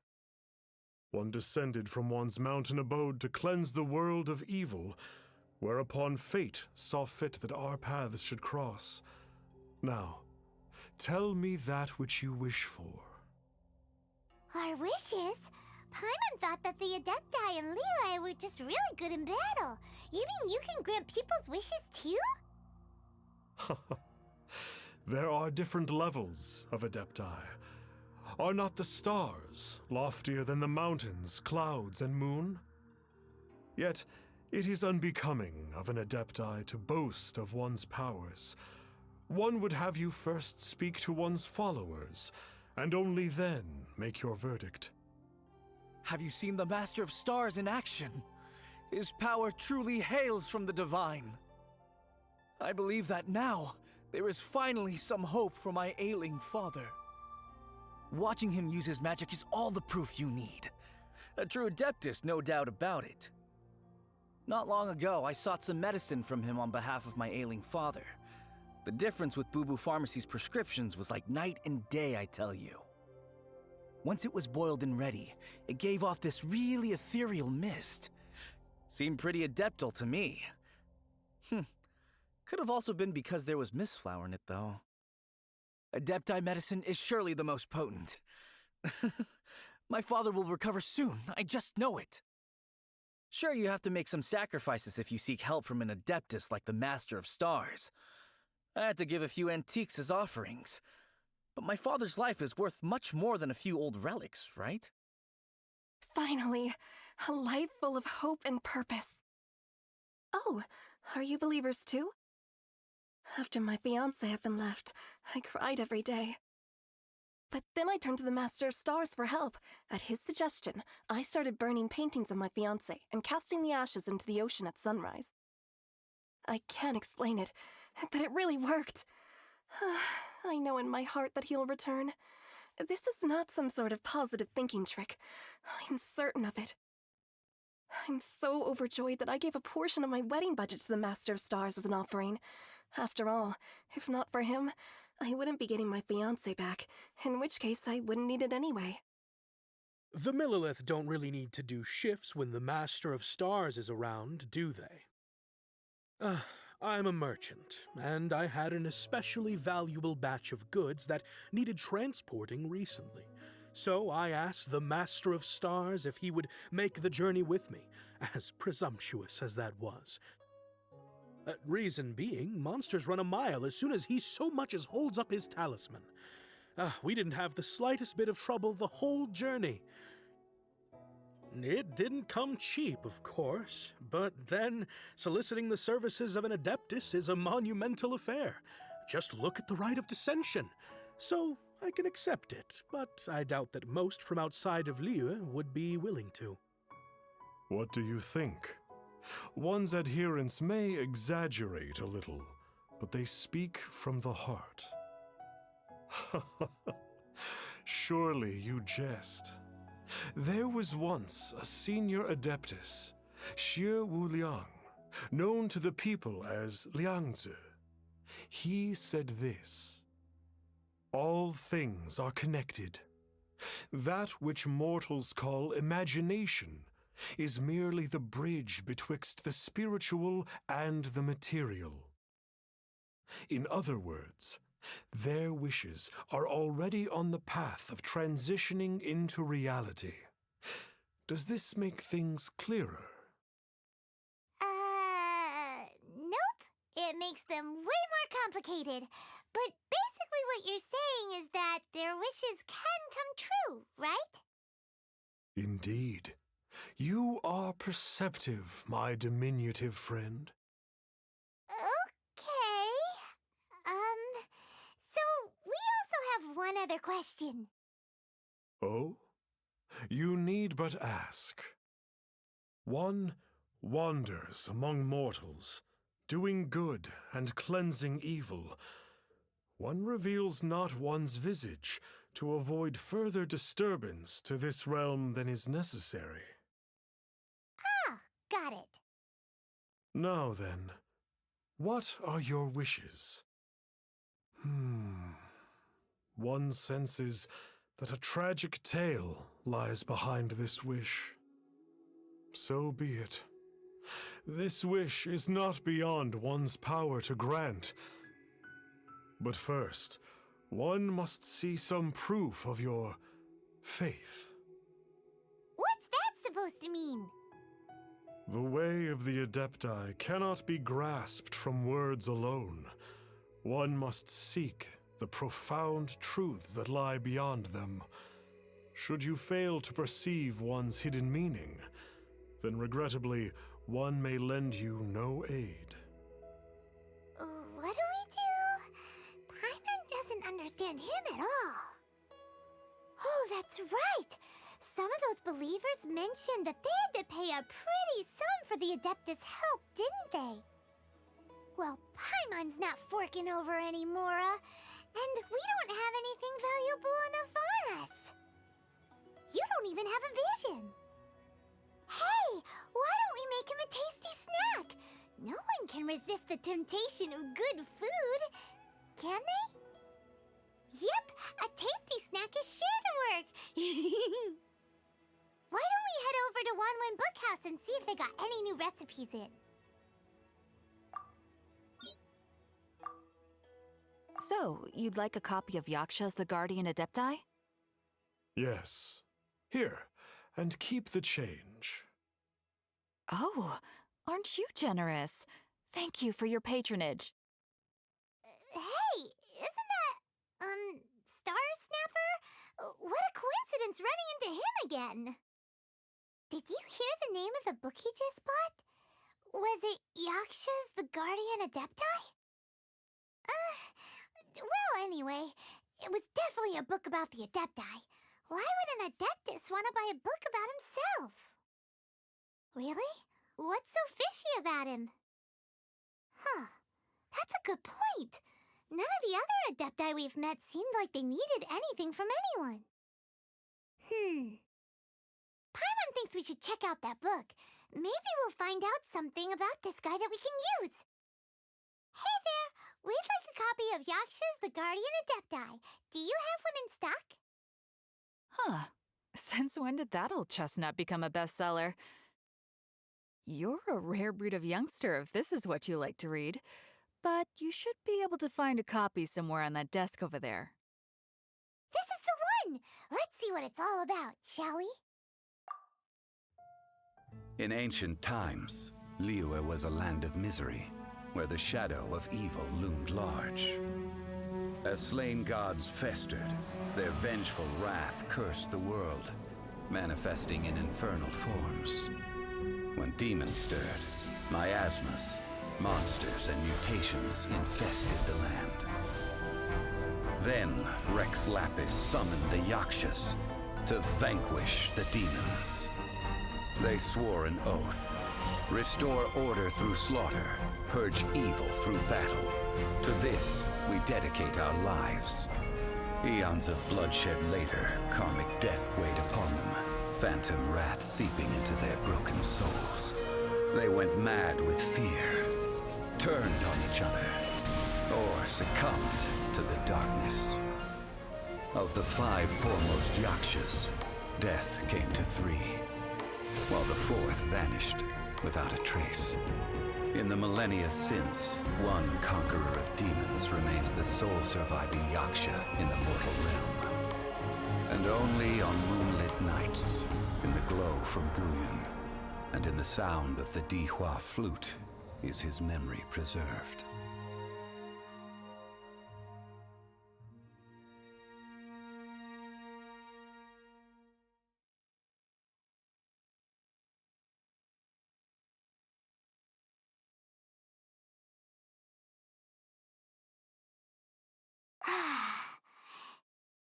Finished yet? Paimon's already done. This book is about the Yakshas, a group of adepti who defend Liyue. Seems like a pretty niche topic. Was there anything that stood out to you? The book says that the wrathful spirits of the gods defeated during the Archon War can sometimes cause plagues, monsters, or mutations. All of which sound pretty horrendous. Hey, wait a second! Paimon wonders if... Do you think those super evil hilly churls we saw earlier were the mutations that the book's talking about?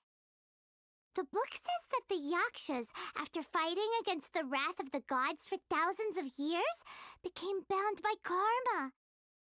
Poisoned by the hateful thoughts of the gods, the Yakshas would often descend into indescribable fits of terror, rage, or agony. It's so tragic. After everything they went through in all their years of protecting Liyue, they got no reward and had to deal with so much suffering instead. So, there used to be 5 main Yakshas, but supposedly only one of them is still alive today. Do you think that it could have anything to do with that Star Snatcher guy? No, surely not. He doesn't exactly give off the impression that he's been suffering for thousands of years. Yep, Paimon thinks we've already summed up all the key points. So back to the matter at hand. The things we need answers on are 1, where did those super evil-looking hilly trolls come from? And 2, what does Star Snatcher have to do with the Yakshas, right? Now to head back to where this all started and commence our investigation. Let's part the fog of mystery that hangs over Dwayne Karst and let the truth shine through in its full glory. To be honest, Paimon actually hopes he is a real Adeptus. His exorcism technique seemed real enough at least. But if we get our hopes up, there's further for them to come down. So it makes sense to investigate thoroughly first, just to be sure.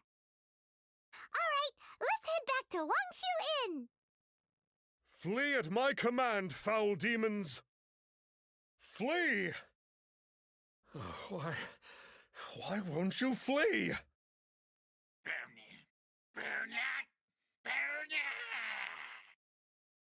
Uh-oh, looks like Star Snatcher's in trouble! And there are innocent bystanders here too! We have to step in! Oh, I don't get it. Why didn't the Sigil of Permission do anything? Has the evil aura of these hilly churls grown in intensity? Sigil of Permission, huh? Now why does that sound familiar? Right! It's a keepsake of the Adepti, so it must still contain traces of their power! No wonder he was able to scare those monsters away earlier! What are you two babbling on about? One is merely underslept, meaning that one's adeptal power is not in full flow. Were one but given another opportunity... Well, as it happens, there goes another bunch of evil hilly churls over there. Should we leave them to you then? One suddenly feels ill at ease. Surely one has overexpended one's adeptal powers. Otherwise, one would surely purge these infernal beings at once. So you were just bragging after all! We were right to be suspicious! Come on, Traveler. Looks like it's up to us. Use your elemental sight and hunt them down! Oh, it's that Conqueror of Demons again! No wonder. Paimon was just wondering who could have made such short work of these hilly churls. Let's see what a real Adeptus has to say about all this. It's you. I remember you. I was purging some living beings that had been tainted by the demonic. It would appear that I have caused you some trouble. Huh? He isn't usually this polite. What's going on? But you are exorcising demons! How is that causing trouble? That is because the changes that occurred in these monsters stem from me. Or more precisely, from the karma I have accumulated.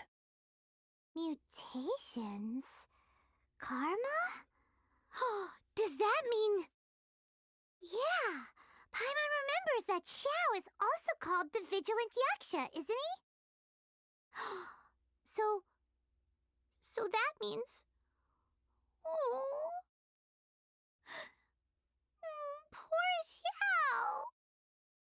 Xiao! I see. You must mean that piece of literati fan fiction from a few hundred years ago. All things are impermanent, and to exist is to suffer.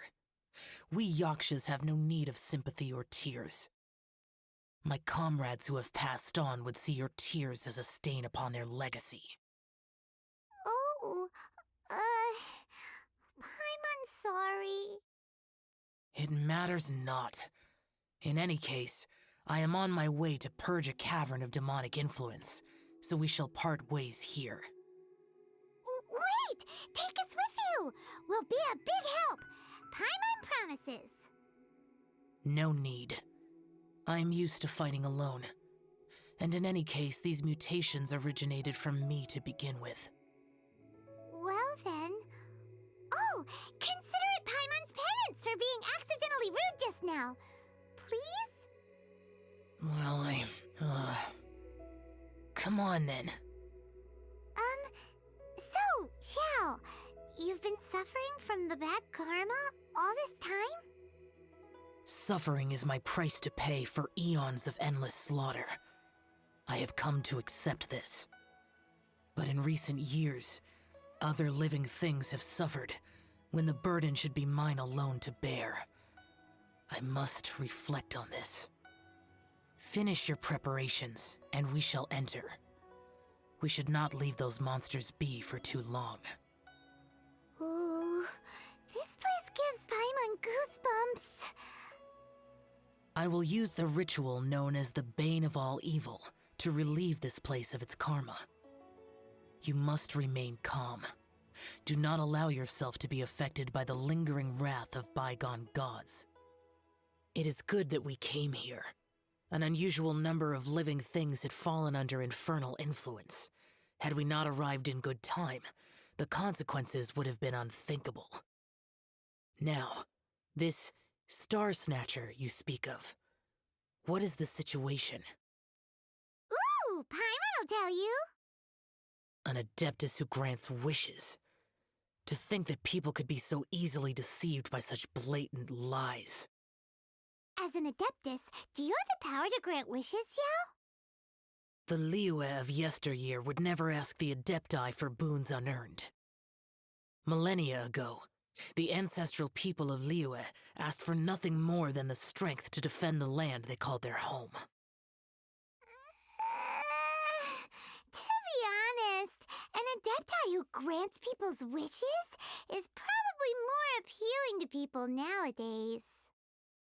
However feeble people nowadays may be, they are not my concern. I concern myself only with following Rex Lapis's original decree. Oops. Paimon spoke without thinking again. Oh, one more thing. That fake Adeptus has a sigil of permission. It's what he uses to exorcise demons. Wait. Truly? Fool. Exorcising demons without exterminating them. It is no wonder they have been congregating here. If this continues, things may spiral out of even my control. We must confiscate his sigil of permission. Great minds think alike! Paimon agrees. We've got to show that trickster what you get for trying to fool us. And it just so happens that we've got a real Adeptus with us too. If Xiao were to teach Star Snatcher a lesson, you can bet he'll never dare to pose as an Adeptus ever again. No. I only slay demons. I do not kill mortals. Who said anything about killing him? It would certainly benefit Liyue if we could convince him to cease his wicked ways. I possess an art called Dream Trawler. It is normally used to separate the soul from the body, that one might cultivate oneself in a waking dream. But it can also be used to call forth the spirits of others. Whoa! Now that's a real Adepti art for ya! A ritual must be performed for this art to be used. Assist me in gathering a few items.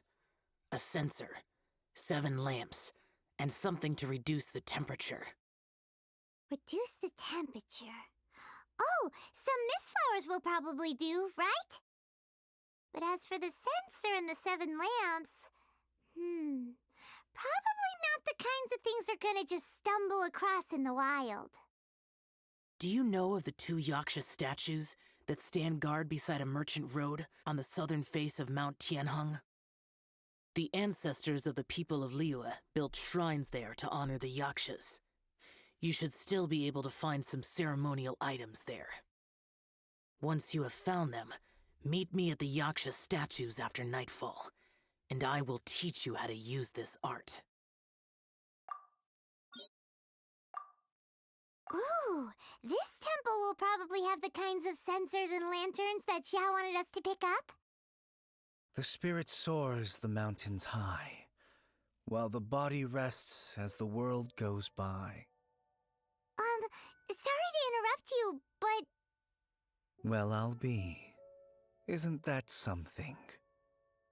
A pair walk into a shrine, neither to seek nor worship gods or adepti, but to pilfer the tools of worship for their own ends. We know it's rude to ask, but we just need them for a short while. Honest. For the Dream Trawler ritual, I trust. How'd you know that? I have been in the shrine for far longer than you would expect. Perhaps as a reward for my faithfulness, I have been endowed with some understanding of the Adepti arts. Wow. Paimon's never heard of that happening before. It matters not. Take what you need. It is a fortuitous thing that these items may be of service to you. They serve little purpose here, in any case. Nothing that you need concern yourself with. Please, take what you wish. This censer should be fine, right? At least it isn't as run down as the shrine. So next, we just need to grab the 7 star lamps, right? The sooner we start, the sooner we'll be done. Paimon thinks we've got all the ones we can use now, but let's say bye to that guy before we leave, shall we? Huh? Where'd he go? He was right here! I had presumed that once you had acquired what you came for, you would forget about me and simply be on your way. Ah! It's that guy's voice! Hello? Where are you? My physical form ceased to exist over 1,000 years ago. What you witnessed earlier was an illusion, created by the Adepti art known as mortal lingering. Now that you have taken the 7-star lamps and censer used in the mortal lingering ritual, my form is no longer visible to you. I was once a junior in the Order of the Yakshas, bestowed with the name Pervases by Rex Lapis himself. Yet my strength failed, and I was slain in battle. Today is the anniversary of my death. My last wish was to see a modern Liyue, and so I took the liberty of performing this ritual here. That aside, you were sent here by the Conqueror of Demons, were you not? So, you two know each other then? I sense his aura upon you. That and the heavy burden of his karma. Even after all these millennia, he still must endure such tremendous suffering. I am truly ashamed. Don't say that, Pervases. You sacrificed your life for Liyue, didn't you? Life is a precious thing, yes. But when I think of the burden that the Conqueror of Demons must bear, death seems to me to have been the easy way out. A selfish indulgence, even. Pervases. I apologize. Birthdays are joyful occasions, but by the same token, it is hard not to be melancholy on the anniversary of one's death. The mortal lingering will not last much longer. Take care, you two, and please pass on my regards to the Conqueror of Demons. If only I could taste some authentic grilled tickerfish once more. By wave and storm I hunt for fish. By wind and snow I slay evil.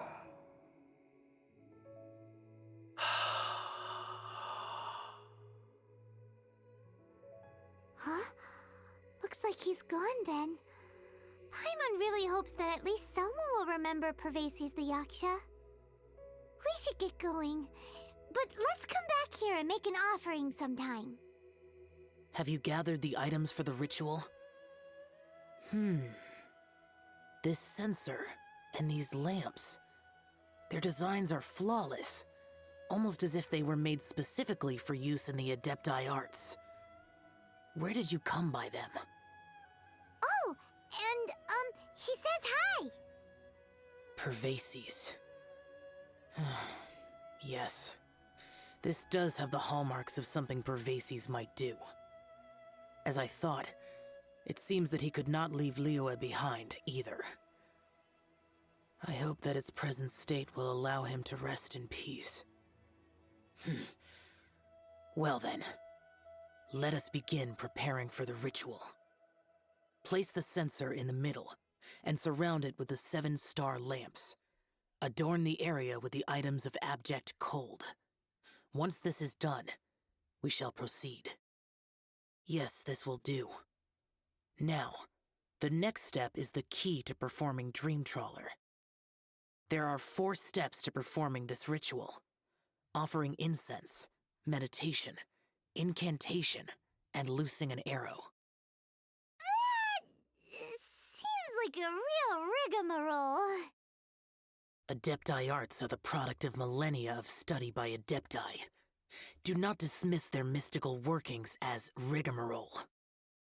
Failure to take this seriously could cause the technique to devour one's own body, or cause the spirit to be sundered from one's flesh permanently. Stop talking! Paimon's sorry! When offering the incense, we place the incense into the censer with reverence for Rex Lapis in our hearts. Meditation is to empty ourselves of trivial thoughts, and to focus on the target of the art we are performing. Then we shall recite the incantation in a loud voice. Devayaksha, bring forth sin! Finally, we will loose an arrow towards each of the Yaksha statues to enlist their authority for our contract. If all goes well, Star Snatcher's soul will be brought forth shortly. If you have no other questions, let us begin. Well, let's start by offering up incense, shall we? You know, with respect for Rex Lapis and everything. Then we meditate. Ugh. Paimon really doesn't want to think about that fraud.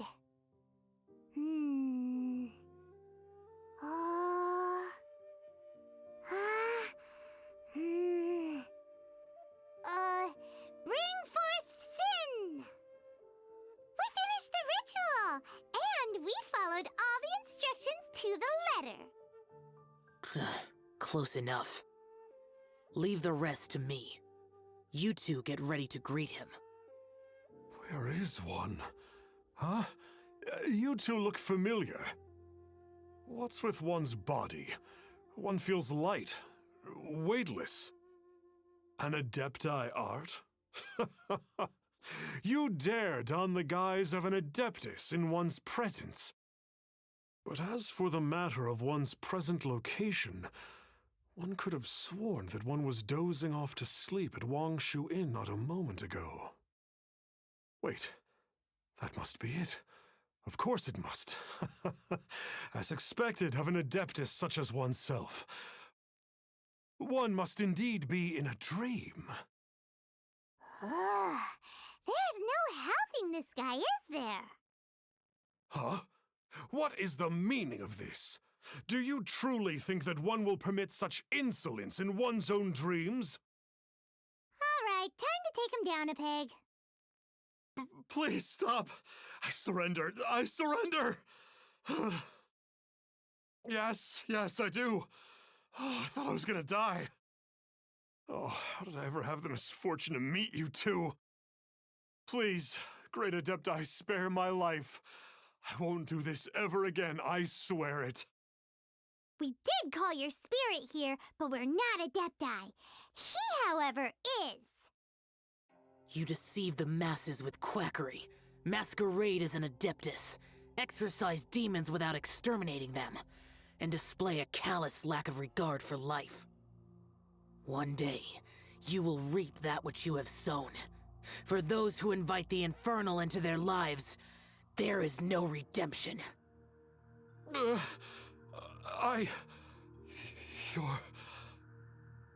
Seems like Xiao's got him scared stiff. Oh, great Adeptus. Might I ask your name? It really is you. It's truly you. Never in my life did I imagine that I might meet the conqueror of demons, the vigilant Yaksha himself. You know about Xiao? Of course. My grandfather was a folklorist. I learned the tales of the conqueror of demons at his knee. To this day, I am an avid collector of books concerning the Yakshas. But ever since I discovered a sigil of permission while rummaging through my grandfather's personal effects, at first, I was just imitating the Adepti for fun.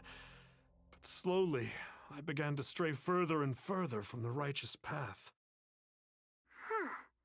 So to sum you up, you're Xiao's biggest fan? Yes. Thank you both for allowing me to witness the conqueror of demons in the flesh. It's like a dream come true. That wasn't quite our intention. Please allow me to swear this oath before the great conqueror of demons. I swear to turn away from evil, to live an honest life, and to never again stain the name of the Adepti. I will remember your oath. Now go. Thank you. 1,000 thanks for your forgiveness, and for all that you have done for Liyue. He seemed very earnest when he was making that oath there. Guess he won't be tricking anyone anymore. Oh, wait. We haven't gotten the sigil of permission back yet. Let's head over to Wangshu Inn first thing tomorrow and look for him. Hey there, boss. Star Snatcher's staying here, right? Star Snatcher. You mean the false Adeptus who wore a mask? He signed in here under the name Wang Ping An. He's already checked out. He said he wished to go on a solo pilgrimage. Ah, yes. He also requested that I give this letter to a traveler who journeys together with a talking fairy, should they come asking for him. Talking fairy? Who's that? Well, anyway, you must be the traveler. Here's the letter. How strange that he would leave a letter for us. Is this the final attempt to fool us, maybe? Come on, open it! Paimon's curious! Huh? Seems like he actually left us a few nice trinkets. Along with... Woohoo! The sigil of permission! Paimon hasn't met a bad guy like him in a long time. Yeah. Anyway, let's go take the sigil of permission to Xiao, shall we? Ah, there you are! We got the sigil of permission back. Do you want to take it? You have my thanks. May I take your order, sir? 1 grilled ticker fish. Certainly. We'll prepare it for you immediately. Huh. No almond tofu this time? Well, that's not like Xiao. Ticker fish was Pervasi's favorite dish. I just wanted to see how it tastes. Huh. By wave and storm I hunt for fish. By wind and snow I slay evil. Was there anything else? I am accustomed to eating alone. And so, Detective Paimon and the trusty traveler solved the case and quietly slipped away. Why did we come here? Paimon's got a bad feeling about this. Not that Paimon's scared or anything, just, concerned for your safety. It's just that this is how lots of scary stories go. You're in an empty place, in the middle of nowhere, there's barely any light, and then just when you least expect it, a stranger comes out of... Quick, do something! Paimon's intuition says that anyone we run into here is going to be far from normal. If he gets us, he's gonna eat Paimon for sure. Who are you? Traveler? Are you from one of the other nations? No, I've never seen your kind of attire before. Could it be that you traveled from the other side? I'm just here for a funeral. I don't mean to offend. No matter who you are, there's no need for any ill will between us. Whew. Seems he's just your average scaredy cat. He looks more afraid than Paimon. Yup. You should leave the introductions to Paimon. Don't be afraid. We come in peace. Gods protect me! No! Stop freaking out and stand still. Relax. Relax? Yes, whatever you say. Please stay your hand. Don't come any closer. I mean you no harm. Don't touch me. Hey! Paimon already said nothing's gonna happen! Was it something Paimon said? Let's go after him. He might do something stupid. Director! There's a ghost after me! Oh? Don't get too excited. These are clients, not ghosts. Exactly! We said we're not ghosts. Why won't you calm down and let us explain? Although, clients doesn't seem quite right either. Yeah, forgive me. This is one of our new undertakers, Mung. It's his first time working a funeral, so of course he's afraid of his own shadow. Funeral. Oh! The Wangsheng Funeral Parlor! Zhongli is a consultant there. They deal with this stuff a lot, right? Oh, you know Zhongli?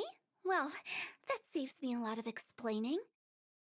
I'm Hu Tao, the current director of the Wangsheng Funeral Parlor, responsible for, well, trifling matters having to do with immortality. A satisfying trade to be in, though, and Wangsheng Funeral Parlor is well known around town. Whatever the request, I'd be glad to hear it. Yeah, if we were looking for Wangsheng Funeral Parlor's help, this is hardly the place we would come to. Ah, but you see, I wasn't referring to clients in the business sense. Everyone who enters this mortal realm will be a client of mine. Sooner or later. Well, that's dark. Wangsheng Funeral Parlor welcomes advanced reservations. When you choose us, you'll never have to worry about what might be around the corner. But be sure to book the right date. Pro tip, it is a living nightmare trying to get flowers at short notice. Speaking of dates, if you're struggling to decide, please do come and talk it over. I'd hate to see you still alive and kicking when your big day comes. Whoa! Slow down! That's... There's a lot to unpack here. You'll have to excuse her. The director is a rather unique individual. Allow me to explain. We'd heard that there'd been some supernatural activity at Wuwang Hill. To restore calm here, we performed a funeral ceremony. It went very smoothly. According to the director, we shouldn't be expecting any more issues in the near future.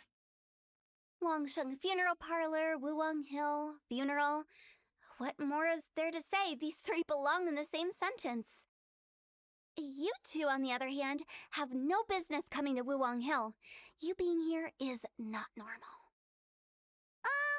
Maybe your understanding of normal isn't quite normal. Adventure? You must hail from the Adventurers Guild. Then you are one of our distinguished clients. Wood, to be precise. Wood? What do you mean? That's just how we gauge our clients' importance. We have 4 levels: wicker, bamboo, wood, and marble. The higher the grade, the better we'd like to get to know you. But I've just only heard of this. Well, that's because I only just thought of it. Oh, don't look so shocked. Oh, take a look. Our adventurers spend the whole day scaling mountains, clearing domains, and smiting enemies. Danger and peril are their bread and butter. Clients like these deserve better treatment. Taking an interest in their daily lives will ultimately benefit not only them, but also me. Oh, touched a nerve, did I? I'd have thought any adventurers who dare come here would be used to conversations like this.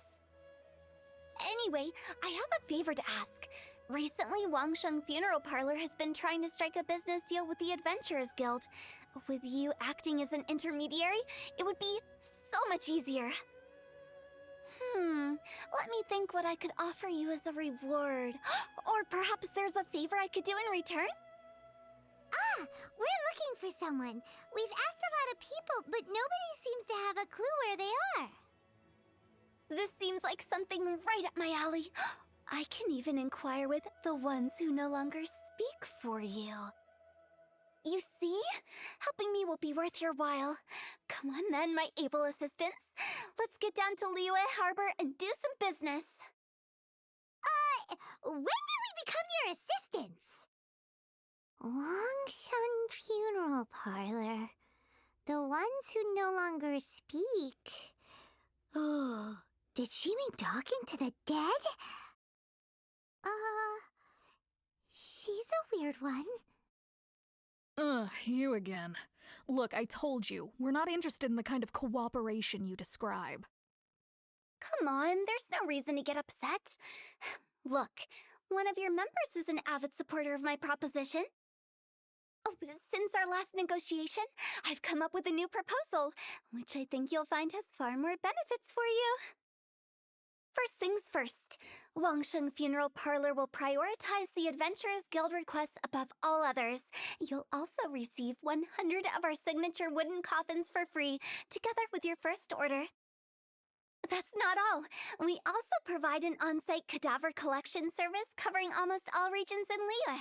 Now, we do charge a slight premium for a very small number of especially dangerous areas, but don't you worry about that. I promise you, it's still very affordable. I don't think you're hearing me. Okay, all right. I get it. You want to bargain a little more, but our offer as it stands is already quite a good deal, don't you think? Just think about it. An adventurer's life is full of unexpected threats. It's only natural to take precautions. Mend the roof before it rains, as they say. Yeah, no. I'm not so sure that saying applies in this context. Speaking of precautions, I'd rather focus on keeping my adventurers safe in the first place. It's time for you to go. I have to attend to other matters. Oh, wait, hold on. Oh, what would you say to a group discount? 30% off for parties of 10? Director, please, you did your best. We don't need another clash with the Millilith. If Paimon understood all that correctly, it seems like she's trying to sell them the funeral parlor services. Yeah, nothing left to do here. Let's go back to Wangsheng Funeral Parlor. Rejecting a once-in-a-lifetime opportunity. It's their loss. Some things are inevitable. It's only a matter of time. Seems like the old ways are the most reliable after all. Mung, are you done preparing our promotional materials? My apologies. I'm only about halfway through. Do you really think they will be effective? Trust me, they're going to work wonders. This marketing strategy has been used by Wangsheng Funeral Parlor for generations. Clients in need come to our door and write down their commissions on blank wooden tiles. Then they squeeze those inside the parlor through the crack under the door. I fulfill the request written on each tile to make sure our clients are satisfied with the service, no matter if it's an obituary, cremation, or funeral that they seek. Although, it is a bit of a hassle with the constant back and forth. If only we could burn them by the batch. No, Director, I'm not asking about the wooden tiles themselves, but about the special offer they advertise. Wangsheng Funeral Parlor should keep up with the times. Just think about it.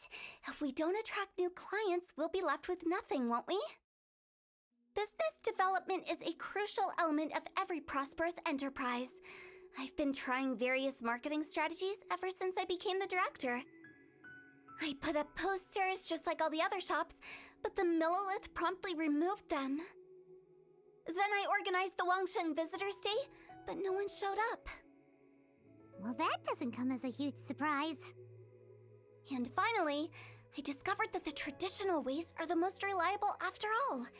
I took inspiration from the wisdom of previous directors. So now, I go from door to door looking for people and organizations willing to cooperate. Just like during our visit to the Adventurers Guild. That's what I mean by business development. The other method I'm trying is using the wooden tiles as coupons, just by writing things like, buy one get one free for the holder of this tile on them. What do they buy and what do they get? A solid and durable second home, of course. Well, they may not need it right away, but they can be sure that when they do, it will still be as good as new. It won't start deteriorating before you finish doing so yourself. That's the Wangsheng Funeral Parlor quality guarantee. All right, Mung, keep adding those special offers to the wooden tiles. The future of our business depends on it. I'm still not sure this will work. Oh, I get it. You think that our special offer is not comprehensive enough, right? It is true. I was offering all kinds of great benefits to the Adventurers Guild because they are a new client. But in doing so, I neglected my old clients. You're right. It's unfair. Let me do some market research. Wait here, my faithful assistants. I'll be back with you in a moment. It shouldn't take too long. Paimon already told you we're not your assistants! Guess we got dragged into somebody else's business again. Let's look around while she's away. You must be the director's new hires. Not us. We're just very curious about Wangsheng Funeral Parlor and Hu Tao. Well, I wouldn't get too curious if I were you. Too much knowledge isn't good for ordinary folk. The director is tactful when it comes to what should and shouldn't be known. Her? Tactful? We should get going. Let's go find Hu Tao. That's settled then. Write it like this. Wangsheng Funeral Parlor Bumper Sale. Buy one, get one free. Buy two, get three free. More for your Mora. I love it. Better than all that lifeless brochure stuff. We want people to feel warm and fuzzy. But Director, isn't Lifeless the name of the game in this industry? That's old hat. We're opening up new ground. Why does Wangsheng Funeral Parlor need to open up? Yes, Director. Poor guy's given up. Right, we should get going. I am not letting new business escape us. We? As in us. Who else? Do you see anyone else around here? Oh, well, you probably wouldn't see them if there was. Stop adding little afterthoughts like that. It creeps people out. Just a joke. Sorry. Everything you see is everything that's present. For the moment, at least. Lighten up. The way I see it, people make death scarier than it really is. What people truly fear about departing this world is suffering and regret. To deal with the trauma, they let their imaginations run wild with notions of ghosts and evil spirits. Oh, baseless fantasies. What we've ended up with is a topic that people are morbidly afraid of talking about. If I don't broach the subject, then Wangsheng Funeral Parlor won't be long for this world. Oh, more approachable and appeasable than you'd imagined? Paimon wouldn't say that. Let's just say at least it didn't hurt us. You must have come across a particularly ferocious entity. How should I put this? Most spirits are incapable of harming ordinary folks. The job of Wangsheng Funeral Parlor is to guard the border between life and death. One component of this is correcting notions of death and the afterlife that people may hold. Simply put, for those unable to see the border, they're best kept as far away from it as possible. So for ordinary folks, the best case scenario is ignorance of all matters concerning spirits in the afterlife, or even better, a belief that none of it exists. Then you really don't have any excuse for spooking the heck out of people. You make it sound so abominable. I'm just trying to get them to see the humor in it all. I never thought you'd be such a bore. Never mind. If you stick by me, everything will become clear. All right, let's get going. Follow me. Director, wait. What about Big G? Don't forget. Big G? Who's that? We've been in Liyue for ages and never heard that name. Oh, nothing. Just something Mung's been pleading with me to take care of. Should be a piece of cake. Where are we going? To visit an important potential client. I'll lead the way. Sorry, who are you? Hello, I'm Hu Tao, director of the Wangsheng Funeral Parlor. Okay, so why would someone from Wangsheng Funeral Parlor be looking for me? Nothing major. How are you feeling these days? Any aches or pains? You shouldn't ignore them, by the way. Very often they're an omen of something terminal. When we're healthy, it's easy to forget the crushing fragility of life. So, aches and pains, best to keep an eye on them. What are you getting at? I'm in great health and enjoying life very much, thank you. Go and find some other poor soul. Goodbye. Why do they get angry? What's wrong with a few earnest health tips? Paimon thinks it's because they're coming from the director of a funeral parlor. And you are? Be quick. I'm busy. Hello there. Would you be interested in understanding a bit about our services at the Wangsheng Funeral Parlor? Wangsheng Funeral Parlor? I'm not in need of your services. So you're out here looking for new customers? Don't you think this might be a bit of a crass way of going about it? Hardly. Isn't this the fashion these days? Bring the service to the customer and all that. I'm not sure it's every service that falls into that. Anyway, please bother someone else if you don't mind. Ugh, another failure. Still, not the end of the world. Paimon's curious. Does this approach ever work out for you? I know your face. The Wangsheng funeral parlor director, right? I'm sorry, I'm really in no need of it. Don't apologize. Get to know us. We've got a new sale going on. Ever hear the saying, out with the old, in with the new? Well, going out with a bang is the best way to start off in style on the other side. If you keep talking like this, I'll have to call the Millilith. No. Okay, relax. We're leaving. But Wangsheng Funeral Parlor awaits your distinguished patronage. You really don't give up, do you? Are you trying to make me feel better? Well, thank you. Seems you understand me far better than most people.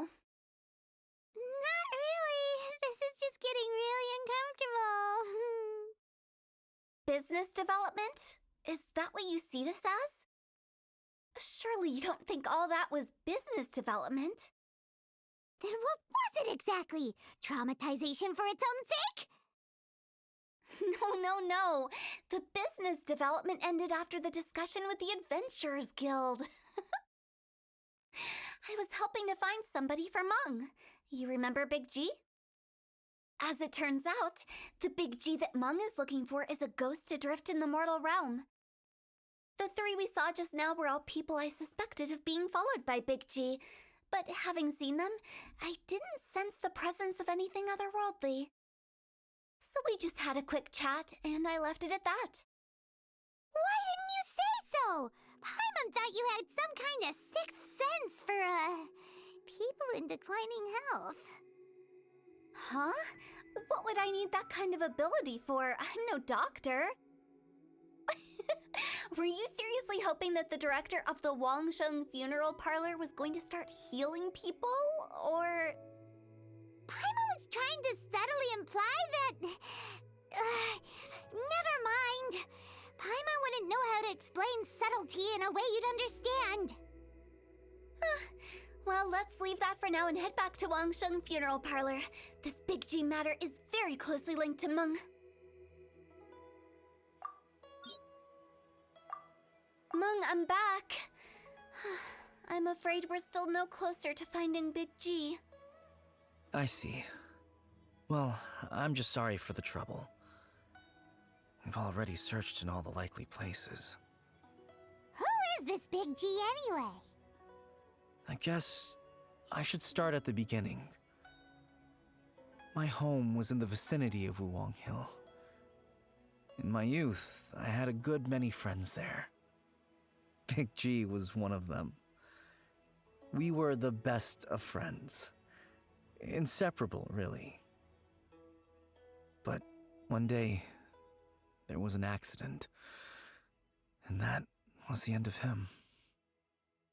I've never forgotten. Too many memories, I suppose. I often return to Wuwang Hill. But recently, after one such visit, I started to feel strange. Now, every night, Big G appears in my dreams. I can't help but wonder, did I disturb him somehow? Perhaps. I don't have proof, but I can't stop worrying. I get more anxious every day. How would I ever come to terms with my childhood friend becoming an evil spirit? That's why he joined Wangsheng Funeral Parlor. In place of a salary, I'm helping him deal with this matter. And in fact, what Meng has said is entirely plausible. Spirits on occasion do find a way into our world. But as for evil spirits, I think you're scaring yourself. Even I have only encountered malevolent forces a handful of times. But are you sure there's no danger? I couldn't bear for him to go around harming people. You see what I mean? Look at the state of him. If we can't find Big G, it'll eat away at Monk forever. Those people we found today were also Monk's childhood friends. I thought there was a good chance Big G might have hidden among them. But here we are, empty-handed. Wulong Hill, childhood friends? Seems like we're out of leads. Sorry, excuse me. Is this Wangsheng Funeral Parlor? My name's Luo Chung. I've had this awful feeling recently, like something's staring at me. Some of my friends and I went to Wulong Hill the other day on a dare. After I returned home, I fell ill. I've been having recurring nightmares, but the doctors can't find anything wrong with me. I think that it's a curse, right? I've been cursed by a demon. Say no more. There's no doubt it's a demonic curse, all right, and a serious one at that. You believe so too? Then it's just like they say in the tales of old. The vengeful spirits of the gods who fell in the Archon War return to cast their evil curses upon mortals. And if the curse isn't lifted, it will burn through the body, laying waste to flesh and bone. Oh, what a wretched end! The symptoms I'm having are just like those described in the tales. Wulong Hill? No, I don't think it was a curse. It was probably just Big G. Hold your horses, both of you. There's no need to creep each other out. Isn't that exactly what you like to do, though? Wangsheng Funeral Parlor specializes in demonic stuff like this, right? Help me. I beg you. I'm too young to die. All right. Don't panic. Leave it to me. You've come to the right person. However, in order to lift the curse, we need a suitable location, and we need to make some preparations. Come with me, my trusty assistants. I'm going to need your help. I guess I'll come too. Help him make the preparations first. The incense exorcism, the one I taught you. When you're ready, come and find me. Once we've finished with this, we'll get back to the Big G matter. Okay, I guess. Right. Let's go. So, what mysterious rituals are you gonna perform here? No ritual at all. We just need to kill some time. Eh? Wait, you didn't take all that vengeful god's curse stuff seriously, did you? They were eradicated ages ago. You saw those two. One thinks he's been cursed, and the other one believes his friends turned into an evil spirit. It's hard to reason with them. Now you see why I believe that ordinary folks should be kept in the dark. I've seen too many people lose their senses on account of things like this. If you want to calm them down, you need to convince them with something tangible. And the best way to do that is to make a great show of destroying the boogeyman they believe in before their very eyes. Sounds like that might work. If you were trying to cheer up a 3-year-old. You're onto something. After all, we're only afraid of what we don't know. Because you can't guarantee that telling an ignorant person the truth will improve the situation instead of exacerbating it. What I can do is pretend to pull back anyone who believes their time is nigh. But since the curse is imaginary, our fix will also be make-believe. Makes sense. But why would anyone believe that it's a curse? Do you know the history of the Yaksha? They once fought against the ancient gods. They fought brilliantly in a battle that engulfed the whole world in darkness. Although the gods were defeated in the end, their resentment persevered. That resentment turned into a pestilence spreading amongst the ordinary folk. Hysteric people mistook it for the curse of the gods. The plague took the lives of many, which only furthered its spread, as the dead were a breeding ground for the disease. Then someone discovered how to prevent it from spreading, purify the air, and burn the bodies of the deceased. The pioneers of these practices were, you guessed it, the founders of the Wangsheng Funeral Parlor. Paimon didn't see that coming. Really? Yes. Anyway, it took many years. but eventually the plague was completely eradicated. We've dealt with similar phenomena multiple times throughout the ages. Each time we successfully restored the balance between life and death. To sum it up, we are gatekeepers, guarding the border for the sake of both the living and the dead. So when I say this curse is just a figment of the imagination, I say it with more certainty than most. But I also can't really go telling people that the ancient plagues were real, or it would incite panic. Anyway, let's wait a bit more and get ready for the show. This leyline monolith will make for a really great prop. Ah, you're finally here! We just finished our preparations. Now, look here. This device is used to drive away evil spirits. It'll absorb the curse inside you and cause it to take a physical form. But don't worry, the traveler here is a seasoned warrior and will assure our safety. Oh, right. I forgot to tell you. It'll be fine. Will that really solve my problem? Trust the director. She might look like a weirdo, but she's serious about everything she does. How can you call me a weirdo? I mean, wouldn't you say it's more charmingly naive or disarmingly different? All right, let's get down to business. My glamorous assistant, please activate the device. How are you feeling? Did the curse leave your body? Yes, I feel more invigorated than ever before. I'm cured. I can't express how grateful I am for your and the Traveler's help. If it hadn't been for you, the curse would have taken my life. Great. In which case, I guess now I can tell you. You've been pranked! What? This exorcism device? People like you wouldn't recognize it, but it's just an old ley line monolith deceptively effective at attracting monsters. And those were real monsters, not a manifestation of your curse. So riddle me this. If I didn't do anything to lift the curse, then what's the cause of your sudden recovery?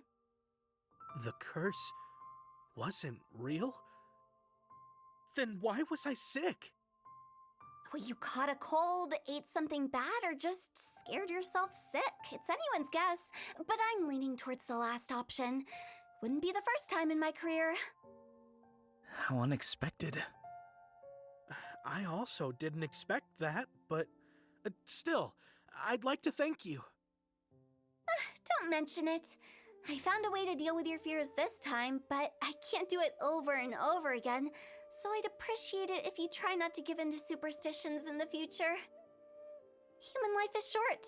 Enjoy it while it lasts. Wow, what a weird thing to say.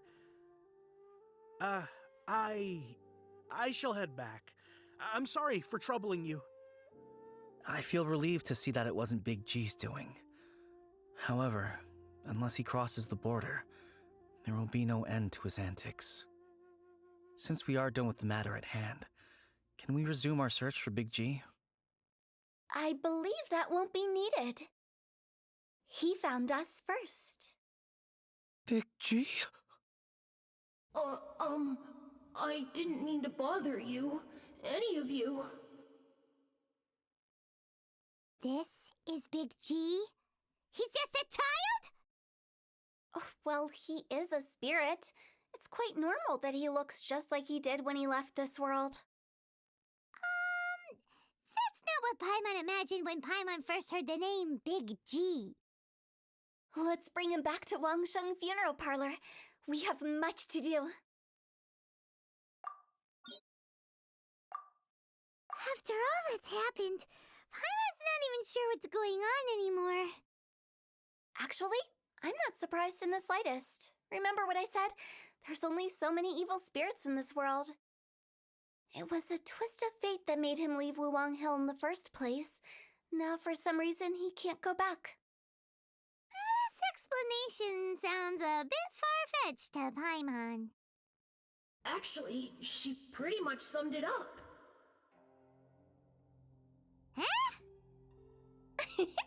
Don't ever question my professional instincts. I just wanted to check up on my friends. That's why I came to Liyue Harbor. I promise I wasn't up to any mischief. I never wanted to scare anyone. A few days ago, some people came to Wuwang Hill on a dare. I heard them saying they'd come from Liyue Harbor, so I followed one of them back and ended up here. Ah, it must have been poor Luocheng that you followed. Maybe he didn't notice you, but he could still feel your presence. Now we know what caused his nightmares. I was discovered? Well, I assume so, otherwise he wouldn't have been scared half to death. Yeah, Hu Tao and Meng were searching for you all over the place. Oh, that's because I couldn't find them. It's my first time in Liyue Harbor, and I got lost in the city. Now that you mention it, Big G always had a poor sense of direction. When we were kids, he'd never go down the hill by himself. We always had to lead him. So, all of this was just because you got lost? Why didn't you just fly? Like any other ghost or spirit? Don't you think it's much easier to find your way from up above? I can't. It's too high for me. I'd get scared. That's right, yes! He used to be so afraid of heights that he wouldn't even so much as look down the hill. You haven't changed a bit. I knew I wasn't supposed to show myself to the living, and with so many people walking around Liyue Harbor, my only choice was to hide. I wouldn't have found you if it weren't for the leyline monolith's call. I'm so relieved that you haven't become an evil spirit. Like I said, don't ever doubt my professional instincts. Now, all we have to do is escort this lost child back to Wuwang Hill, and we should be done and dusted. But he just said he wanted to visit his friends. Apart from me, there's also Little Wu, Mumu, and Songze. Well, if that's the case, we can't let him down. We'll ask them all to help us prepare a farewell ceremony for Big G. Meng and I will escort Big G back to Wuwang Hill. You meet with those three and ask them for keepsakes to symbolize each one of them during the ritual, then come and find us. They're all friends. Can't we just go there all together? Or maybe we can take Big G to them.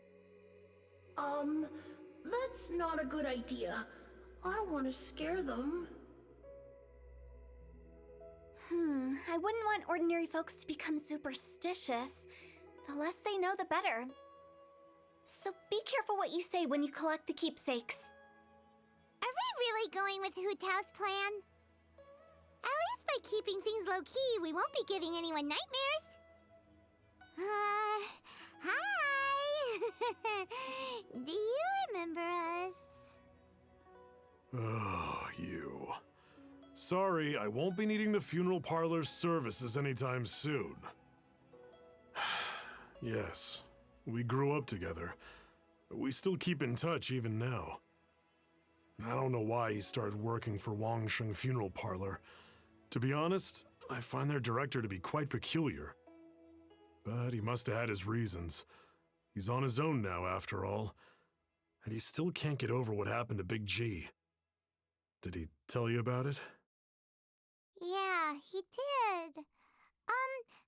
If you could pick one thing to give to Big G as a keepsake, what would you choose?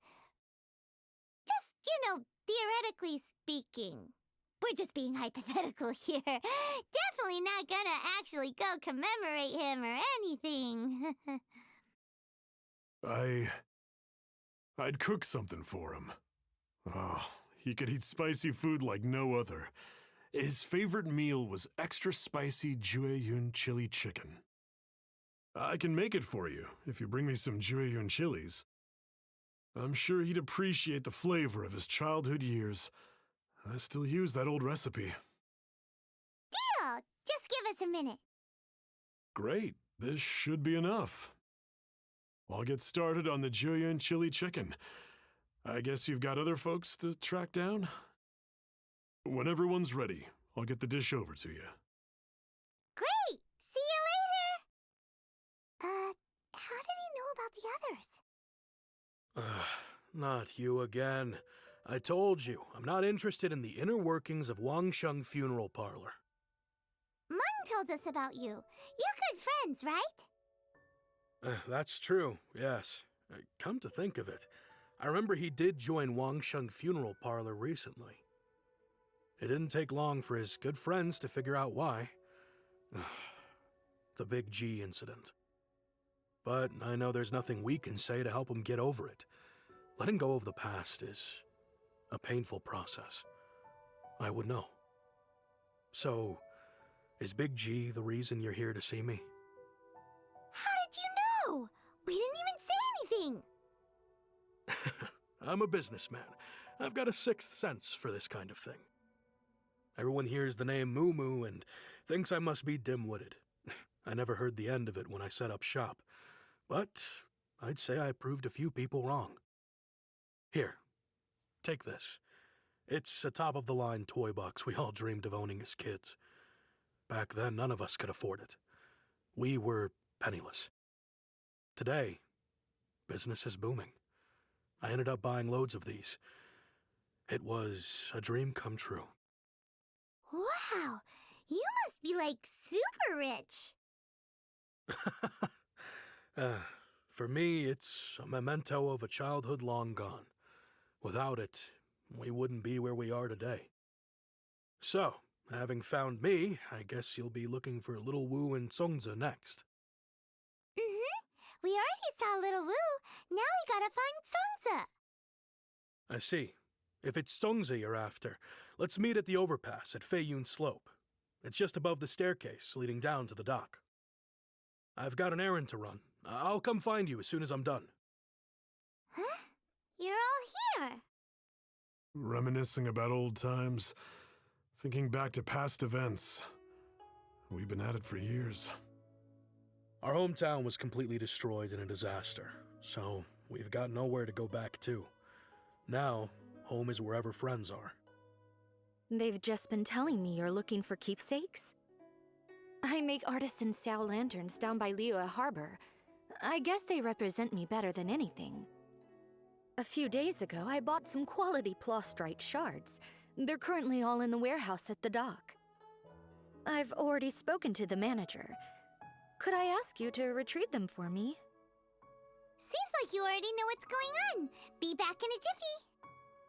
Hi, we're here to pick up the plastrite shards for Songza. I think she mentioned it. Yes, here you are on the register. No problem. The plastrite shards are over in that crate there. Please, help yourselves. These look like what Songza was talking about. Let's head back. My thanks to both of you. This looks like great stuff. Please, wait a moment. This is the final step. Okay, there we go. I wrote all 5 of our names inside the lantern. You know, during the annual lantern rite, we all release a lantern like this. No matter what the days may bring, whichever roads we choose to take, while this rite remains observed, each of us remains the same. As for the matter of Big G, the 3 of us have discussed amongst ourselves and agreed we won't press you on it. But if you get the chance, please let him know we're doing well. And that the things we once spoke of, they've all come to pass. Thank you. We'll pass it on. Big G is lucky to have friends like you. We got everything we need. Let's go to Wuwang Hill and find Hu Tao and the others.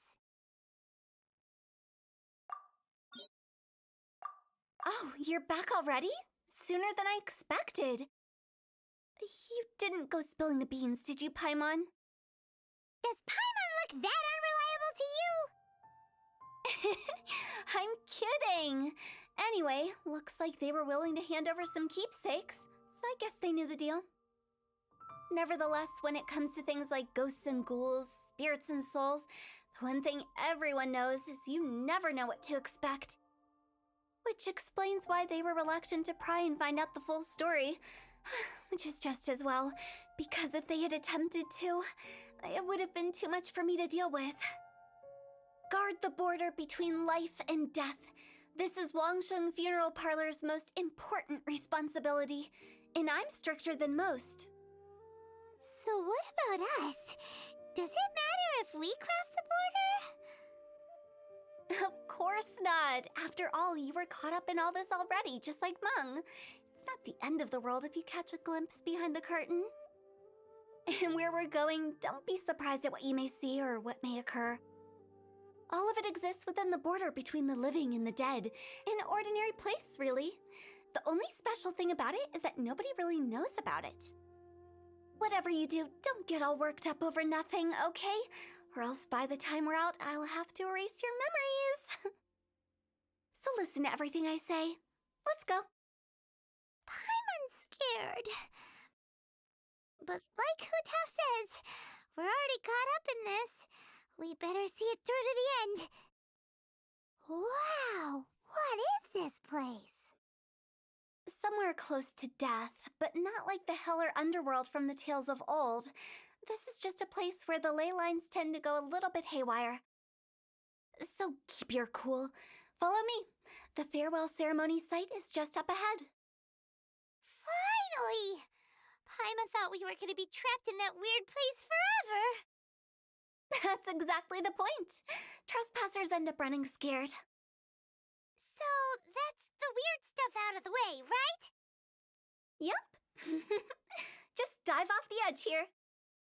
What? It's the lantern rite again. Wouldn't it be cool if we got to see the lanterns ourselves one day? You can make a wish without a lantern, you know. My mom told me. As long as you yell it really loud, your wish will come true in the future. Yell it? Isn't that kinda embarrassing? As soon as the first person yells, then everyone else just joins in, and nobody feels embarrassed anymore. That's right. Little Wu, you start. Alright, I wish I could open a massive restaurant with never-ending dishes and snacks, so I could eat Joy-Yu and chili chicken every day! That's your wish? If that's so funny, what's your wish? To get rich, of course. Do big business and make a load of Mora. With Mora, you can do whatever you want and be happy. Yeah, if you get rich, you could buy that super expensive toy box. Not just one. One for everyone. No, loads for everyone. Well, if Momo's gonna be a businessman, then I don't need to earn any money. Whoa. It's tough getting rich. Don't put all the pressure on me. As for me, I want to learn to make Mingxiao lanterns. The big kind! And Xiao lanterns, too. I'll be the best artisan around. Yeah! That way we don't need to go to Liyue Harbor to release Xiao lanterns. Anyway, those are our wishes. Meng, Big G, what about you? Me? Huh? They all disappeared. Right when he was about to make his wish. It brings back so many memories. That was the last lantern ride the five of us spent together. It's been so long. Everyone's all grown up. Have all those wishes really come true? We asked each of them for parting gifts for you. Little Wu's become a chef, Momo's a successful businessman, and Zongza makes great Xiao lanterns. Really? Wow. We've never forgotten our childhood dreams. We've kept them in our hearts as a promise to each other. Anyway, time to release this lantern. Hey, take a hint. Let's give them some space to go over the good old days. Take the hint? Really? Of all of us, you're the one who needs to learn how to read the room! Monk's already crossed the border.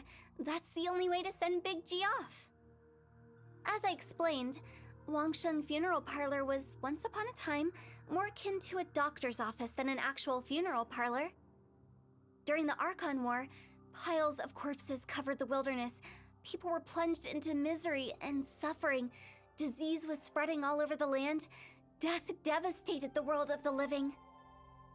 Such were the times when the Wangsheng Funeral Parlor was first established.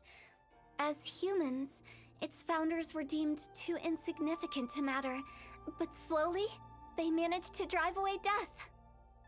They must have paid a huge price for that. After generations, Liyue Harbor became a bustling hub of prosperity, luring people with dreams of great fame and abundant mora. But in the end, some lunatics stirred up the legacy of the dead. By that I mean the remnants of the defeated gods that ravaged the world. I won't go into specifics of that situation, but suffice to say that at its peak, life was on the verge of bringing about its own extinction, while death was coming back with a vengeance. It took a long, long time, longer than you'd think, to restore balance and reinstate the border. Without it, Liyue Harbor as we know it wouldn't be here today, neither would the Wangsheng Funeral Parlor, you or me.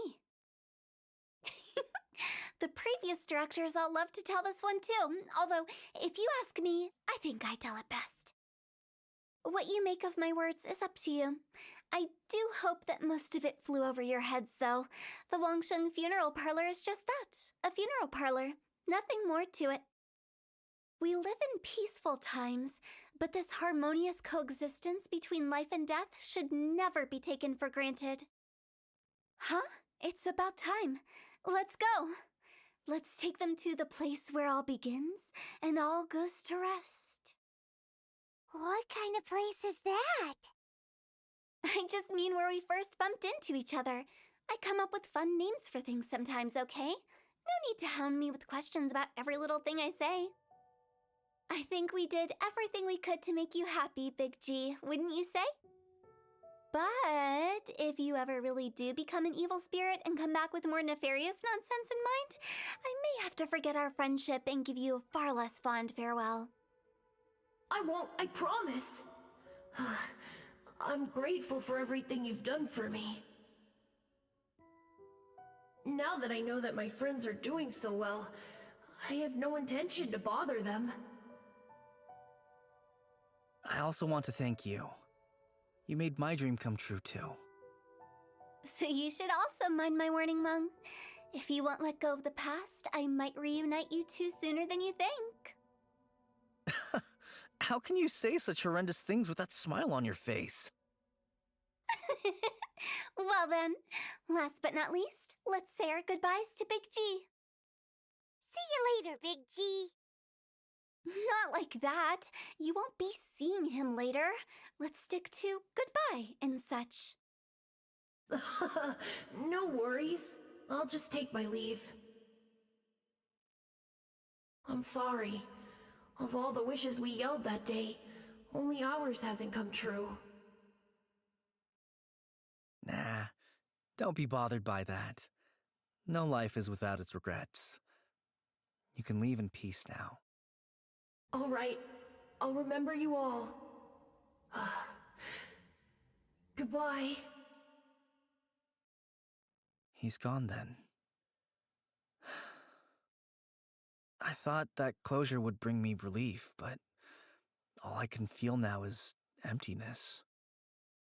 So, what was the wish you two made? We didn't have a chance to hear it earlier. Well, after each of us has started a family and built a career, we want both our families to spend the lantern rite together. That's why I envy my friends so much. Little Wu and the rest, they all had a chance to fulfill their wishes. Mine, however, will remain just a dream. That's right. Also, think about this. Everyone gets burnt to ash one day. So enjoy your life while you can, and when your duty to the living is over, you can meet whoever you want again in the afterlife. Isn't that great? Thank you? Either way, I don't think I'll ever return to Wuwang Hill. I have a lot of feelings to process. No worries. It's a good opportunity for you to go on vacation. Consider your leave approved. Naturally, this doesn't change the terms of our previous agreement. The leave will be unpaid. Aren't you forgetting about something? I took you to the border and let you have a look around, didn't I? But based on your reaction, it seems like you didn't find what you're looking for. It is a pity indeed. The biggest pity of all is your lack of help. I was fishing around on your behalf through the channels that aren't accessible to you. Unfortunately, I didn't find any leads worth pursuing either. I'll keep my eyes open in case anything crops up. If so, I'll be sure to let you know. You don't sound like you mean it. I'm not an expert on tracking down the living. However, if you want me to summon someone from the other side of the border... Oh, stop saying creepy stuff! Relax. I'll help you look for them. You have my word. My exquisite sense of humor always goes unappreciated. I have my reasons. Reasons? The spirits we saw near the border are the dead that still long for the world of the living. But I've never seen any of the previous directors there, not even once. This means that becoming the director of Wangsheng Funeral Parlor was the right decision for them, and left them with no regrets.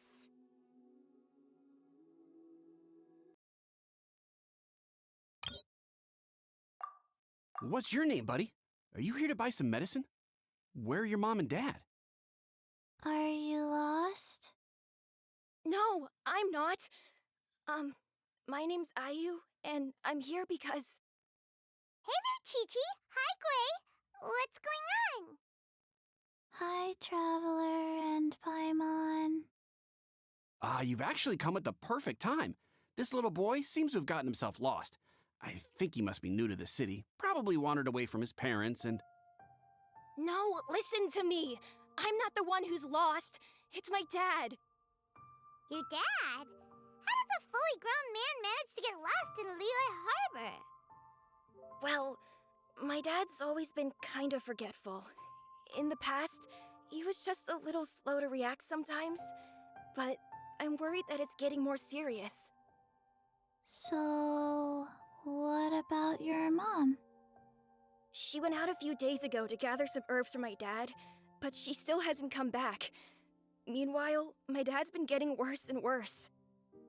I remembered that the owner of Boo Boo Pharmacy always runs a clinic in Chingsa Village during the Lantern Rite, so I thought, why don't I take Dad to Liyue Harbor to see him there? When we got to the city gate, I took a moment to ask the Millith guards for directions to the pharmacy. And then, when I turned back around, my dad was gone. I asked the Millith guys to go find him, but he said they won't be able to send that many people. So then I figured, maybe I could ask some other people in the city to help. You came to the right place. We're pros at finding people. Isn't that right, Traveler? Changshen can help. She has a good sense of smell, like a dog. Hey, who's talking about me behind my back? Chengsheng, Chi-Chi meant that as a compliment. There's no need to be upset. Hello, child. You mentioned that you were looking for the owner of Boo Boo Pharmacy. How might we be of service? You have a talking snake? Oh, are you Uncle Baiju? Uncle Baiju? Chengsheng, now's not the time. My dear boy, could you tell me more about your father's condition, as much as you can recall? Yes, Dr. Baiju. I see. And your family lives near Chingsa Village, you say? I visit patients there frequently, but I don't recall ever seeing you or your parents. Uh-huh. My mom doesn't like meeting other people, especially during Lantern Rite. She always tells me to just stay at home and keep my dad company. Is that so? Ayu, by any chance, is your mother's name Jiangli? Whoa, yeah, it is. Do you know my mom, Dr. Baiju? I certainly do. Gui, Chi-Chi, are there any pressing matters in the pharmacy at the moment?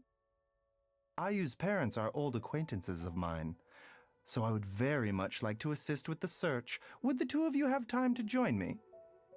Don't forget us two. We already told Ayu that we'd help. Oh, really? Well, that's wonderful. We are most grateful for your support. Chi-Chi and I need to clear up the shop front first, but once that's taken care of, we'll be right out to help you with the search. Family is very important. Thank you. Then I'll leave you to handle the pharmacy. Traveler, Paimon, why don't you come with me and Ayu? Let's start by talking to the Millilith guards at the city gates, see if they have an update. They searched to the north, but couldn't find anyone who matched the description. Well, that complicates things. The city folks say there's no sign of him either. We need to start looking further afield. But where are we gonna get the people? Excuse me, sirs. Have you found out anything about my dad yet? Ah, hey there, buddy. Dr. Baiju. What brings you out this way? The boy asked for our help, so we're here to join the search. Any new developments to update us on? Oh, thank goodness. We were just discussing how we're running out of manpower.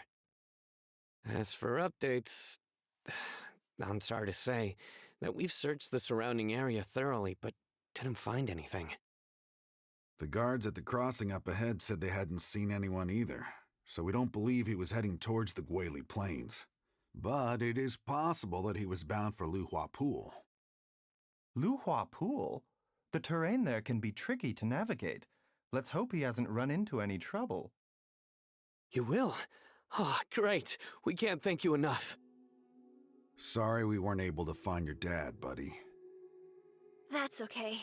Thank you for trying. Dad! Dad, can you hear me? Look, there's somebody over there. Oh no, it's... Hey, you! Stop! Don't go any further! Watch where you're going!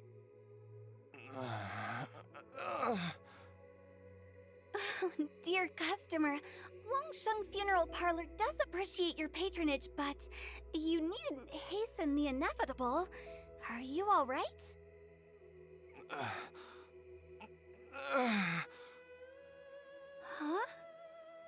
Dad! Hey, Hu Tao! My, who do we have here? It's the Traveler in Paimon, and... my worst nightmare. I see she still hasn't warmed to you. Thank you, Director Hu, for saving this man. Dad, are you okay? Do you recognize me? It's me, Ayu! You're... Ayu? Who am I? Your name is Jiao Liang, and you live just west of Qingse Village. You were supposed to come to Liyue Harbor to see the doctor, remember? Does that jog your memory? Oh, my name is Jia Liang. Liyue Harbor. See the doctor? Yes, I'm Jia Liang, and I need to see the doctor. Wait, why do I need to see the doctor? Uh-oh. He seems in really bad shape. We need to get him back to Boo Boo Pharmacy right away! Sorry, Hu Tao. Gotta dash! Dinner's on us next time! Hold on a second. You're not seriously thinking of taking him to Boo Boo Pharmacy in this state, are you? Huh? Why not? What's the problem? Come on, Baiju. Don't tell me you haven't noticed it. Didn't your master teach you how to spot the signs? Why do I get the sense that you spotted them right away, but you're planning to use it for your own ends? Use what? What are you talking about? Paimon's lost. There are traces of god remains in Jialiang's system. Yes, but more importantly, they're on the verge of an outburst. If that happens, the consequences will be unthinkable. Paimon, sorry, what? God remains? There's no need to worry, Director Hu. I have methods of keeping them at bay. It is the sworn duty of all who practice medicine to cure illnesses and save lives. What reason would I have to neglect a patient in need who is right there in front of me? Besides, it was my late master's dying wish to be able to save this patient in particular. Perhaps out of respect for him, you could give me a day's grace so that I have time to treat him?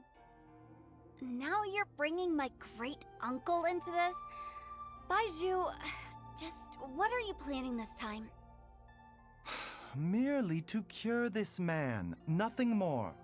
But of course, if you have any doubt as to my intentions, you are more than welcome to accompany me to Boo Boo Pharmacy and monitor my activities. Oh, really? I thought I was persona non grata at Boo Boo Pharmacy. You're being unusually generous today. Okay, deal. We're not going to solve anything by keeping Jialiang here.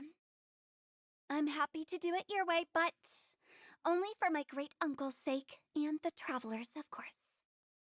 You must be pleased you brought the traveler along.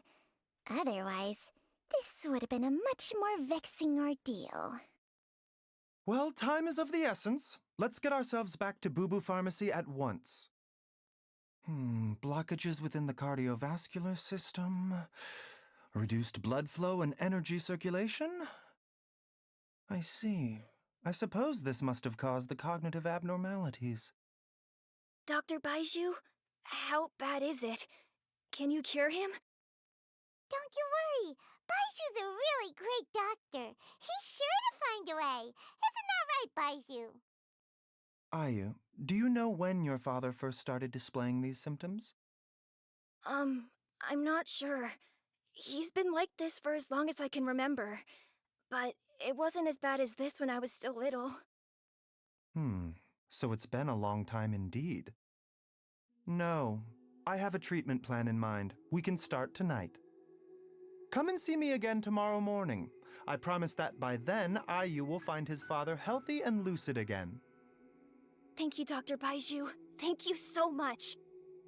If you still have any misgivings, Director Hu, please feel free to hang around for as long as you wish. However, it would be best if you step outside this room. A doctor must be able to focus when treating a patient. Any distractions heighten the risk of complications. Yes, of course, absolutely. I'll just go and look at the flowers or something. But I will be back in an instant at the first sign that something's amiss. See you tomorrow, Baizhu and Changcheng. Bye for now, everyone. Are you ready, Baizhu? Ready as I'll ever be. I'm used to it by now. Come on, let's get started. All's well that ends well, huh? You know, Paimon's kind of curious after hearing Baizhu mention those people from his past. What do you think they were like? Yeah, you must be curious too, right? Let's go see what we can find out while Baizhu's busy treating Ayu's dad. While I'm idling time on admiring the scenery, the spectacled snake-bedecked docs doing surgery.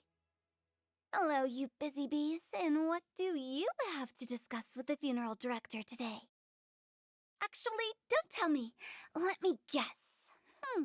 From the looks on your faces, you've got some questions for me. Guilty as charged.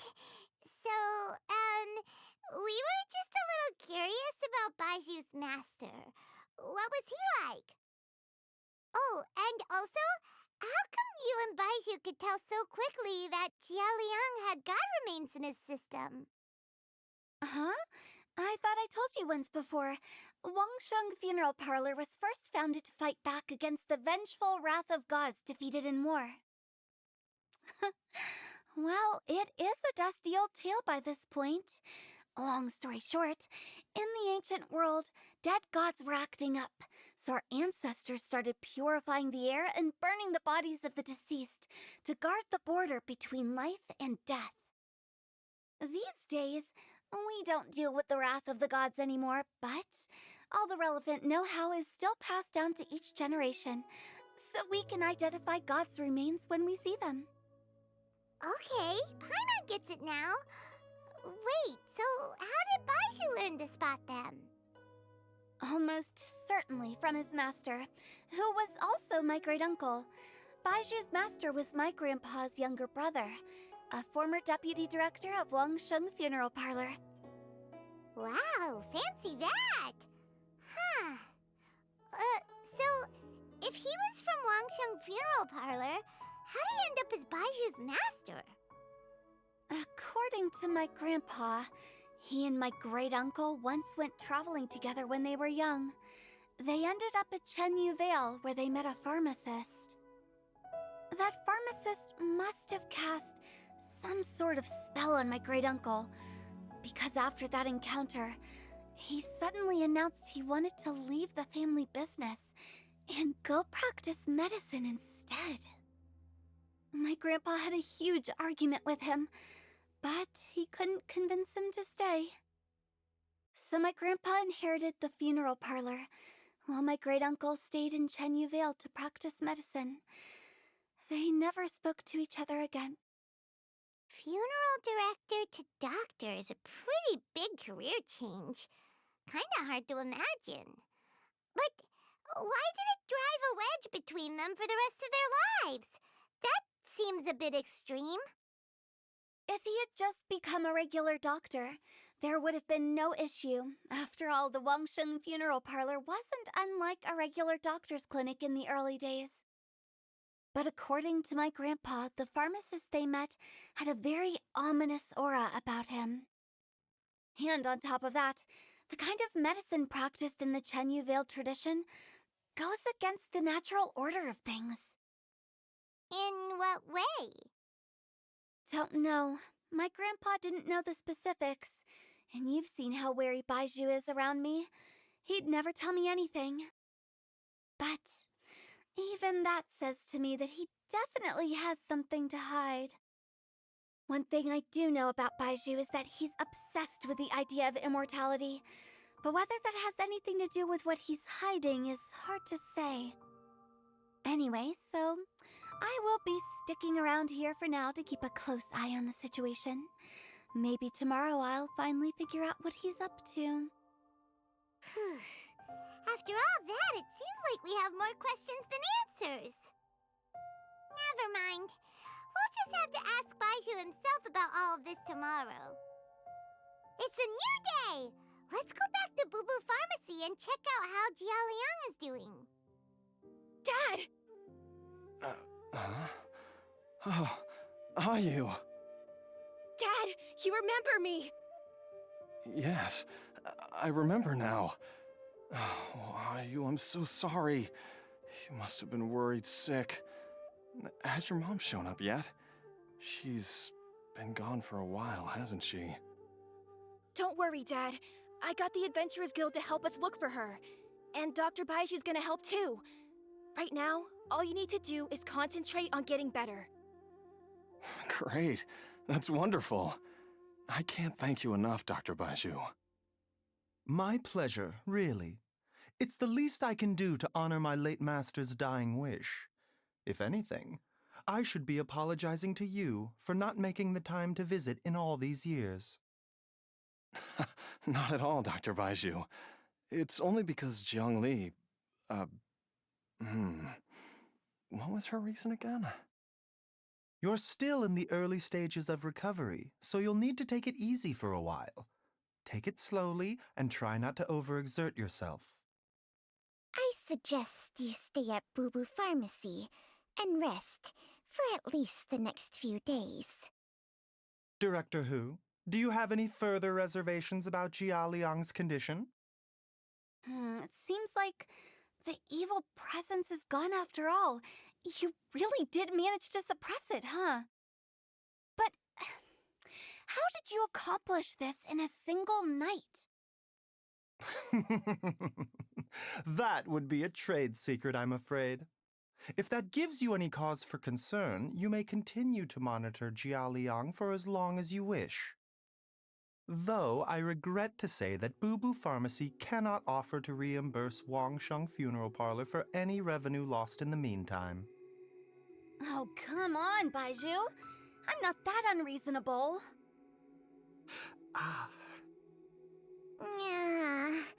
I've been stuck indoors for too long. Baiju, take me outside for some air, or I'm going to suffocate. Yes, of course. Everyone, please excuse Qiangsheng and myself for a moment. Suffering now, are we? Did you seriously expect to cover it up just by putting on a brave face and ignoring it? If it weren't for my quick thinking, they'd have all seen the sorry state you're in by now. But in any case, why must you keep this a secret from everybody? You should at least share your secret with one person you trust. Who's there? Why did you follow us here? Oh, it's nothing. I just needed to get some air. What did I just say about putting on a brave face? Traveler, Paimon, the truth is, Baiju did not cure Jialiang's illness. Instead, he transferred some of his own life force to his patient to temporarily subdue the poison in his system.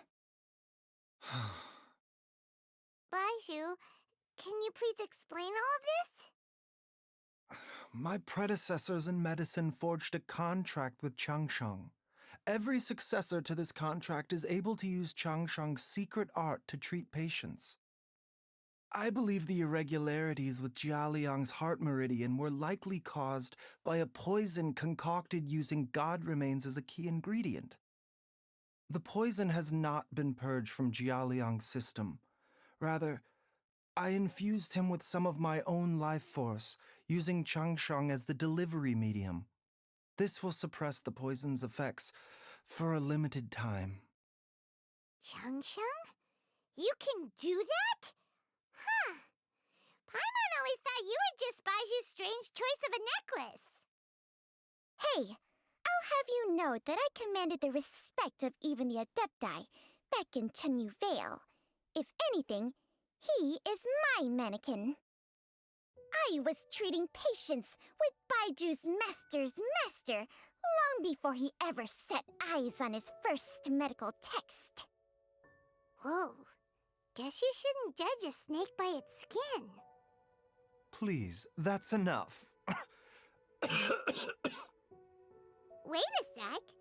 Hutel was saying that the branch of medicine you studied uses some pretty dubious methods. So, when you transfer your life force, does that mean you're actually damaging your own body? Hardly. Changsheng helps to keep my chi in balance, so there is no great harm done. Still, Baiju's life force is not unlimited. We must find a way to neutralize the poison in Jialiang's body, and soon. Traveler, Paimon, would you lend this dummy a hand? He needs someone checking up on him, or he'll exhaust himself trying to accomplish everything on his own. Baiju, don't you think you should seize this opportunity? You cannot expect to hide this from everyone for your entire life. Time will see that all secrets surface eventually. Entire life. Thank you, Traveler and Paimon. Huh. Paimon doesn't think we've seen this side of you, but there's no need to thank us. You've helped us out before. The poison in Jialiang's system must have accumulated over a prolonged period. I think I should pay a visit to their family home and look for clues as to how he might have been exposed to it. Yes, I asked Ayu this morning before you arrived. He told me that his family lives in a secluded spot to the west of Qingsa village. Let's head there together once I've asked Gui and Qiqi to look after the pharmacy. As well as investigating Jia Liang's exposure to the poison, we should also keep an eye out for Ayu's missing mother, my fellow disciple Jiang Li.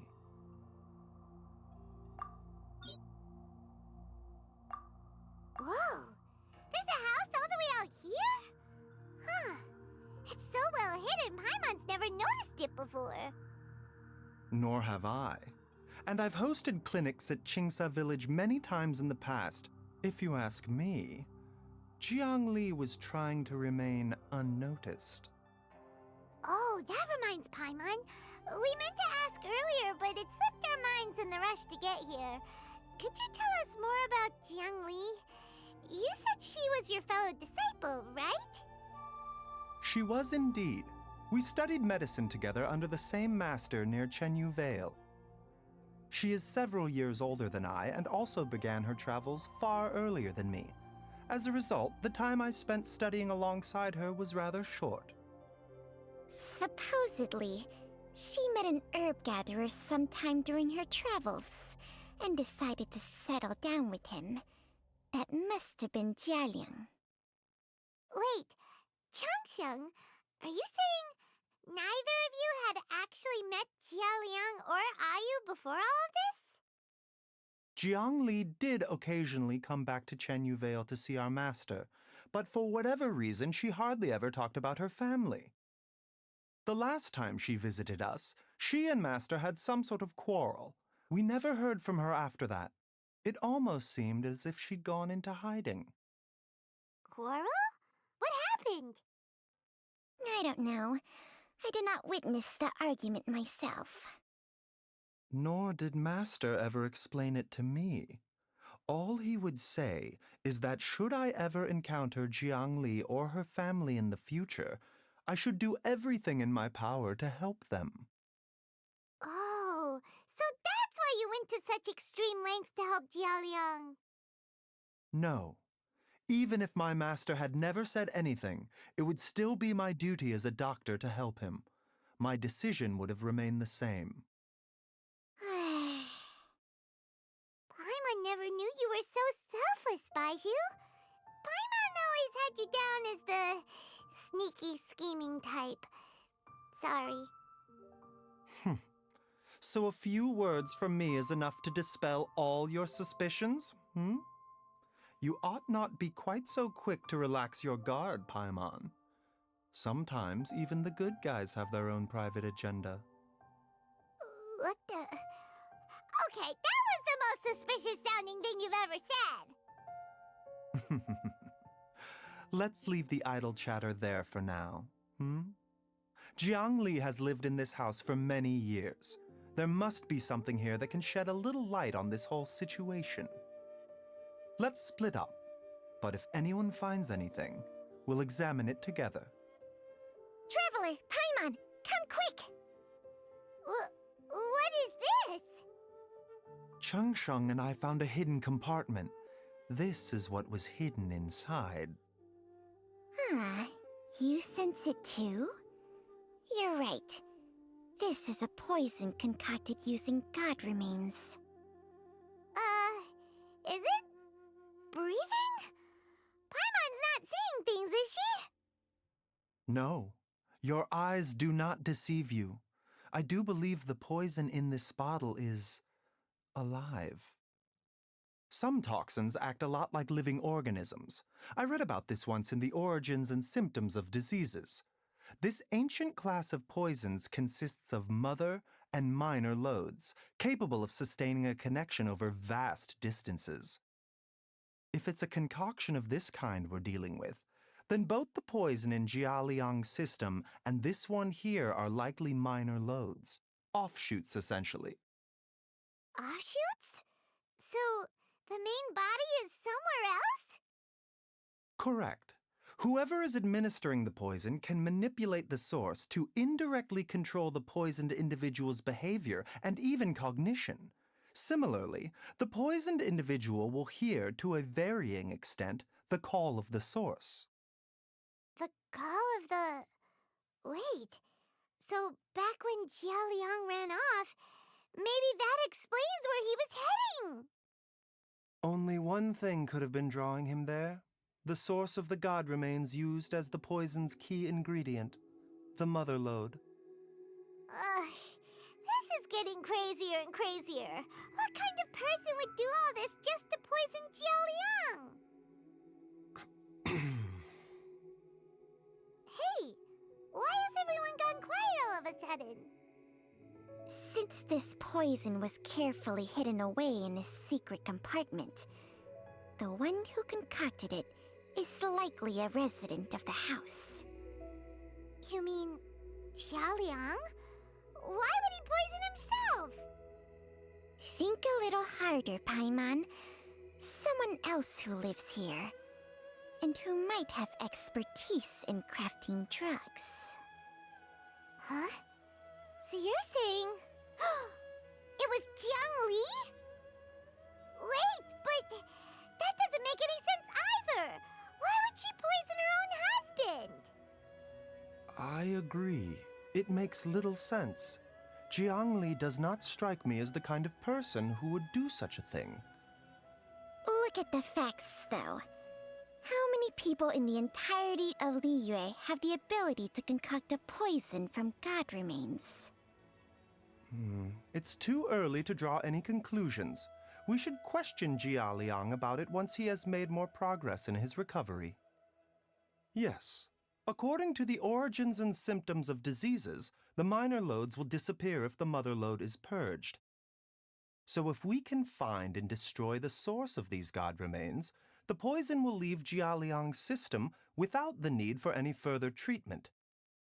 Do you know anything about god remains in Qingsa village? Even the history books have no record of this. The only ones who'll know anything are those old fogies who have been hanging around here since the beginning of time. Didn't you used to be on good terms with the Adepti, though? You sure they didn't tell you anything about this? Well, Changsheng's memories and powers are not what they were in her prime. These days, she has to enter a contract with a mortal and share their life force just to sustain her own life. I fear that such ancient events are long gone from her memory by now. Whoa, what? Enter a contract? Share life force? Sounds like some pretty spooky sorcery if you ask Paimon. Hey, plenty of people would jump at the chance to join forces with a powerful being like me. With my assistance in rebalancing your chi, not only can you extend your lifespan, but you will also be stronger, healthier, and able to eat whatever you like with no risk of upsetting your stomach. Stronger and healthier? Wow, that's amazing! Baizhu, maybe when you retire, you can let Paimon sign a contract with Changsheng for a few days. Unfortunately, Changsheng's contract has strict requirements regarding the host's temperament. None of her hosts have ever been exempted from these rules. I fear that I will be unable to accommodate your wishes, Paimon. Temperament? Hey! What are you trying to say? Did you just subtly insult Paimon to her face? Ugh! Paimon's mad! You're getting ugly nicknames, both of you! Baizhu, you're... Mannequin Man! Changsheng, you're just... a pain in the neck! This is exactly why your natural temperament makes you woefully unsuited to being my host. All right, everybody, calm down. Back to the matter at hand. Is there any way at all for us to seek counsel from the Adepti about this? With how antisocial they are? If it were up to them, they'd go their whole lives without showing their faces to the common folk. What? Seems you're as well connected as they say, traveler. We are truly fortunate to have you on our side. Oh, if you're talking about who Paimon thinks you're talking about, you better do the honors. You called? Gets Paimon every time. Aren't all Adepti in the habit of materializing out of thin air like this? Well, this is unexpected. Huh? It's you. Baiju of Boo Pharmacy. I do believe I've had the pleasure before. The Lantern Rite, when we met briefly, I was unaware of your true identity. I must apologize for the discourtesy. Huh? You two already know each other? Our paths have crossed once before. I sense the presence of evil spirits. Is this why you called me? So someone has been concocting demonic poison. Too often, fervent desires drive mortals to abandon all regard for their own safety. It is lamentable. I now know what you seek. It is true that a god's remains are buried beneath the foundations of Qingce village. A vile monster known as the Che once wrought havoc over this land, before it was subdued by Rex Lapis. The land was finally cleansed of poison when Rex Lapis used statues in his likeness to seal the serpent's remains. Qingce village was founded some time after that. The seal is still mostly intact. If the Che is the source, then it must be some of its blood leaking from deep underground. However, its aura is faint and barely detectable. You will need to investigate further to identify the location of the leak. I do not like to intervene against mortals unless absolutely necessary. But when demonic forces are involved, things can spiral out of control. If that happens, be sure to call my name again.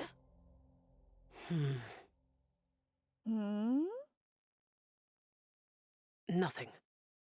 I do not wish to sway decisions that are mortals to make, but immortality may not be the blessing that you imagine it to be. I shall treasure your words of instruction, Master Adeptus. Farewell. What a strange Adeptus. Rather different from the way I remember them. That's Xiao for ya! And thanks to him, we finally got some concrete info to go off of. If the god remains are leaking from underground, Jiangli must be paying a visit to a subterranean cave on her herb-gathering trips. If we can find the cave... Master, there's a problem. Gui? Did you run all the way from Boo Boo Pharmacy? What happened? Don't panic. Just catch your breath and tell me everything. It's Jiaoliang. He was fine one minute, and then he suddenly took a turn for the worse. Already? How? Based on past experience, he should have been fine for the next 3 days at least. It seems that my worst fears have been confirmed. Everyone, back to Boo Boo Pharmacy now! Dad, what's wrong? Dad?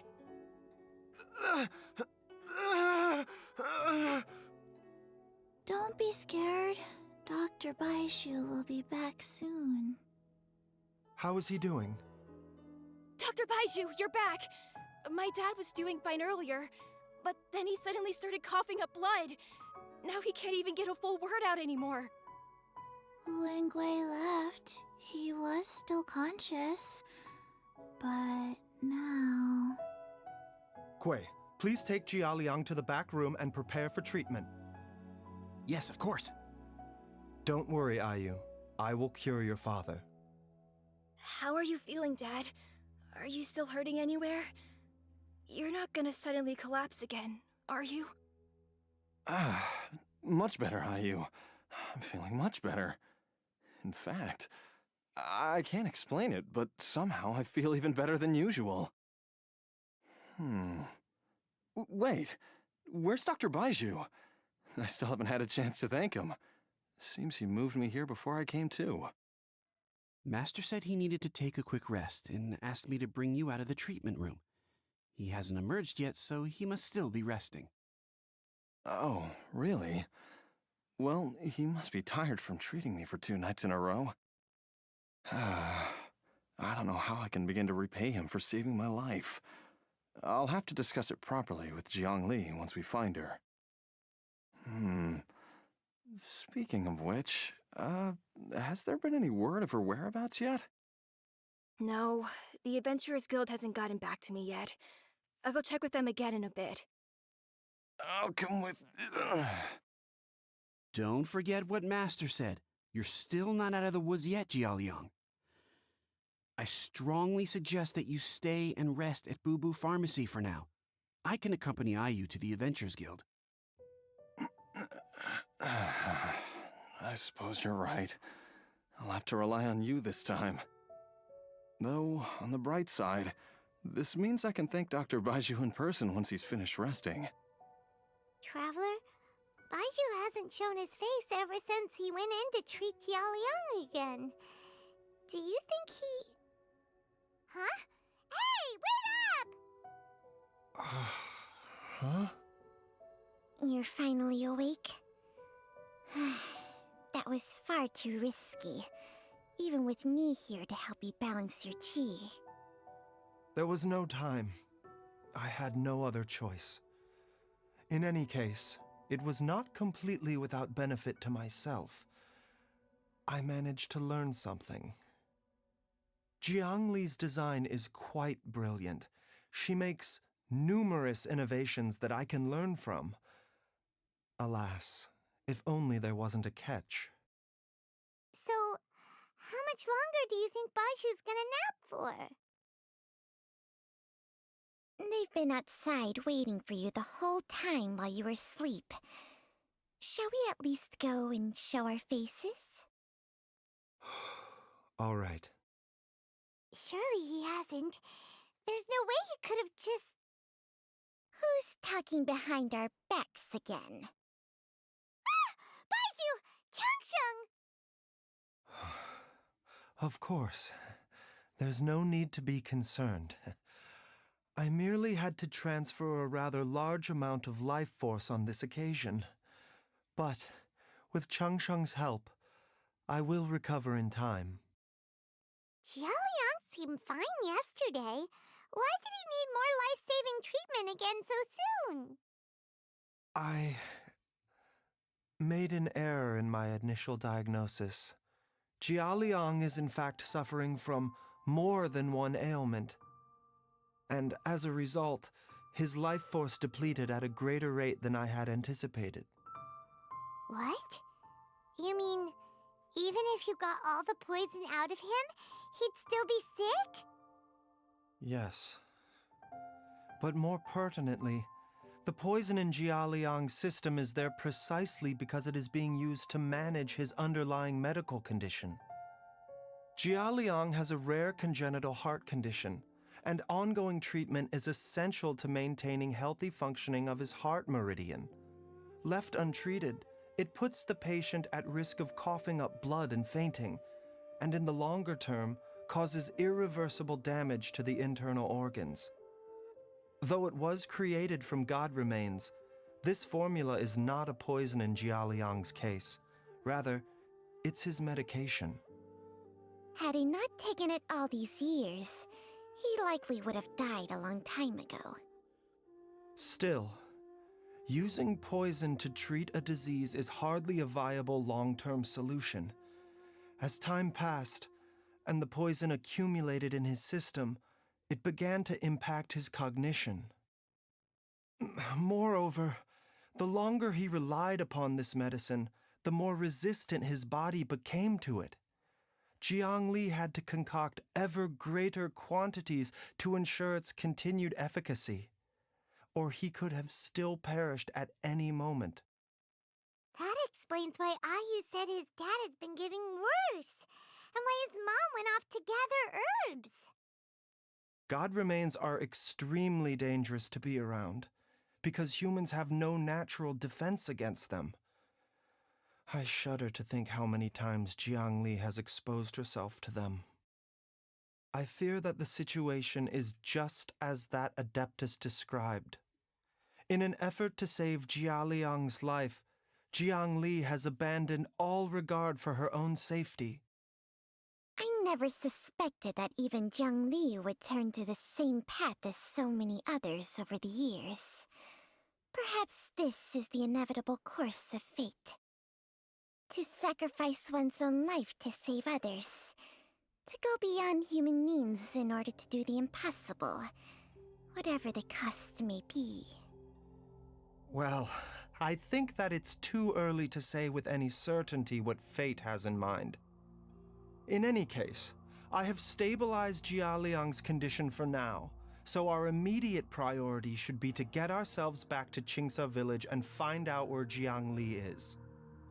Her regular exposure to god remains over such a long period will have been catastrophic for her health.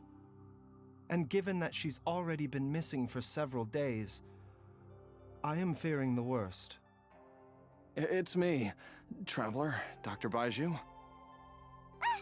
It's Jialiang! Don't tell Paimon you overheard everything already. Dr. Baiju, please let me come with you. You've already done so much for my family. I can no longer just sit here and watch while you put yourself at risk for Jiang Li's sake. After all, if it wasn't for me, she wouldn't have had to put herself in harm's way in the first place. I know I won't be of much help in battle, but at the very least, I can show you the way. I'm sure I'll be able to remember. I know there's a spot where she says goodbye to me every time she goes to gather her herbs. I'm sure I'll remember. I have to remember. Be careful. If you get too agitated, your blood pressure and stress levels will rise, putting further pressure on your heart.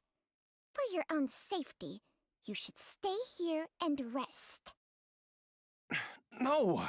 We're out of time! We have to go now. Right now. Before I forget everything again. This trip will be extremely dangerous, and there is a very real possibility that you will not return from it. Are you sure you're prepared for that? I never expected to live this long in the first place. My death is already long overdue, so why should I fear it? There's only one thing I fear now, and that's that I'll forget her again before we manage to find her. Very well. Then follow me. Dr. Baiju, are you heading out again? Yes. This could be a long one. Could you please prepare a dose of the usual formula? Please add an extra measure of mistgrass pollen and 1 dose each of the ingredients from the 3rd and 5th compartments of my medicine cabinet. I hope it works. Dr. Baiju, do you mean... Hop to it now, and remember to be careful with the cauldron this time. You don't want to burn yourself again. Okay.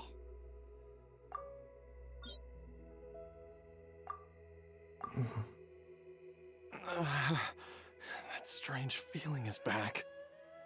It's just like the day I went missing. It's as if something inside me is trying to guide me somewhere. The Mother Lode's influence is growing stronger.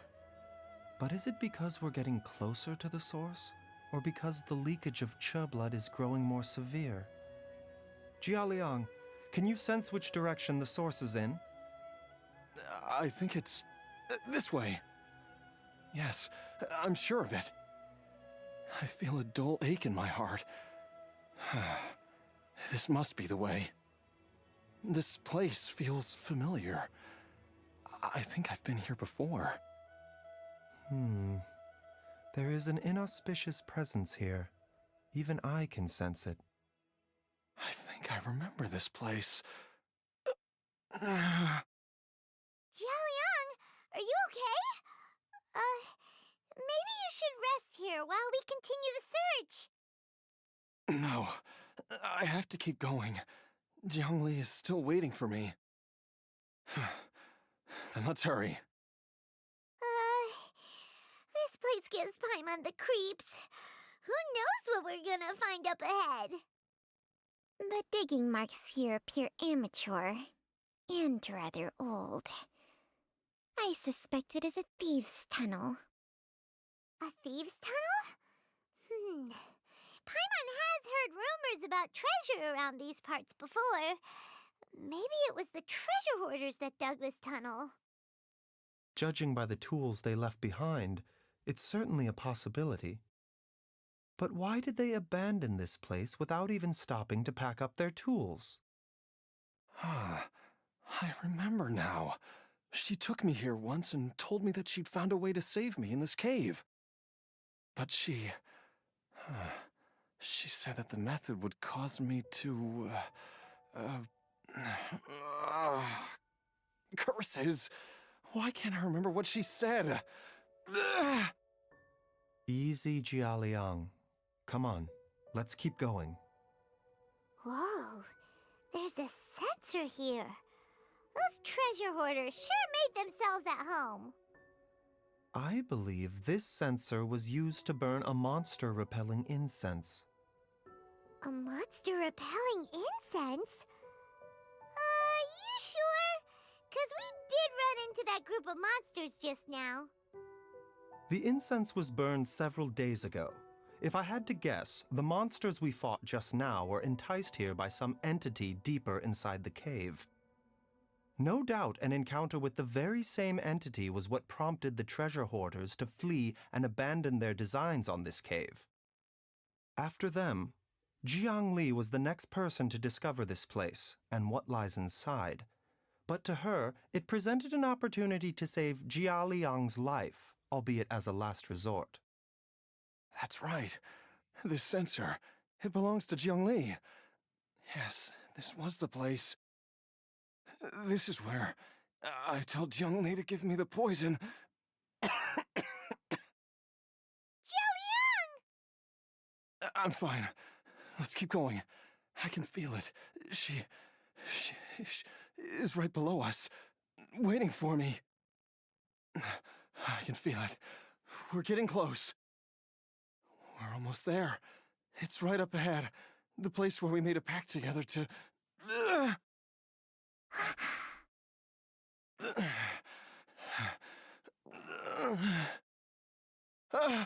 Jiang Li! Look out! There's a monster next to her! The god remains must have lured them here. Watch my back. Dr. Baiju, how serious is it? Is she... I can still feel a pulse, but her condition is quite grave. The god remains here are encroaching on her cognition, much as the poison in your system did to you. If we don't eliminate it soon, then even if we save her life, I fear that she may never wake up again. Then, what are we waiting for? Let's destroy the remains right away! It's not as simple as that. Don't you remember what Baiju said? The poison within Jialiang's body is inextricably linked to the god remains here. If the source is purged, the poison in his system will stop having any effect. And the poison within Jialiang's body is keeping his heart condition under control. So, if it stops working... Oh no. Are you saying... Indeed. If the god remains here are purged, then your life will come to an end. I wondered when this day might come. Wait! But we've all been working our butts off to save Jialiang's life! After all that, we can't just give up on him! Baiju, you're a great doctor! Surely you gotta know of some other way we can save him, right? You could continue to take the poison, which would buy you some time.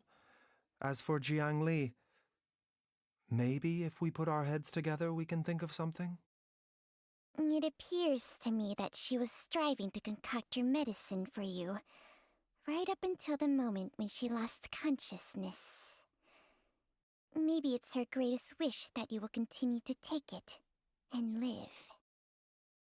Dr. Baiju, give it to me straight. How long does Jiang Li have? The god remains have reached her internal organs. Under ordinary circumstances, I would give her less than 3 days. But if I were to treat her using a secret art... But what would be the point of that? Dr. Baiju, I'm all too aware of the dangers of God remains. You are not the first to mention it to me. If I continue to sustain my own life using this wretched substance, not only would Jiangli have to keep risking her life to make my medicine for me, but I would have to live with the looming threat of these remains breaking out and wreaking havoc not just upon me, but my entire family. I know for a fact that I should have died over a decade ago. The fact that I've been around to see Ayu grow up is already a great blessing from Rex Lapis. If my choice can bring Jiangli back, then even if I die... Jialiang. After cheating death for so long, it seems I've grown somewhat addicted to life. Traveler, Dr. Baiju, could I have another minute with my wife? I just want to have one final moment together. Just a moment, that's all. Of course. Thank you, everyone. And I'm sorry that I won't be able to repay your kindness in this life. Jialiang. Baiju, Changsheng. Is there really nothing else you can do? I am sure that over the years, Jiangli will have tried all the conventional methods known to humankind. As for less conventional methods, I have little expertise besides Changsheng's secret art. Mortals are fated to grow old and pass on when their natural lifespan runs out. If it were so easy to combat the natural processes of aging and death, Jiangli would not have had to resort to unnatural methods. What a crazy situation! Jiangli risked it all to save Jialiang's life, and now Jialiang has to sacrifice himself to save Jiangli! What's the point of it all? I've seen many final farewells in my time, but I can never get used to it. In the human realm, all things must come to an end. Is it not a fitting end to die for a worthy cause? At least, that's what generations of masters before you have always believed. The path they chose was indeed a heroic one. But when I think of those who would willingly sacrifice themselves for others, I cannot help but think that theirs are the lives least deserving of death. When all this began, we agreed that once Ayu was old enough to help you gather herbs, it would be time for me to go. If you could only see him now. He took me all the way to Liyue Harbor to see the doctor. And he even got the Adventurers Guild to search for you. So, I know that you'll both be okay without me.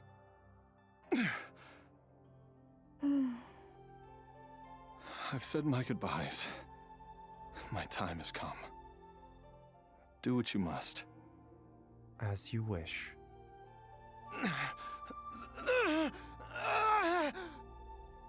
It will eat away at both your cognition and your memories.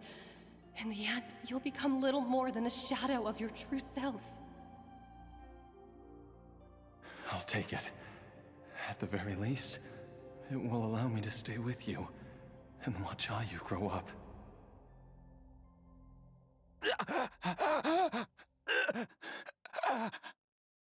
Mom, something's really wrong with Dad. Don't fret, Ayu. I will gather some medicinal herbs right away. I promise you, nothing will happen to our family.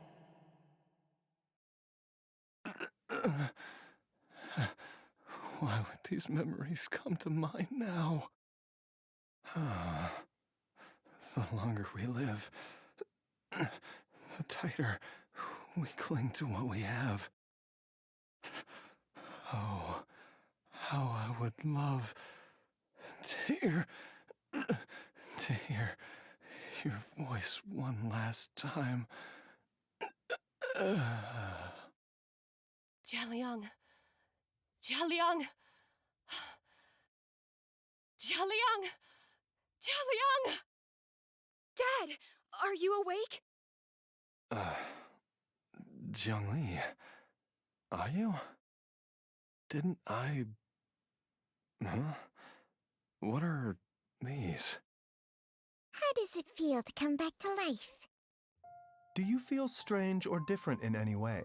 If so, could you describe it to me in detail? Dr. Baizhu, I thought that I was going to... Die? You did indeed. As things stand now, you're more akin to a zombie than a human. I'm a zombie? That's right. Before we set off, I asked Chi-Chi to prepare an elixir of immortality. With its help, you have been suspended in the space between life and death. Of course, this is but a crude imitation of an Adeptus art. I don't expect it to extend your life indefinitely.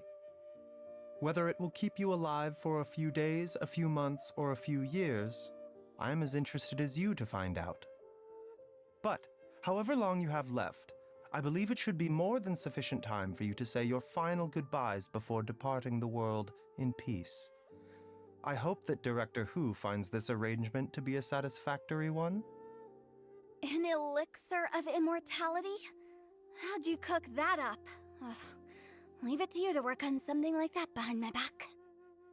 It's a work in progress that hardly lives up to its name, and it would have had no effect were it not for Jialiang's iron will.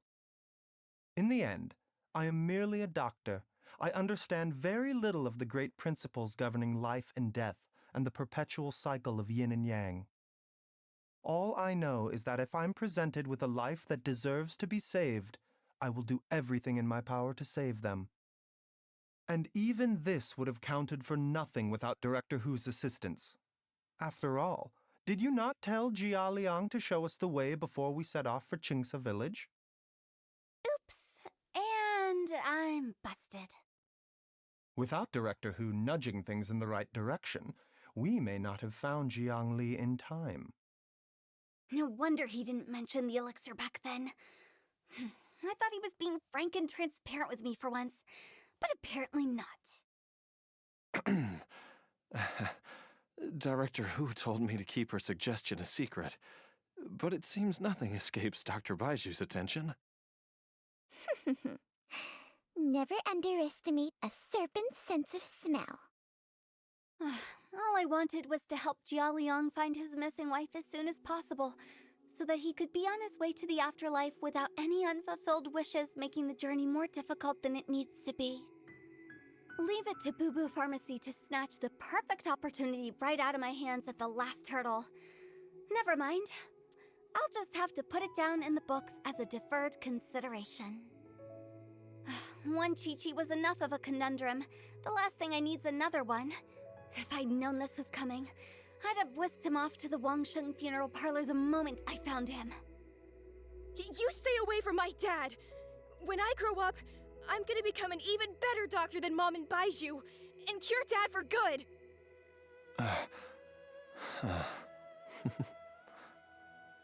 Oh, is that right? Well, you wouldn't be the first person who's tried to put Wangsheng funeral parlor out of business. If you're serious about it, you'll have your work cut out for you. Traveler, Paimon, I'll catch you all another time. Is she finally gone? All's well that ends well. If you ask Paimon, we should probably do something to celebrate this hard-earned family reunion. At times like this, a grand celebratory feast is in order. It feels like it was a whole lifetime ago when I last talked with Zhongli and Ayu around the dinner table. Yay! Paimon can't wait! Alright, first things first, off to the market for some fresh ingredients. Let's go! Wait up! I'll come too! Baizhu, thank you so much for everything you've done for us. Don't mention it, Jiangli. I was just doing my duty. Just your duty, huh? Baizhu, Changsheng, would you mind if we took this conversation outside? Time flies. It's been so long since we bade each other farewell in Chenyu Vale. Changsheng, you're the same as ever. You haven't changed one bit. You, on the other hand, have changed a lot. You're right. My younger self would have never imagined that things would one day turn out this way. Or that you'd turn out this way, Baizhu. I've taken a look at your elixir of immortality. It's not altogether dissimilar from the poison I concocted in terms of the way it functions. I have to say, Jiangli, it was a stroke of genius to use poison to maintain life. I hope you're not too upset at me for copying your methods. No, not at all. With your intellect, even if you'd never seen my poison, I believe you would have eventually arrived at the same approach. But I'm still impressed by how quickly you managed to gain such a thorough understanding of it.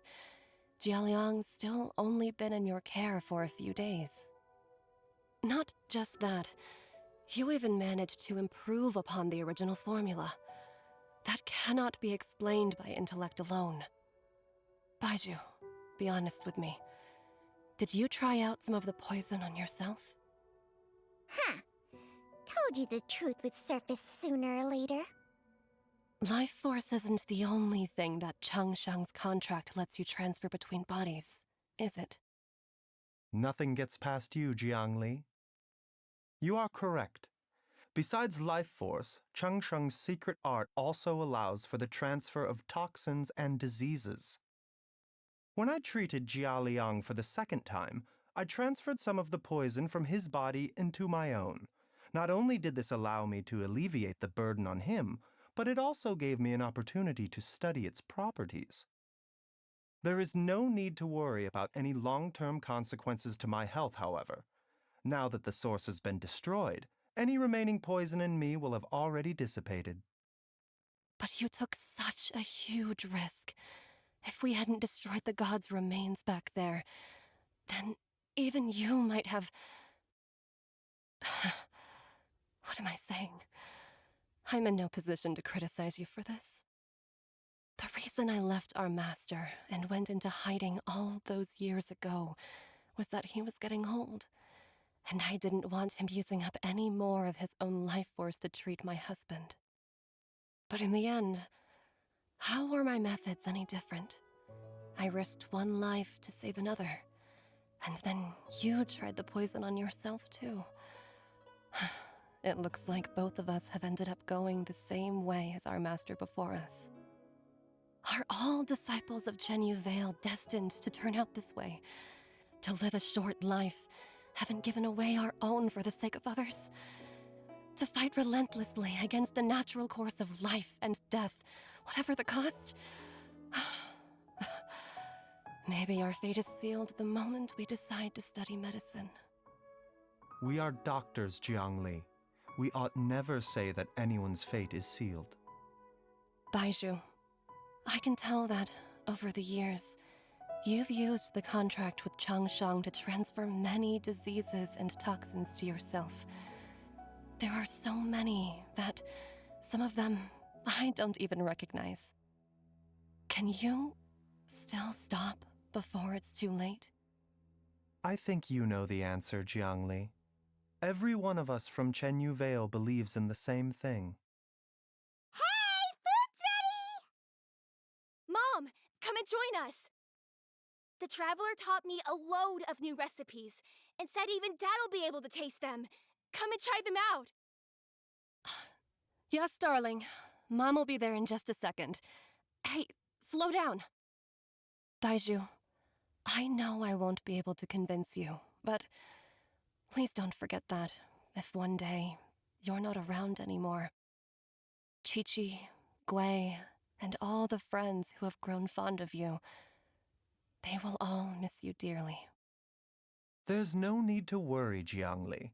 I know what I'm doing. I can only hope so. Baizhu, What did Jiang Li mean by not around anymore? Are you gonna be okay?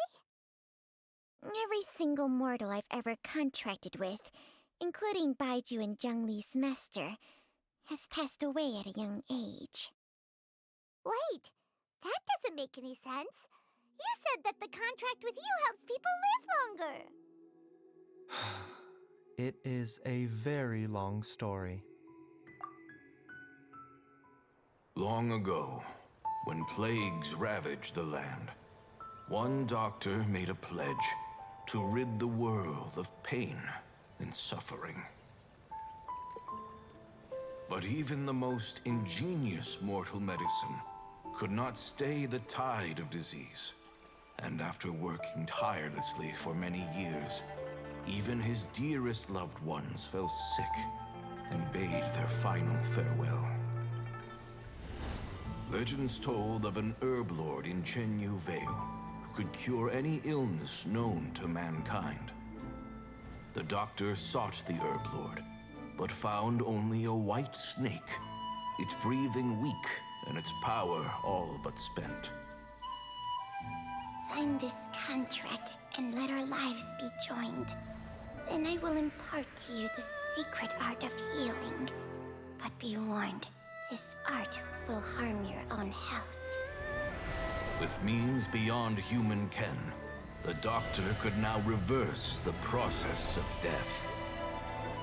And yet, the time still came to say goodbye. Only now, the one departing was the doctor, his life force spent. His final act in life was to pass on the contract to his final patient, his favorite disciple. The disciple chose to dedicate their life to saving the lives of others. And generation upon generation followed in these footsteps.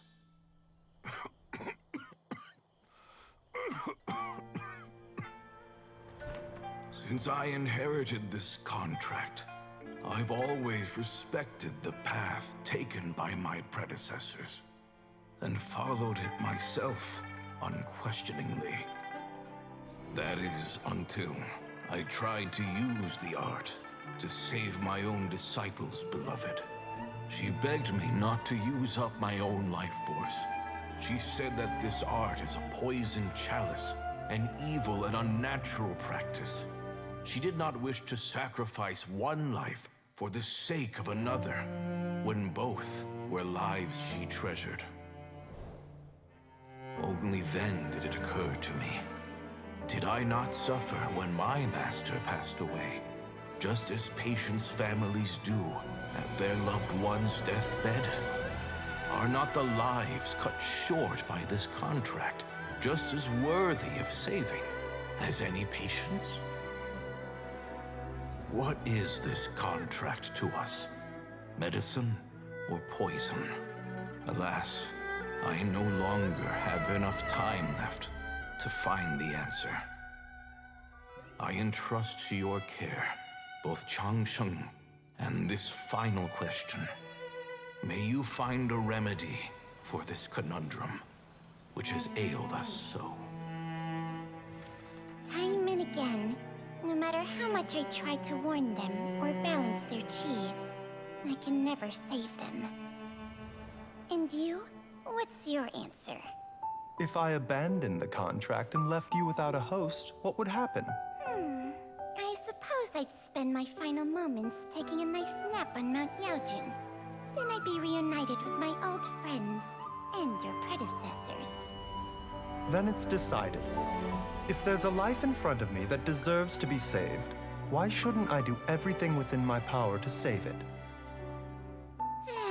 Once again, it's the same answer. So be it. Close your eyes.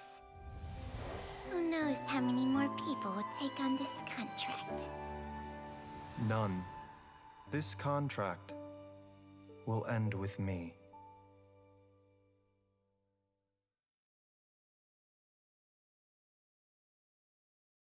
My contract has strict requirements on the host's natural temperament. All my hosts have been most pure of heart. But when one with an altruistic nature gains access to this art, they are more seduced than the average person by the miracle of overturning the laws of life and death.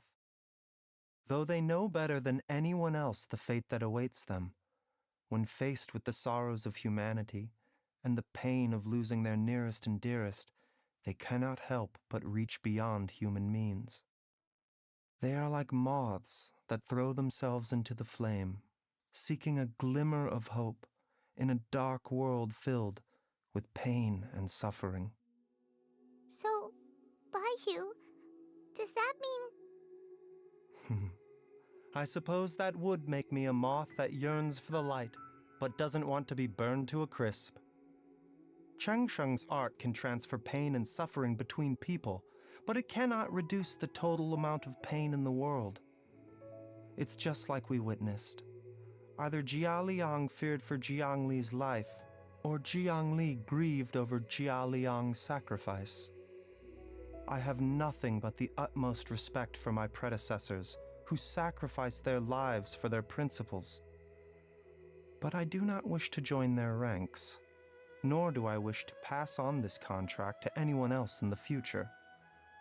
Huh? But didn't you already transfer a ton of diseases onto yourself? What makes a poison, poison? And what makes a disease a disease? When it comes down to it, are not both mechanisms that affect the operations of the human body? If disease is defined as deviation from normal functioning, then who knows? Perhaps the true elixir of immortality could in fact be a kind of poison. Many may view the notion of searching for immortality in poisons and illnesses as a flagrant violation of the natural order. But to me, it is no different from the way our ancestors tested the medicinal qualities of herbs by sampling each and every one. I don't want those who come after me to lose their lives to this contract. Nor do I wish for Changsheng to perish from losing her host. This leaves only one solution, doesn't it? Precisely.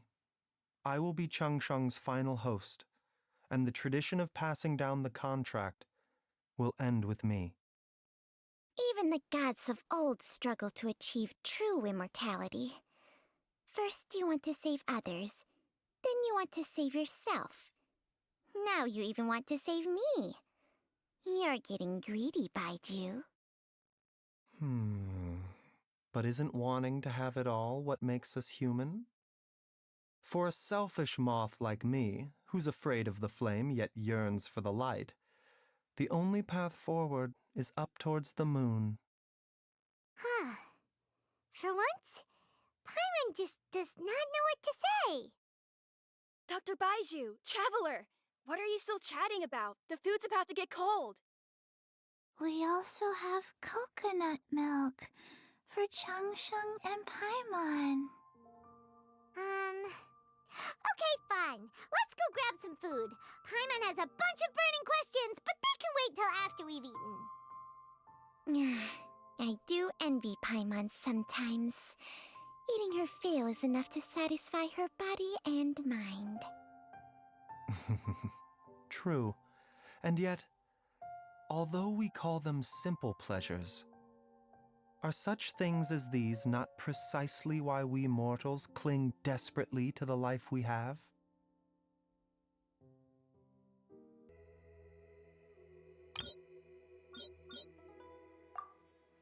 We've been to so many places lately. What do you say we take a day off from adventuring and just find somewhere nice to relax? Let Paimon think. Where are some nice places we could go? Oh, why don't we pay Cloud Retainer a visit at Mount Outsong? It's been a while since we last saw that illuminated bird. She's always the one popping up out of nowhere and scaring us half to death. So let's surprise her this time. Here we are, right outside her place. Do you still remember the first time we came here? We even brought offerings and everything.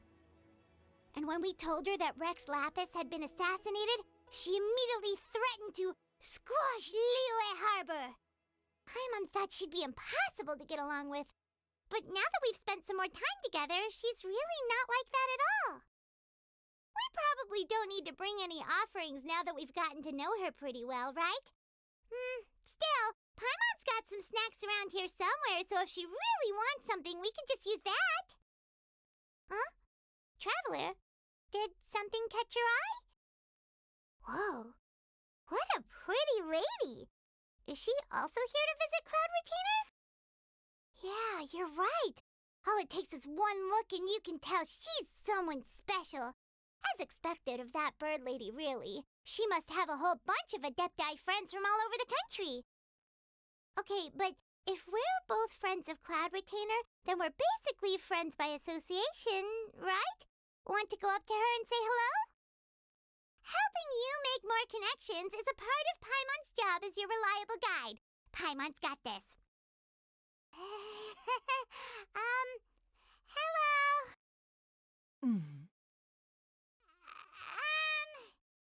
Paimon is Paimon! And this is the Traveler. Paimon doesn't think we've met, but we're also friends of Cloud Retainer. May we have the pleasure of learning your name, Madam Adeptus? You two... What is this tomfoolery?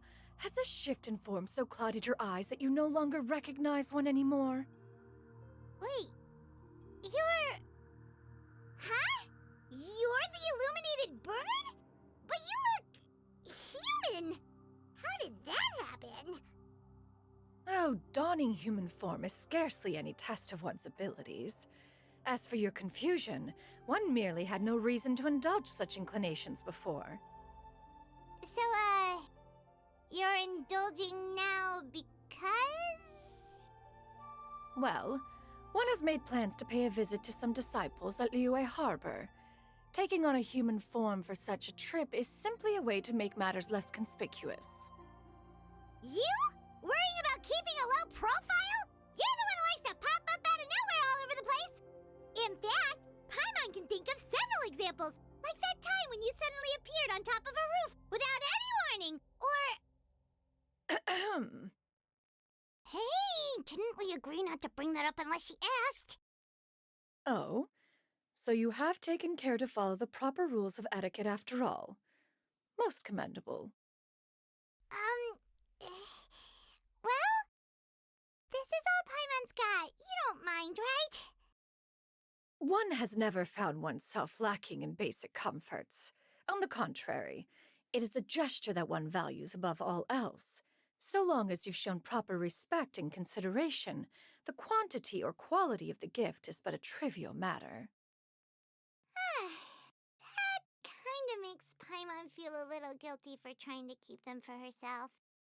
Anyway, where were we before you reminded Paimon about the gifts? Ah, right. So by disciples, you must mean Ganyu and Shenhe. It's also been a while since we last saw them. Maybe we can come too.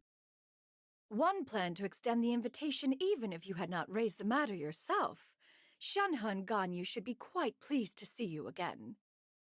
However, one would first inquire as to the reason behind your visit here. You have cause to seek one's company? Yeah, we just found ourselves missing you and wanted to see how you were doing. We were hoping you'd tell us one of your stories. Who knew we'd run into your human form while we were at it?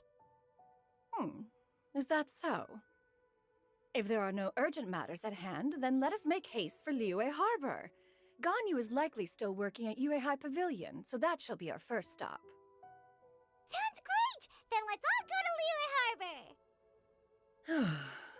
Ganyu has been quite busy with work as of late. One can count on one talon the number of times she returns to Mount Outsong each year. Shenhe has also secured employment recently. In her correspondence with me, she wrote that she shall have no need to return for the foreseeable future. Did they think one was so easily mollified? One shall investigate everything with one's own eyes and decide for oneself if their living conditions are satisfactory. We're almost at Yuehai Pavilion. Hey, do you think Ganyu will be shocked to see Cloud Retainer like this? Guess we have no idea if Shenhe and Ganyu have ever seen her in this form before. Wait, where did she go? Why are you just standing there, Cloud Retainer? Quietly now. One shall stay here. You two can go and meet with her. But why? Isn't it better if we all go together? If one were to proudly proclaim one's presence, Ganyu would surely profess herself otherwise unoccupied and drop everything to attend to one's visit. One fears that would only result in her staying up all night to make up for lost time. One does not wish to trouble her.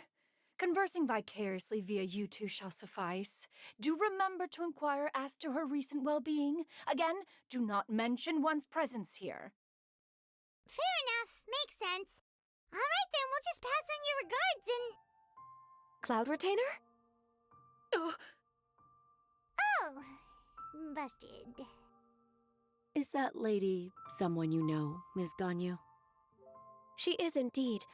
I'm sorry, Huixin, but could we delay the upcoming meeting for a little bit? I believe my schedule today is quite full.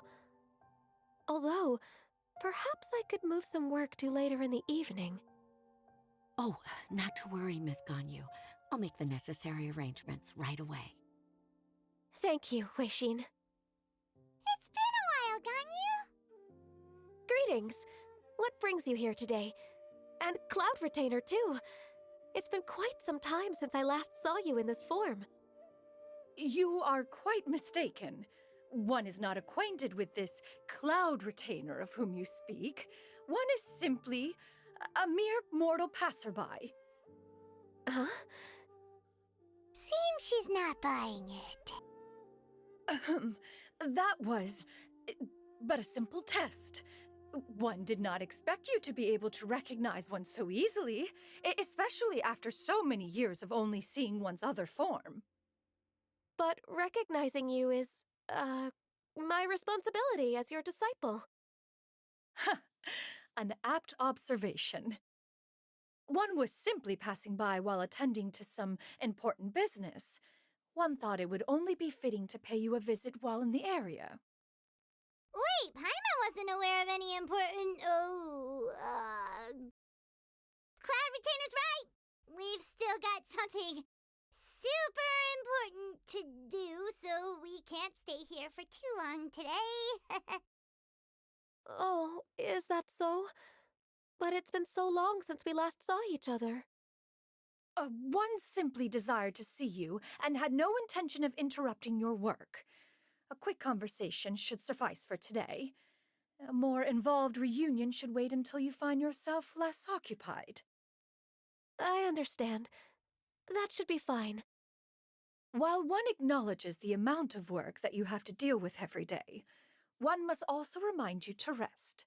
Though Adepti blood flows through your veins, excessive exhaustion will still cause grave harm to your body. It still makes one nostalgic to see you as you are now, respected and independent. When you were young, you oft begged one to cuddle you to sleep when you suffered from nightmares. Cloud Retainer! Stop! If you insist. We are running short on time regardless, so one will refrain from going into each and every story. Why don't you continue your conversation? One shall simply stand by and listen. Wow, you've been to so many new places since the last time we spoke. If you ever need anything, please just come find me at Yue High Pavilion. Also, forgive me for my presumptuousness, Cloud Retainer, but if you plan to continue appearing in this form, don't you think it'd be helpful to adopt a human name? A human name? Huh. You raise a valid point. Considering the sheer extent of one's renown, Cloud Retainer is surely too recognizable as a name. You really think so? Not that you're not famous or anything, but that famous? You presume to know the extent of one's illustrious achievements. One would hardly think such a thing to be possible. Nevertheless, Ganyu's advice cannot be ignored. From this point on, when in public occasions, be sure to refer to one as Shenyun. Shenyun? Ah, I assume that's a reference to the full record of Pristine Pavilion. An adeptus of years past would rise with the clouds and rest with the moon. They were enlightened and wise, free and unfettered. The writer referenced Master's name to describe her carefree and spontaneous nature. Oh, that sounds super cool! Paimon feels like only the most powerful of Adepti could rise with the clouds and rest with the moon. Actually, those lines were originally written to describe Cloud Retainer herself. Huh? Wait, so you're really that powerful? And what of it? Did you truly take one to be nothing more than a bird of bigger than average size? Not exactly. To be fair, Cloud Retainer rarely speaks of her past accomplishments. The tales of her past can only be found in ancient texts. It is said that once, a long, long time ago, there was a severe drought in Liyue. Left with no choice, many people left their homes, while others spent day and night praying to the Adepti. Although I did not live through such tragedy, simply reading about it is enough to gain a visceral understanding of all the pain and desperation during that time. On top of the drought, a noxious gas also began to spread through the land. If not for Cloud Retainer's efforts, much of Liyue would be nothing more than a barren wasteland today. The books had this to say about what happened. Upon arrival, the Adeptus borrowed the wind to retain the clouds. Immediately, the clouds gathered together, and abundant rain burst forth from the heavens. Drought and plague were both driven away, and the people were saved. Wow, that's incredible! Mortal records add embellishments to dramatize past events. One did merely what one ought, and even if one had not interceded, the other Adepti would surely have stepped in to help. Even so, you stopped an entire drought! Can you really control the weather like the book said? Oh, Paimon suddenly has a lot more respect for you. So it was Paimon's bad for calling you Illuminated Bird before. You're not too mad, are you? Oh, how laughable. A name is but a simple label we carry with us on our journey through the world. Why would one be offended by such a trivial matter? That's a relief. In that case, Paimon will continue to call you whatever feels right in the moment. Well, that is quite enough ancient history for now. Ganyu, have you had word from Shenhe? One has heard that she procured a job recently. Have you any thoughts on her workplace? And what, pray tell, of her monthly remuneration? Moreover, does she find herself overly inundated with work? Is she allowed time off during Lantern Rite? That is a lot of questions. There is no cause for concern, Cloud Retainer. I introduced Shenhe to her employer personally. Wanmin Restaurant's business has been booming recently. So, with Chef Mao being swamped with customers, and Xiangling still off and out in search of new recipes, I introduced Shenhe to staff the restaurant. I see. Most excellent indeed. One has had the pleasure of being introduced to that family. Xiangling is kind and astute, while her father is loyal and reliable. One has no cause to believe that they will make Shenhe's work difficult. Now, it is almost time to partake in the victuals of noon. One shall visit Wanmin Restaurant in person and see how Shenhe is doing. Huh? But didn't you just say that you had something important to do? Can that wait until after we've eaten? You may return to your work, Ganyu. One shall see to this matter on one's own. There will be many an occasion to dine together in the future.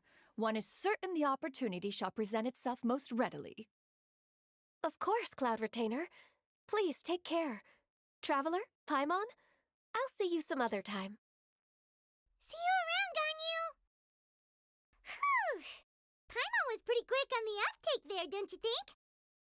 As soon as you mentioned important business to attend to, Paimon realized that you were just looking to cut the conversation short and not take too much of Ganyu's time. Is Paimon right? No, in fact, it was not an excuse. One is indeed visiting Liyue Harbor for an important purpose. Wait, for real? The moment is not yet upon us. Still, the truth will be revealed to you in time. Huh. She really seems to be playing up the whole mysterious Adeptus thing right now. Is it because we just heard that cool story about her powers? You get what I'm saying, right? Yeah, how can I not? Not even fine food is enough to distract from the presence of a fine lady, eh? Oh, I'm far more interested in getting her details than ordering any dishes. Hey, how about you ask her? You do it. No. I think you should. Wait, she's coming. What can I get for you today? Greetings, miss. I was just wondering if you'd be willing to... What would you like to order? 2 servings of Mora meat to go. Good chat. Bye. Shenhe! Welcome. It's been a while. May I take your order? Don't welcome us as guests and greet us as old friends in the same line. It's weird. Mm-hmm. Oh, and this is? This is Miss Xinyun. Master? Huh. One does not recall ever revealing this form to you before. How were you able to ascertain one's true identity with such ease?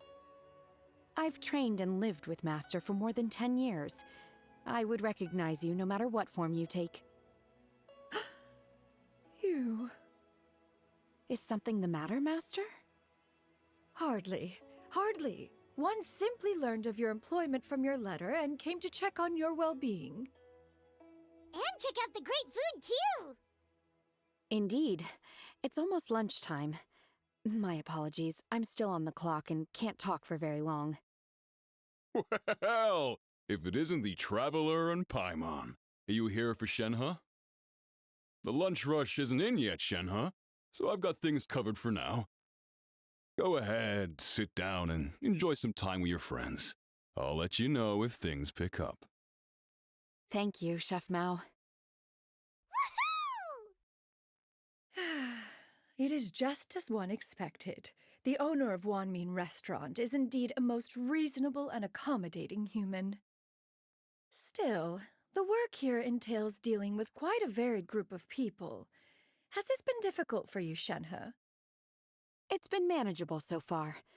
I sometimes run into strange people, but I have figured out a way to deal with them.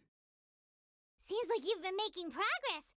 So by dealing with them, you mean... First, I try to talk sense into them. If that doesn't work, I threaten them with violence. At this point, they usually decide they are in favor of a civil conversation. Oh, how should Paimon put this? Oh, a sensible plan. One is gladdened to see you integrate so well into human society. And you, Master? How have you been? Simply marvelous. Though Mount Outsong has scarcely enjoyed your presence recently, one has hardly found the pleasure of one's own company to be lacking. I see. Just as expected of Master. I have missed Master quite a bit too. Even though work has been busy lately, I've already had a conversation with Chef Mao about taking some time off soon to visit Master. Oh, you did? Do make note of such matters in your letters in the future. There's hardly a need to keep one in suspense. Whoa, her mood shot up just like that. By the way, Master, since you are in Liyue Harbor, have you had the chance to visit Ganyu? Indeed. She is similarly preoccupied with her work. There was time only to exchange a few simple pleasantries. Ganyu told us the story of Cloud Retainer's name. It was amazing. We never knew how powerful she was before. I see. In that case, allow me to also share a story about Master's past. Oh?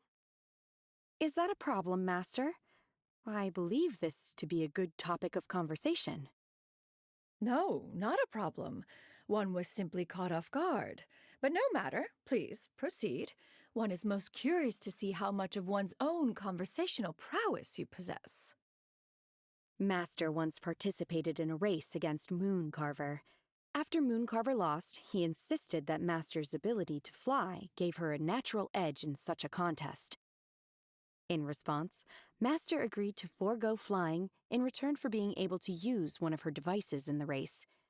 Mooncarver accepted, only to find Master with a brand new device on the day of the contest. Huh. What kind of device was it? It was a mechanical vehicle made out of iron. What was it called again? Oh, an electro-powered bicycle? Oh, you refer to the bicyclical Thunder Flashmobile. One spent 49 days conceptualizing and crafting it. It need only be infused with adeptal energy, and it can cover thousands of miles in one day. Oh, it boggles the mind why Mooncarver ever supposed he might best me in a contest of locomotion. Though he sprinted with all his might, he could barely keep up. Alas, the one flaw of my mechanism lay in its weakness against mountainous terrain. One was thwarted mere seconds from victory, when it was thrown off course and failed to make it across the final stretch. Truly a most unfortunate turn of events. Anyway, do go on, Shenhe. Master, that was the end of that story. Is that so? Huh. With you gone, one has seldom felt the desire to call upon those old fossils for another contest. What is a race without spectators, after all?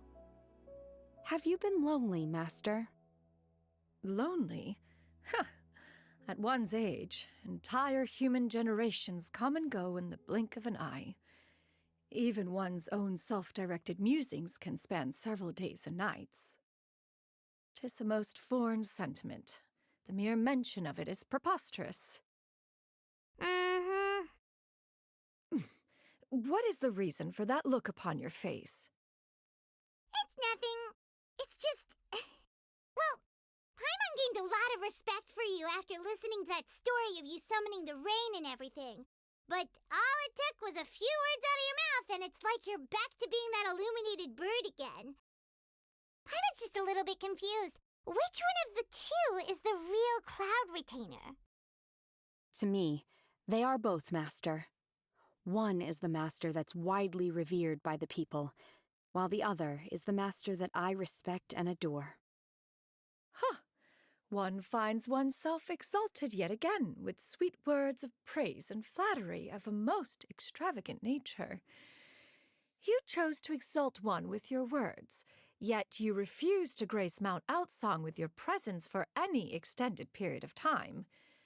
One would almost question the sincerity of your estimations. This is not to say that your words paint an inaccurate picture. One has always lived by a single ideal. Eschew all action and abide by no rule. One does as one pleases and speaks as one pleases. Others may critique or praise as they see fit, yet one places little weight in such judgments. She got like, what, 2 sentences of flattery from her disciple, and it's as if her ego is about to burst. Do you have any empty tables? Hey there, could we get another fish stew? I'm hearing more guests come in. I should get back to work. Alright, good luck with the lunchtime rush, Shenhe. I'll try my best. So much yummy food! Paimon's gonna feast! One is fond of all kinds of delicacies and delights in a multitude of flavors. The dishes here demonstrate no shortage of culinary skill. Their unique flavor profile has left one more than satisfied. In fact, one has been struck by quite the fit of inspiration. One has already begun to conceptualize the next generation of supreme cuisine machines. Everything's so tasty! A bit too hot at times, but still super tasty. Oh, I'm sorry, miss, but our tables are full. Shall we try somewhere else, Granny? But it smells so delightful. Can we really not eat here? My poor legs can't go on for much longer. Well, you could always check with some of the other guests and see if anyone's happy to share a table. Okay, I'll ask around. Excuse me, would you mind letting us share a table with you? There are no empty tables left, so... Ah, well, Paimon doesn't mind. What about you guys? Great! Thanks so much. My name is Shuyu, and this is my granny, Yuendai. Granny? Yep. Is there something wrong with that? No, Paimon's just a bit surprised. She looks so young. Yeah, a lot of people compliment Granny on her youthful looks, but she's actually much older than she appears. Granny, why don't you take a seat? Come on, it's not polite to stare. Huh. Have we met before? No. 'Tis a fated meeting, then. Please, take a seat. What would you like to eat, Granny? I can order for you. I want braised earthworms. They always pop up out of the ground after a rainstorm. No, not this again. Granny, there's no braised earthworms on the menu. Braised earthworms? Well, that sounds weird. Do people actually eat that? Right, that's what Paimon was thinking too.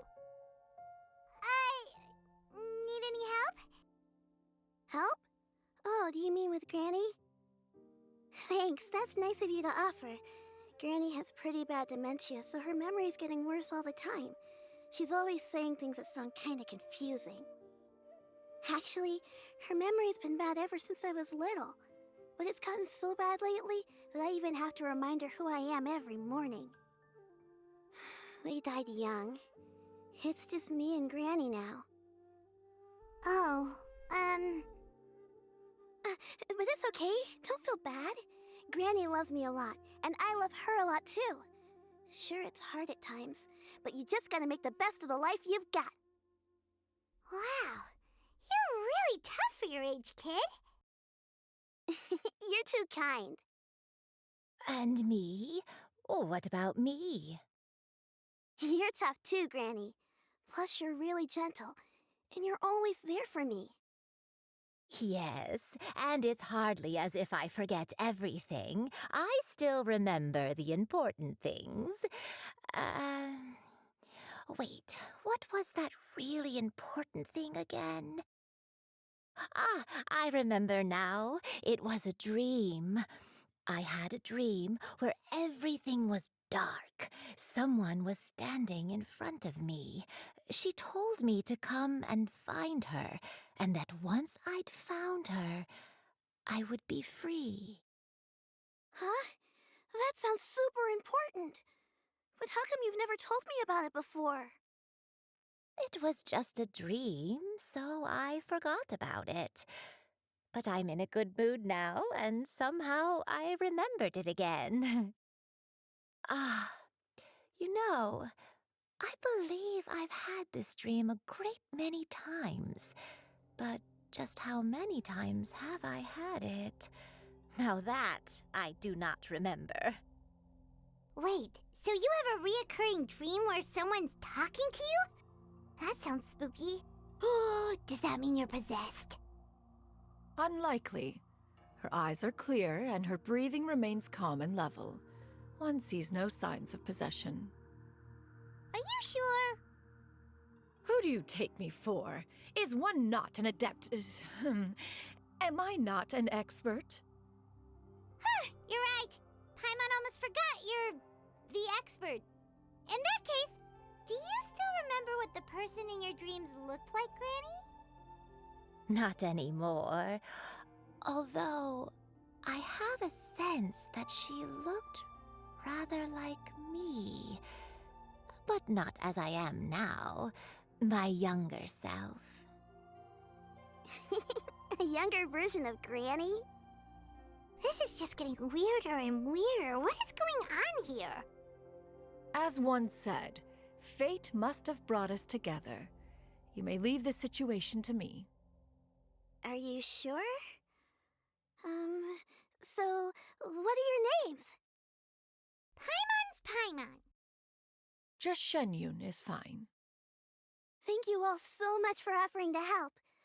But first, I'm sorry for asking, but, how do you want us to pay you back?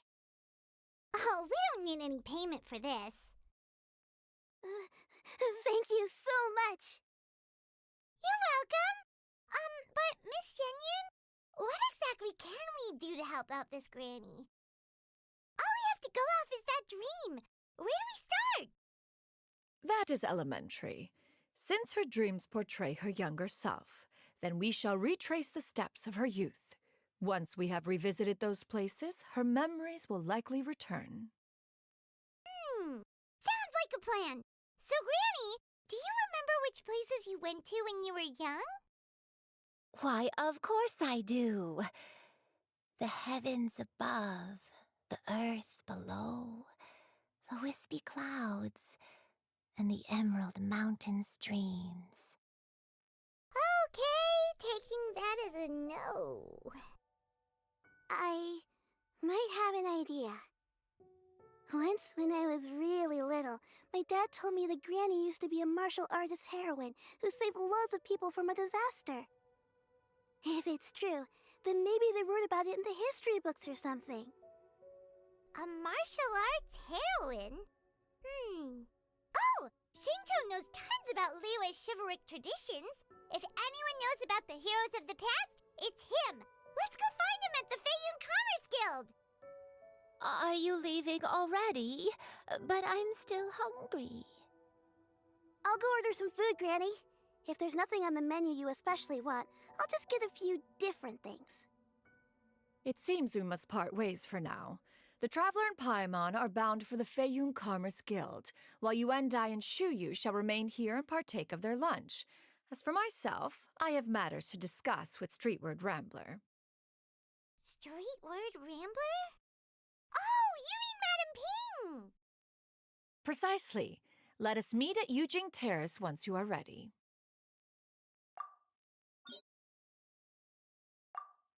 Huh. It's you two. What brings you here? Shincho! Great, we found you! We wanted to ask you about something. That's not a whole lot of information to go off of. I don't know if I can say for sure. I can't pinpoint her identity from your description alone. But considering her age, I am reminded of a nameless heroine who's been featured in various chivalric novels. Nameless heroine? That's right. The novels often speak of a great drought from 50 years ago. As the people suffered, a nameless heroine appeared and began to clear away evil spirits and bandit camps. The people idolized her, but never learned her name. All they knew was that she always acted alone. Later, though, she supposedly fell in love with a similarly noble-minded exorcist from Mount Tianheng. They were well matched in more ways than one, often fighting together as a fearsome duo of otherworldly strength. After the drought ended, the heroine and the exorcist left the public eye and began living a reclusive life in the mountains. All that remained were tales of her incredible accomplishments. The way this nameless heroine faded from fame into obscurity later in life is not too dissimilar from Miss Yuendai. I hope that's somewhat helpful. Thanks a lot, Shincho. We knew it'd be worth talking to you. It's nothing at all. Just something I came across while reading. I did do a bit of extra research on her story, but it was just out of personal curiosity. Well, Paimon still thinks that's super cool. Oh, wait, Shincho, if you've read up on her, do you know of any places often associated with her? Let me think. In the novels, the nameless heroine always appeared near one of 3 places.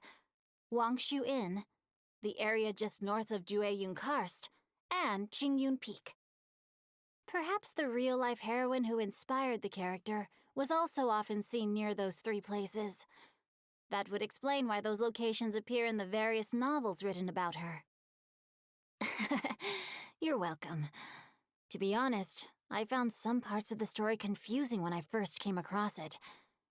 If Miss Yuendai was indeed the original inspiration for the character, she may just be able to help me put the pieces together.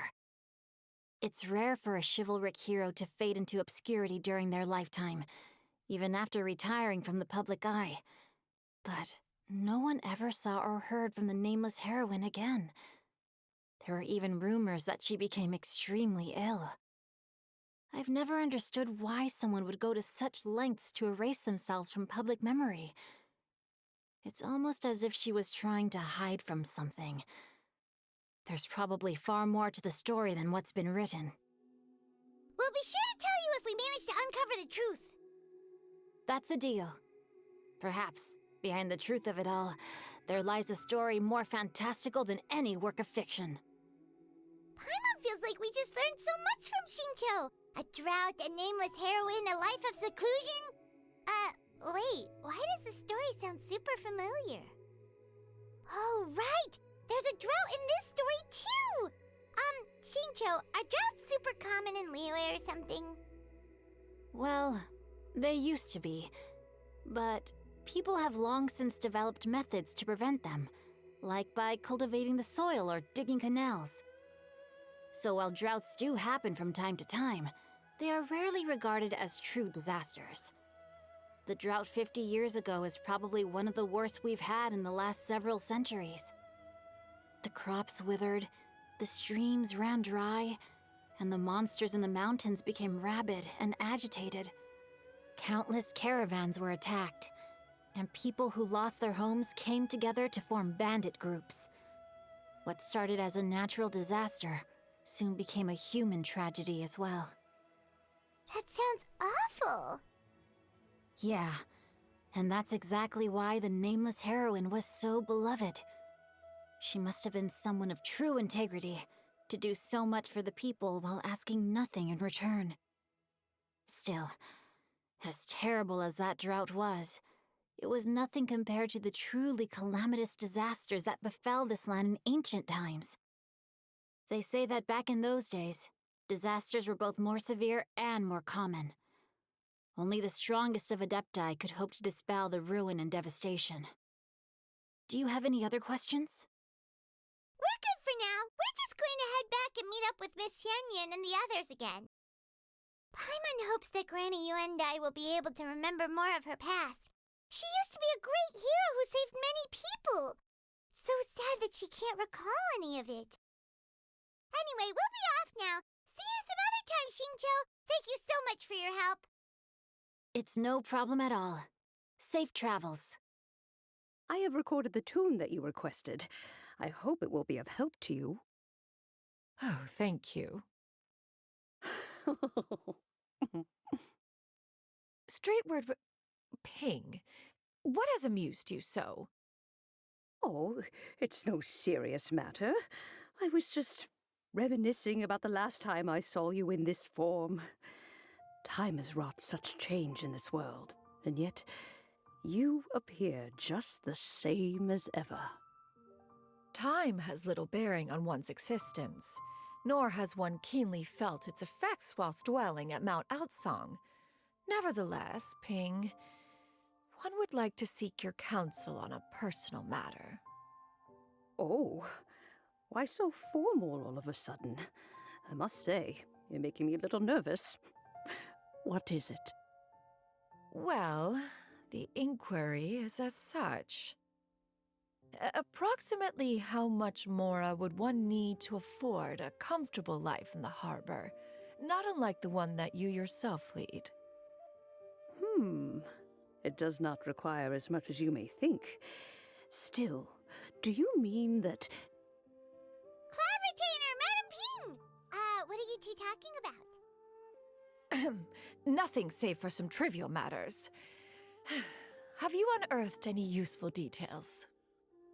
Xingqiu has a theory, but let's save it for when Chuyu and Miss Yuendai have joined up with us again. Do not be troubled, young lady. Here, have some tea.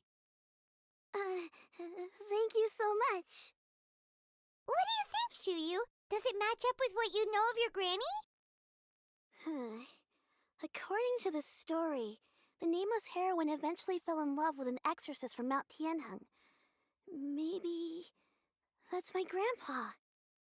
I don't have many memories of him, but there was this one time I found a box in her attic full of a bunch of weird sigils. I think so too. Granny might remember something once she's returned to a familiar place. What marvelous tea! I can taste the dew's sweetness in this cup. It's as if I was taking a stroll in the mountains, thoroughly one with nature and at peace. Is that so? Then please drink as much as you like. There's no need to hurry. At our age, it's always nice to slow down and take the time to appreciate pleasant conversation among friends. Thank you. Okay, since we have the time, can I ask you something? Sure thing. What would you like to know? I have a secret I want to tell you. Let's go talk over there. What's wrong, Shiryu? Well, I've been kind of meaning to ask ever since we started talking in the restaurant, but are you guys all adepti in disguise? Oh! About that. Well, you guys just seem super special. Plus, I think I might have heard Miss Shen Yun call herself an adeptus. Oh, must have been a slip of the tongue. Shen Yun, since you were the one who, misspoke, maybe you can explain to Shiryu here what you really meant by that. One is indeed an adeptus. Is that of some concern to you? Huh? I knew it.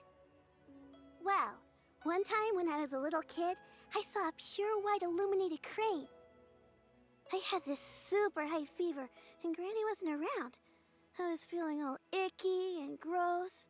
But then this snowy white crane flew down from the sky. She put me on her back and flew me to her cool adeptus house and fed me some sort of magic potion. When I woke up, I was already back in my bed and my fever was gone. I really wanted to thank her, but I was too sleepy to stay awake, so I never got the chance. So, I just kind of wanted to ask if maybe any of you have ever met an adeptus like that? A pure white illuminated crane? The only two we've ever met are blue and white and black and brown. Have you ever met one that's pure white, Cloud Never has one met an adeptus with such features. One surmises such a description is but a hyperbolic embellishment that oft results from narrative accounts. That's weird. Was it really just a dream then? Well, even if it was just in my head, it doesn't matter that much anyway. All I really want is to help Granny recover her memories. I'm really grateful for all your help. Leave it to us! Now that we know the 3 locations, we just need to visit them one by one. Let's go to Wangshu Inn first! Okay, I'll go get Granny. Wangshu Inn. Wangshu Inn. Do you remember this place, Granny? Yes. The fish here is very delicious, and if you look out into the distance, you can always spot a bird that's been left behind by its flock. I believe I used to have a room here. It had a window. Yes, I spent a lot of time looking out that window. Which room was it again? Let me look. I'll come with. Paimon's still having some trouble understanding what she's talking about, but if she's so familiar with this place, that must mean she lived here, right? Wait, huh? Whoa! Shao! What are you doing here all of a sudden? You scared the living daylights out of Paimon! I sensed a non-human presence and decided to come take a look. If you're here, then there's likely no trouble afoot. I suppose there's no cause for concern. It's been a while, Cloud Retainer. I see you have returned to your previous form. I have indeed. I fought alongside her in this form on many occasions during the Archon War. Oh, wow! What was she like during the war? Oh, wait, let Paimon take a guess. Was it anything like this? Behold, the glory of one's newest invention, the Bang Bang Continuous Fire Mechanism. Hands up and surrender, or be prepared to face the full might of the Adepti. An impressive imitation. Paimon knows her all too well. Even so, Cloud Retainer was not always as ostentatious as you describe. You may be unaware, but her talent with Adepti sigils is just as formidable as her skill in mechanics. The Archon War reached its peak after Guizhong's death. The Cloud Retainer who fought beside me in those devastating battles was taciturn and solemn, only speaking when she had to activate her sigils. A Cloud Retainer who barely talks? Paimon can't picture it. But what happened after that? If you were so powerful in your human form, why did you decide to take up your bird form again? Once one had bid farewell to the world of mortals, what use would one still have for such a shape? When dwelling between mountain and forest, away from the struggles and troubles of the mortal world, a mortal form is hardly the most fitting of choices.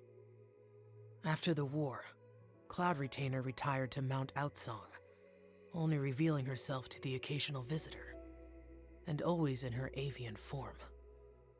Although I do believe there was an occasion some 30-odd years ago when she decided to don her human form. I believe it was for the purpose of... One believes there is little need to relive bygone matters. Granny, are you okay? Back then, at this place, Perhaps this conversation should end here. I shall take my leave now. Should you encounter any trouble, you need only call my name. However, given that you are traveling with Cloud Retainer, I trust you are in good hands. Everyone! I think Granny is finally beginning to remember her past. Slowly now, calm your mind and recount what has been recalled. a long time ago, I stayed here to recuperate from my illness. Huh. So what Shinto said was true! You did fall ill! Was that why you went into hiding? I don't remember. I'm very sorry, but I can't even remember the name of my illness. The only thing I can remember is that it took a great toll on me, and there was no cure for it.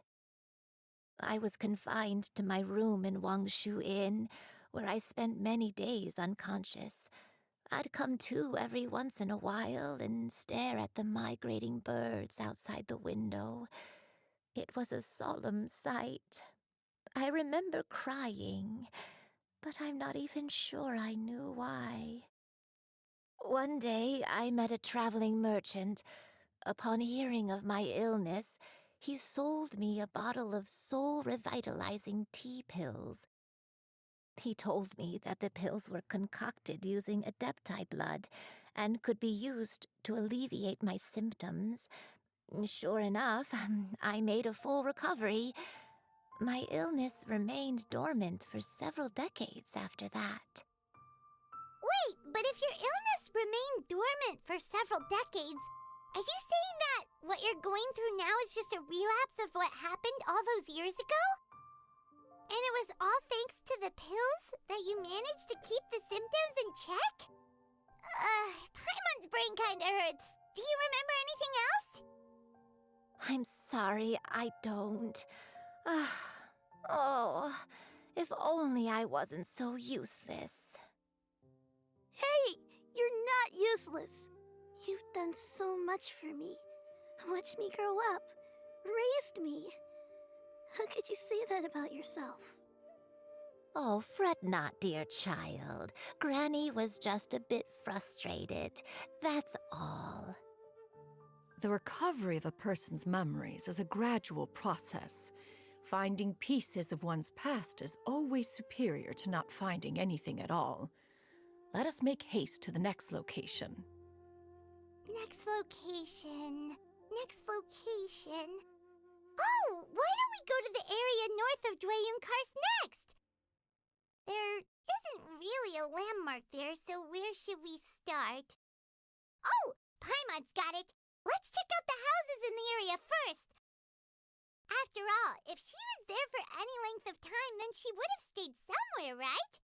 Oh, Paimon's really got her thinking cap on today. At this rate, we'll recover all of Granny Wendai's memories in no time. Do you remember anything about this place, Granny Wendai? Let me think. I feel like I've been here before. But I don't think I stayed here too long. I might have just rested here briefly before continuing on my way. Got it. That's okay. There are still plenty of other places we can check.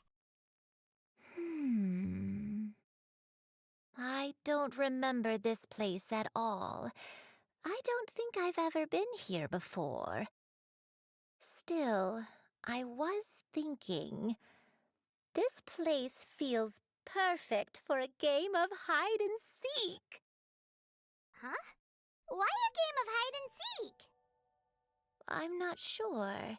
Maybe it's because I used to play that game a lot with Shuyu when she was younger. I don't remember playing it that much. Are you sure about that, Granny? We only played a few times, and we stopped once we realized I was no good at the whole seeking part. Ah, is that so? Then I must be mistaken. Not here then. Let's try somewhere else. Paimon sees an abandoned house. Why don't we take a break over there? This place, it's... Did you remember something, Granny? I remember. Shuyu, this is where your father was born. It was a moonless night. I had been injured, so your grandpa was supporting me. We fled together with some being in the fog behind us in hot pursuit. I had exhausted my strength when the labor pains came on, so we took refuge in this house. Your grandpa set up a barrier outside, but neither of us knew if it could hold the monsters back. I remember that night. I remember falling to my knees, reciting a prayer over and over. I alone am the source of this sin.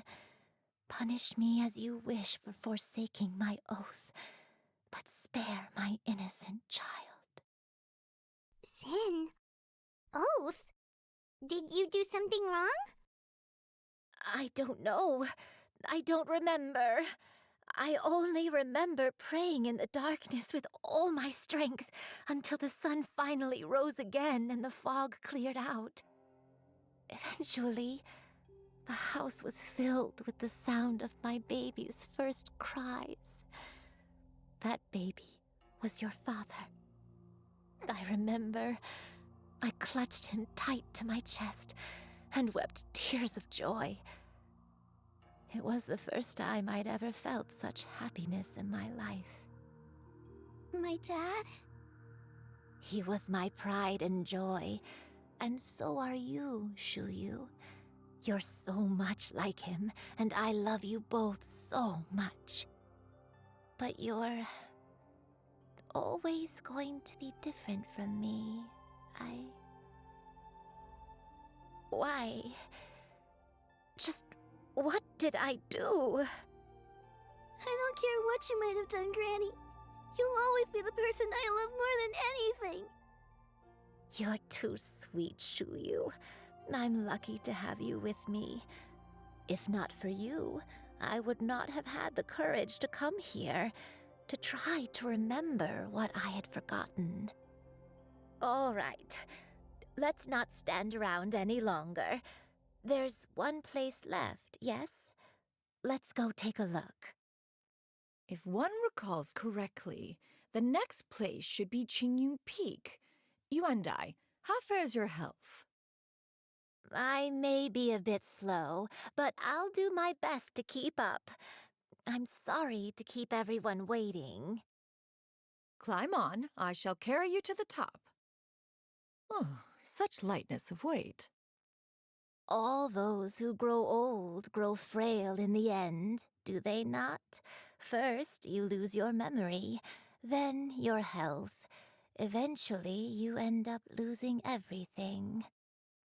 My only wish is to depart this world with a lucid mind, to free myself of this torment and the burden it places upon others.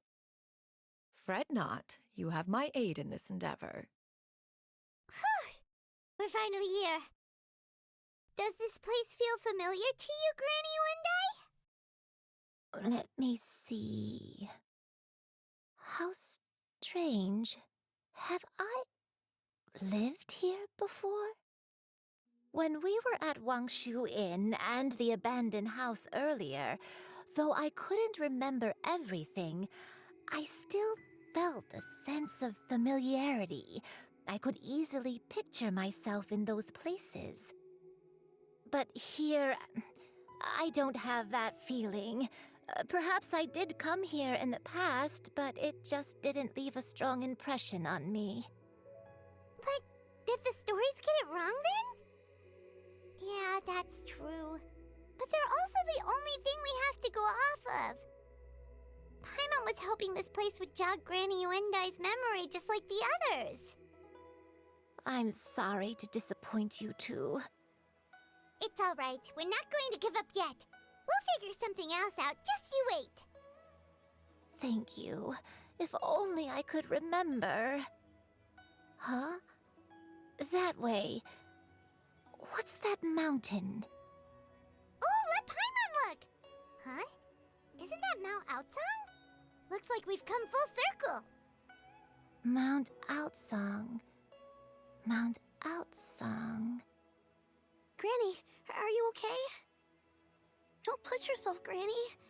It's okay if you can't remember. You shouldn't do something that makes you sad. Mount Aotsang, What am I really? Mount Aotsang holds some familiarity to you? It does, but I can't go back. Are you feeling unwell? My head, it feels all heavy and dizzy. What is wrong with me? Cloud, Miss Xianyun, is there anything you can do? Let us go to Mount Aotsang. But... Fret not, all will be well. You and I, you have already given more than enough to the pursuit of this endeavor. You may leave the rest to me. I've prepared something that can aid you in suppressing the fear in your heart and restoring your lost memories. It currently resides at Mount Aotsang. Wait, really? When did you do that? I never leave anything to chance. All will reveal itself when we arrive.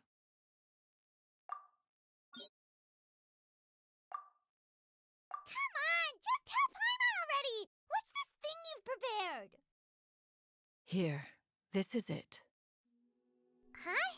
But isn't this the mechanism that you were tinkering with when we first got here? Oh, is it another invention of yours? Precisely. A recent one at that. I am most pleased with the result. I call it the Suspensus Somnium mechanism. It periodically releases a soft breeze, which when paired with a gentle adeptal tune, can help the listener subconsciously relax and even enter a semi-hypnotic state. Soothing agitation and anxiety, relieving exhaustion and insomnia, its potential uses are numerous indeed. And of course, it can also aid in the recovery of lost memories. Whoa, what a cool gadget! But if you had it all along, why did you keep it to yourself until just now? We could have come to Mount Aotsang right off the bat and saved Paimon a lot of flow preposterous. Had Yuendai not recalled much of her past through her own efforts, the device would have nothing to draw upon. We Adepti can only help those who first resolve to help themselves. Had she lacked such determination and strength of character, one would have little to offer in way of assistance. Paimon thinks she gets it now. Hey, what's that other thing? As previously mentioned, a gentle adeptal tune is required to take full advantage of the mechanism.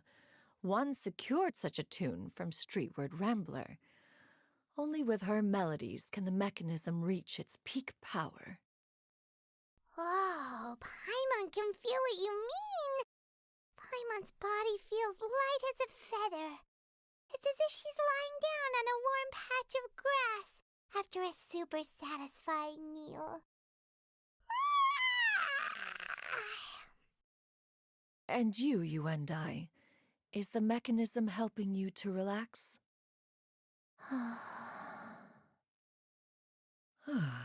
It appears she has already succumbed to the depths of reverie. Come, join one on this side. We shall give her some time to herself. The drought is over. But why do you look like you want to cry? The potion. It's nearly run its course. I've never regretted meeting you. Not even for a second. Please. Please, no. Have you forgotten? This is the world you left behind. One of gentle breeze and morning dew, perfectly straddled betwixt the realms of heaven and earth. This is your home. This is where you belong. You should have never left. The you of the past, the me from not that long ago. We should have never.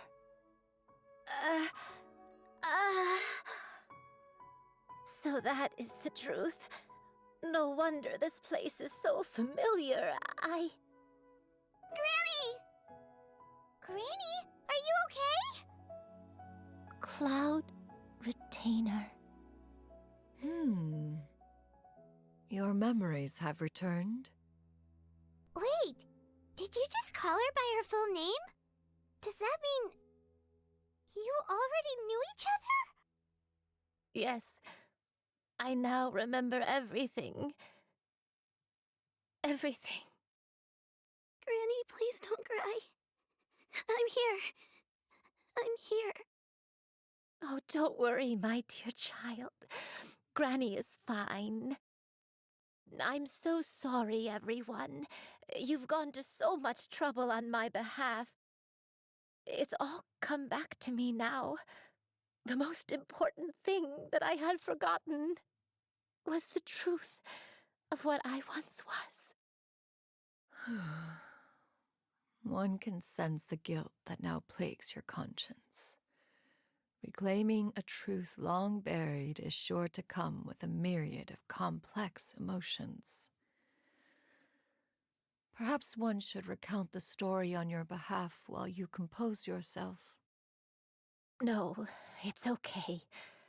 Now that I've remembered, I must face my memories head on.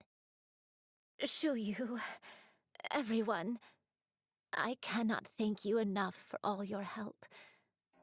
I'm ready to tell you my story, if you're willing to listen.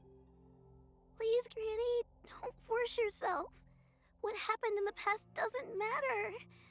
I love you more than anything. Nothing you say can change that. I know, dear child. My feelings for you are exactly the same. It is for this reason that you deserve to know the truth. Some time ago, I made a terrible mistake. One for which I could never atone. Is this the sin that you mentioned in Dwayun Karst? What happened? I am, in truth, not a human being. My real form, one that I held for centuries, was that of a wild crane. I spent many, many years living on Mount Outsong, bathing in the soft breeze and drinking the sweet dew of the mountains. At some point, I somehow gained wisdom and sentience. The Lord of the Mountain, Cloud Retainer, became aware of my existence and began to share many stories with me. She even passed on the secret of cultivation to me. Though she never took me on as a formal disciple, I always saw her as my master. Whenever she took out her tools to work on mechanisms or new inventions, I would also stand next to her and watch. I even contemplated completing my training and becoming an adeptus in my own right. I followed her teachings, and time gradually passed us by. Until that fateful day 50 years ago. 50 years ago? That's right. Master regaled me with many stories of her past deeds. From them, I learned how she had saved people from a similar crisis in the past. She was the one I looked up to the most. More than anything, I dreamt of becoming an adeptus like her. I wanted to travel the land like she had, relieving suffering wherever I went. But I was still far from being a real adeptus. I possessed no ability to take on human form and fit in with the crowd. Once she learned of my desires, Master prepared a special dose of human mimicry potion for me. She warned me that the potion's effects would only last 10 years, and if I were to fail to return to my original form at the end of that time, I would forever forget my past as a crane and become something neither human, beast, nor adeptus. Oh no. So that was the source of your dementia all along. Was it because of Grandpa? Indeed, I fell in love. Though he was human, he had spent his entire life training on Mount Tianheng. When we met, it was not only my first foray into the world below, but his as well. Although clumsy and impulsive as he was, you'd think he was the real strange bird among the two of us. But still, just like me, he cared deeply about the world and wanted, more than anything, to cleanse it of all pain and suffering. I could not help but fall for him. But my time continued to tick away. Those 10 years passed by in a flash. Yet I did not want to leave his side, so I... Oh no, what happened next? I committed an offense. I wanted to stay with him, even if it meant living a life full of pain and suffering, even if it meant that I would eventually turn into a monstrosity. I knew I had betrayed Master's hopes, but I was too ashamed to face her. So I wrote her a long letter instead and asked someone to leave it outside her abode. I was convinced that she would not support my decision, and I lacked the courage to speak to her face to face. In my shame, I fled and tried to hide from the world, such that no one would be able to find me again. But that was only the beginning of my troubles. I began to suffer from a strange illness. My memories became hazy and confused, and I could no longer keep myself awake. I understood that my pain was caused by my refusal to return to the life I was fated to lead. Along with my memories as a crane, I soon forgot the true cause of my suffering as well. I knew only that I had committed a sin. All I could do was pray for forgiveness, even if I had long forgotten what needed to be forgiven. Looking back, I was beyond lucky to have come across that traveling merchant at Wangshu Inn. It was such a fortunate coincidence that we were there at the same time. If it weren't for those soul-revitalizing tea pills, I probably would have... Granny! What's wrong? Coincidence? Why did I ever think it was a coincidence? Tea pills concocted using the blood of an adeptus? No, it couldn't be. Master, don't tell me. Back then, that merchant was actually... Human custom would dictate the conferral of gifts to be in order when one's progeny is wedded, would it not? Consider the pills a symbol of one's best wishes. So when I tried to conceal my name and mistakes from the world and hide myself away in perpetuity, the only person I managed to deceive was myself. You knew where I was all along. One still remembers when you were but a fledgling. You possessed a certain fondness for a particular game. You would hide yourself among a group of wild cranes and ask one to pick you out from among the flock. One found you with such ease every time. 'Tis a truth most evident. One always recognizes one's own, no matter what form they may take. Wait! Paimon's confused! So, Cloud Retainer, you found Yuendai again? But how? When? And what happened after that? Perhaps it is now time for one to recount the rest of the tale. One was furious upon receiving your letter. Seized with anger, one set out to bring you to your senses. In truth, one had more than a few misgivings about your chosen partner. As an exorcist, his talent was lacking. One could hardly say his skill with sigils was any better. But soon, one came to appreciate the devotion he bestowed upon you during your illness. He never uttered a complaint and rarely left your side. Unwilling to begrudge someone of such character, one decided to overlook his aforementioned deficiencies, glaring though they may have been. Wishing to grant you a life without regrets, one gathered many divine ingredients and used one's own blood to create a form of medicine. Though imperfect, it managed to suppress the more dire effects of your illness. As for how to deliver the medicine, after much contemplation, one eventually decided to perform the deed oneself. One took great care to alter one's features and select the appropriate attire. Only after meticulous scrutiny did one finally set out for Wangshu Inn.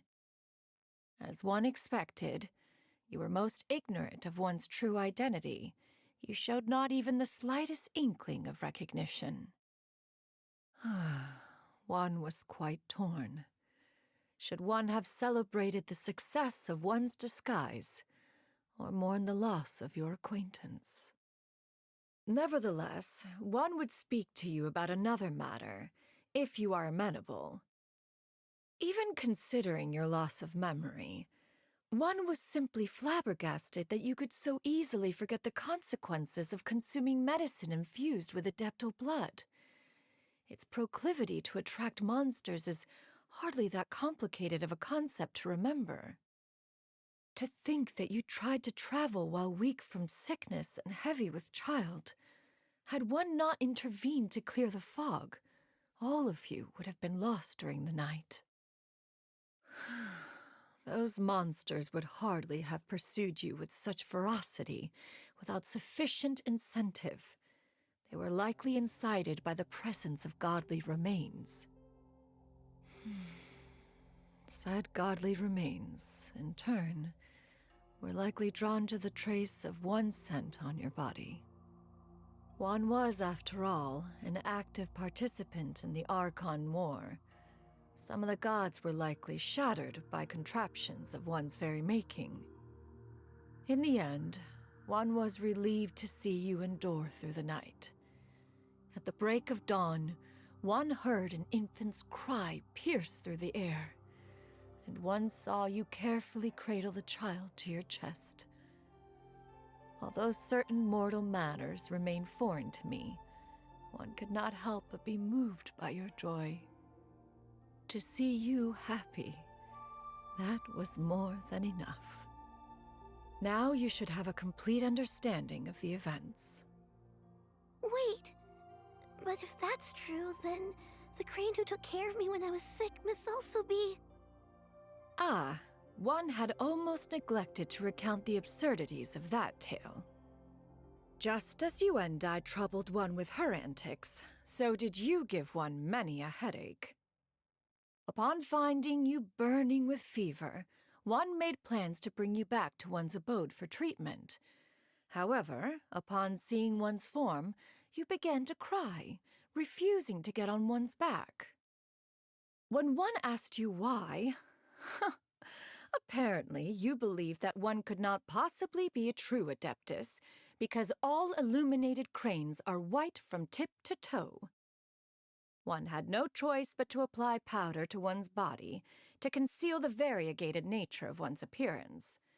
You became more than amenable enough when one stood before you devoid of any other coloring.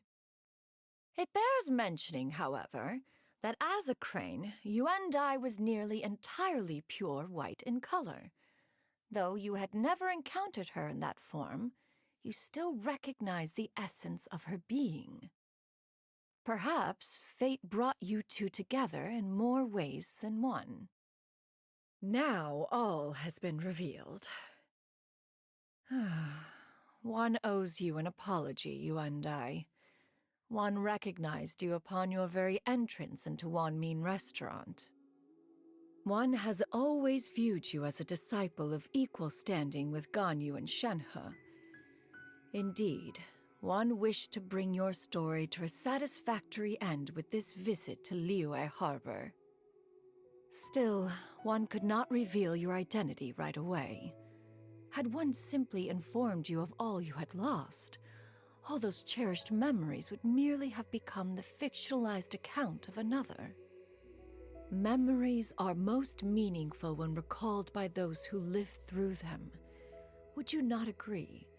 Even if the process was painful and arduous to experience. Have you any further inquiries? Master, I must ask, if you found me all those years ago, why did you leave me be, even though you knew about my mistake? Why did you not bring me back to Mount Outsong by force?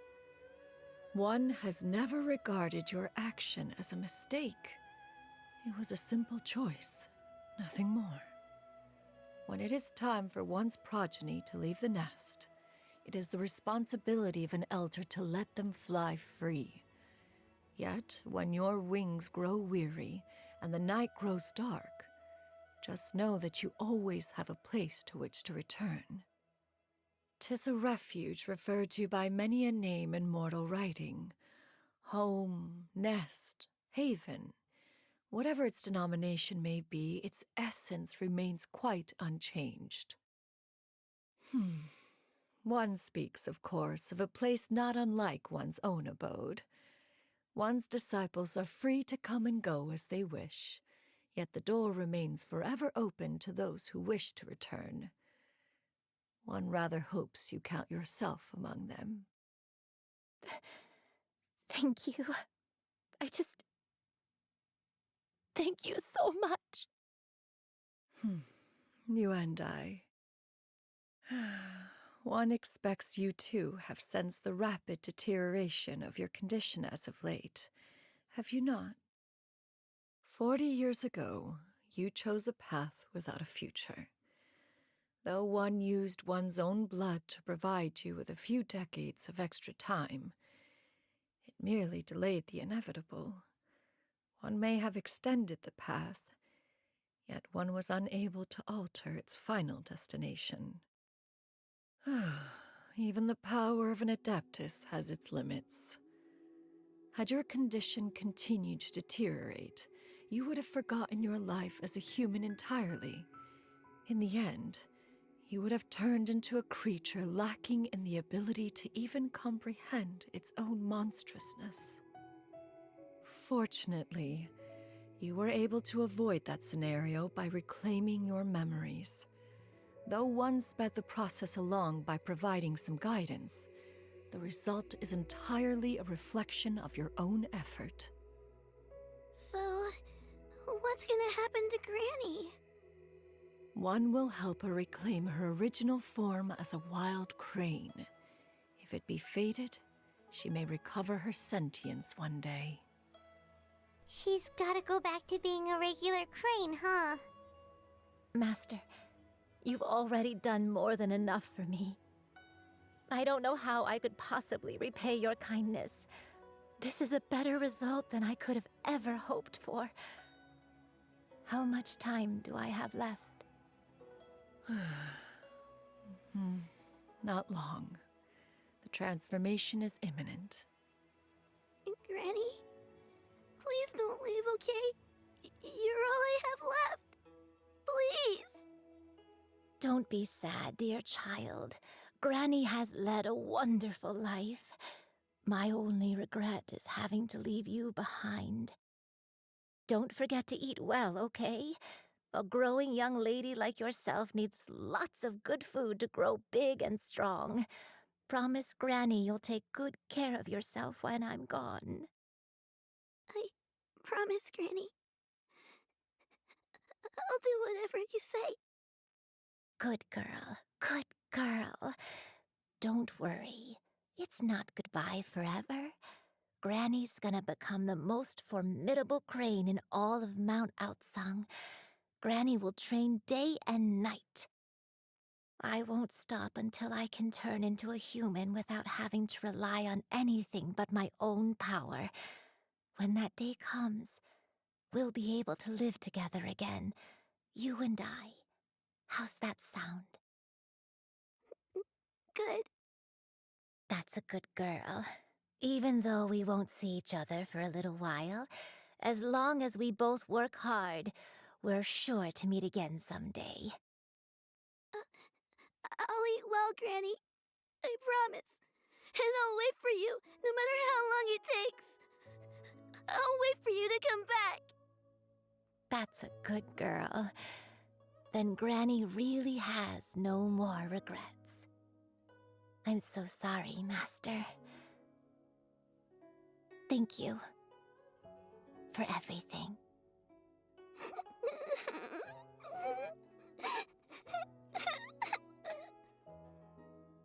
Liyue.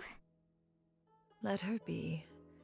At her age, crying is a natural, if not fitting, response to such an event. Tears are a necessary part of maturation. Sometimes there is scarcely a better vehicle to wash away the toll of stress and misery. Now that the issue has been resolved, you should also take a moment to relax. Give yourself some time to rest. Take a nap if you must. One will wake you in due time.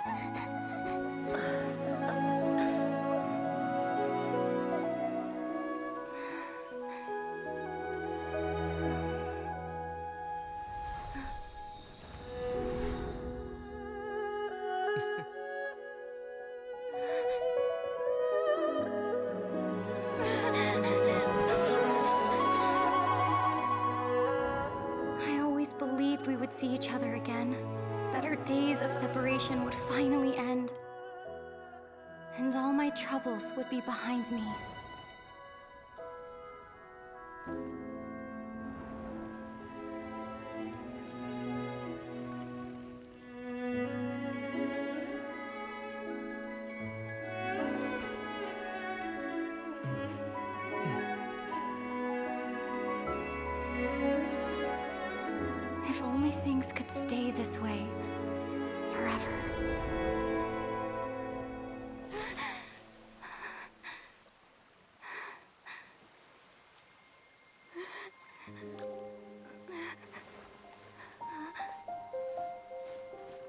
nightmare.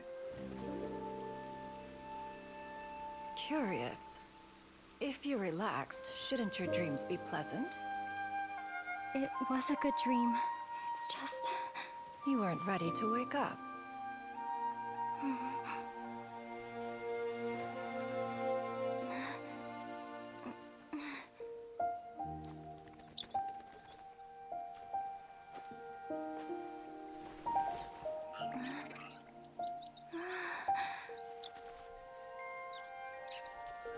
Eloquent as one may be, words of comfort are not one's strong suit. You are doing all you can. One can see your strength of will, your fearlessness in the face of danger. And so, whatever your dream may be, one believes that you shall achieve it. Of course, whenever the perils you face overwhelm you, or you become weary, one is always here for you. After all, as an elder, it is only right to look out for the young ones.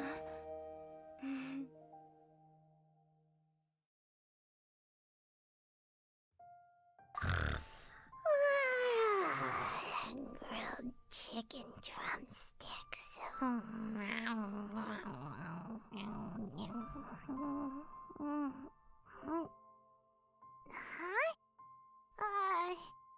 Was Paimon sleeping just now?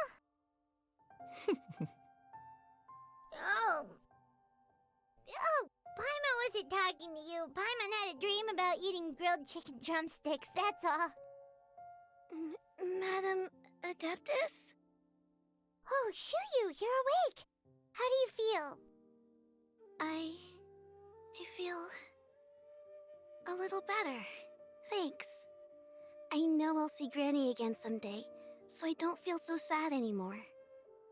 Madam Adeptus, could I ask you something? Would you take me in as a disciple? Oh, and have you reasons for this sudden interest? I know Granny thought what she did back then was wrong. She felt really bad about it. But without that mistake, I would have never been born. Even though Granny lost her memories, she never forgot to show me how much she loved me. So, I thought maybe one day I could become a cool Adeptus like you and help a whole bunch of people, just like Granny wanted to do. Upon some reflection, one supposes you are no mere mortal. The fact that Yuendai's blood flows through your veins is proof enough of that. If this is what you desire, one shall make it so. Thank you so much, Madam Adeptus. No, I mean, Master. Shuyu, are you sure about this?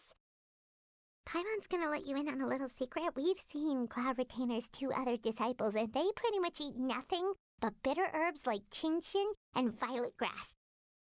If you join them, you'll never enjoy Wanmin Restaurant's delicious cooking ever again. How utterly preposterous. One has never enforced such a rule. Every individual must find their own path to enlightenment. So long as one retains a pureness of spirit, one's dietary proclivities are quite irrelevant. Well, you say that, but Paimon's not seeing any tasty treats up here now, is she? Although Mount Outsong is rich in natural beauty, its location does preclude access to certain finer mortal comforts. That is precisely why one plans to relocate to Liyue Harbor. Shuyu shall have the honor of becoming one's first disciple in the human world. Whoa, you're leaving Mount Outsong? One has never concerned oneself with the location of one's residence. From the very beginning, one has sought only solace and peace. Yet in the end, all of one's disciples ended up in Liyue Harbor. Ganyu, Shenhe, Yuendai, they all chose a life among the mortal world. One has reflected on this fact for many years now. One can only assume that it is due to some failing on one's part as an elder or master. A failing, perhaps, of recognizing what it was they truly wanted. One is most curious as to what aspect of Liyue Harbor could have enticed them to remain there. One could hardly offer an opinion on the matter, but perhaps some time in the harbor will prove instructive. Why are you all so silent?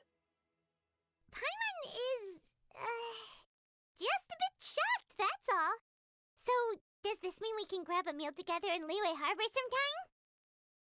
sometime? One has precious little time to squander.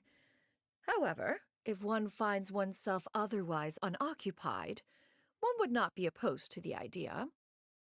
One will be assuming the identity of a human while residing in Liyue Harbor. You should take care to avoid disclosing one's true identity. Don't worry, we'll help you keep it a secret. So, when can we expect to start seeing you in the city? Perhaps in 2 days' time. One has some matters to see to before one's departure. Preparation is the key to success, after all. One plans to put up various items from one's collection for sale. The earnings should provide for a comfortable living in Liyue Harbor. One has already picked out a handsome property near Chuhu Rock. 'Tis no small purchase, but what is mortal life if not one expense after another? Seems like you've really thought of everything. Then how about we meet up in Liyue Harbor in 2 days? A sensible plan. See you then. Oh, also, why don't you take this suspensus somnium mechanism as a souvenir? Anytime you should feel ill at ease in the future, you may try quieting your mind and sitting in meditation as you listen to its melodies. It might help you find a new perspective. Awesome! Thanks, Cloud Retainer! Your concerns are excessive and unfounded. This is but a simple collection of ordinary valuables.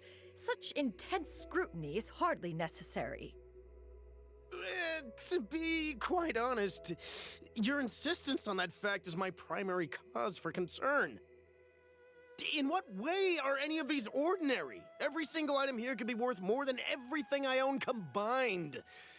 I simply can't risk shelling out that kind of mora without proper scrutiny. If I'm wrong, I would never be able to earn it back, not even if I worked every single day for the rest of my life. I have to be careful. Yes, you can never be too careful. We're here, Cloud. Miss Shenyan, what are you guys arguing about? Ah, perfect timing. This ignoramus is questioning the authenticity of my wares. I'll have you know, these items have remained untouched in my personal collection for several hundred years. To question their legitimacy is pure folly. Several hundred years? Indeed. They're family heirlooms, you see, passed down over many generations, as families are wont to do. Yep, they've definitely been around a while. We can vouch for her on that one. Hear that?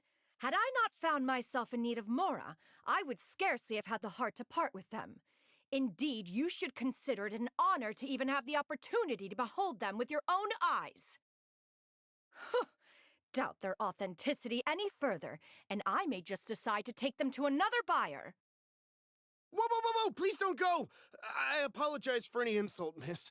You see, I know full well that I lack the knowledge to judge the true worth of these items. If you could wait but a moment, I've hired an expert to appraise them for me. He should be here shortly. An expert, you say? Very well. I will wait for a little while longer, then. Traveler, Paimon, this is my new residence. If you have cause to seek my company in the future, this is where you can find me. Master! Oh, it's you two again. Hello. Shuyu! You got a new outfit! It looks great on you. Mm-hmm. Master made it for me. I like it too. Huh? You know how to make clothes? Do I know how to make clothes? With the support of the proper mechanism, sewing is hardly a challenge. Master, I brought in most of my stuff. There's a few boxes left, but they're kind of heavy, so I just left them outside. Fret not. I shall help you move them into your room. Actually, I should probably sort through my stuff a bit first. Everything's kind of messy right now, so maybe you could, not look yet, Master? Yeah, that'd be great. It appears my young apprentice has her own fair share of secrets. No matter. Do what you must, child. Now, this expert you mentioned, when can we expect their arrival? Soon. Ah, there he is! Here, allow me to make some introductions. This is Mr. Zhongli, a well-respected consultant at Wangsheng Funeral Parlor and an expert in all manner of valuables and antiques. Mr. Zhongli, this is Miss Shenyun. She's the one who's looking to sell the collection of valuables I mentioned earlier. Huh. If it isn't Miss Shenyun. It has been quite some time since our last meeting. What a serendipitous reunion. Indeed, most serendipitous. Have you been faring well as of late, Mr. Zhongli? Quite well, thank you. I was fortunate enough over the past few days to enjoy both a stroll in the mountains and a fresh brew of tea from the most recent harvest. The experiences left me with such insight and peace. Huh. So you two are already acquainted? Indeed. How fortunate we are that fate has brought us together again. If you are otherwise unaware, allow me to inform you that Miss Shenyun is a well-regarded collector and appraiser. She is well-versed in all fields, and oft-celebrated for her impeccable taste. You stand to gain much from this opportunity. You are too kind, Mr. Zhongli. True collectors pride themselves on their wealth of knowledge and eye for detail. I can say without a doubt that you are foremost in that regard. Why, you flatter me, Miss Shenyun. It would seem that you are as self-effacing as ever.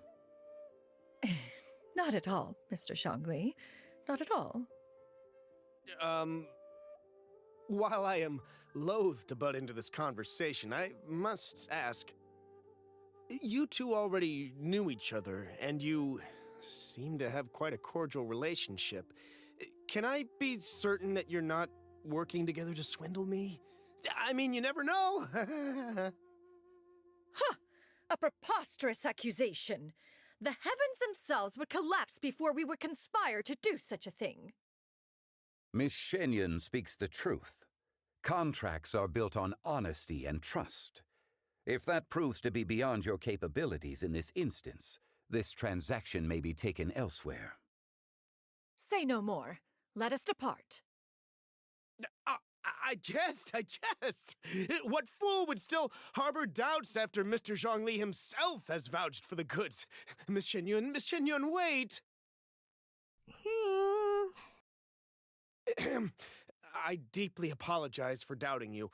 So, Mr. Zhongli, could you please give me a final verdict on the value of these items? There is no cause for concern. They are indeed rare and precious valuables. Take this mechanism, for instance.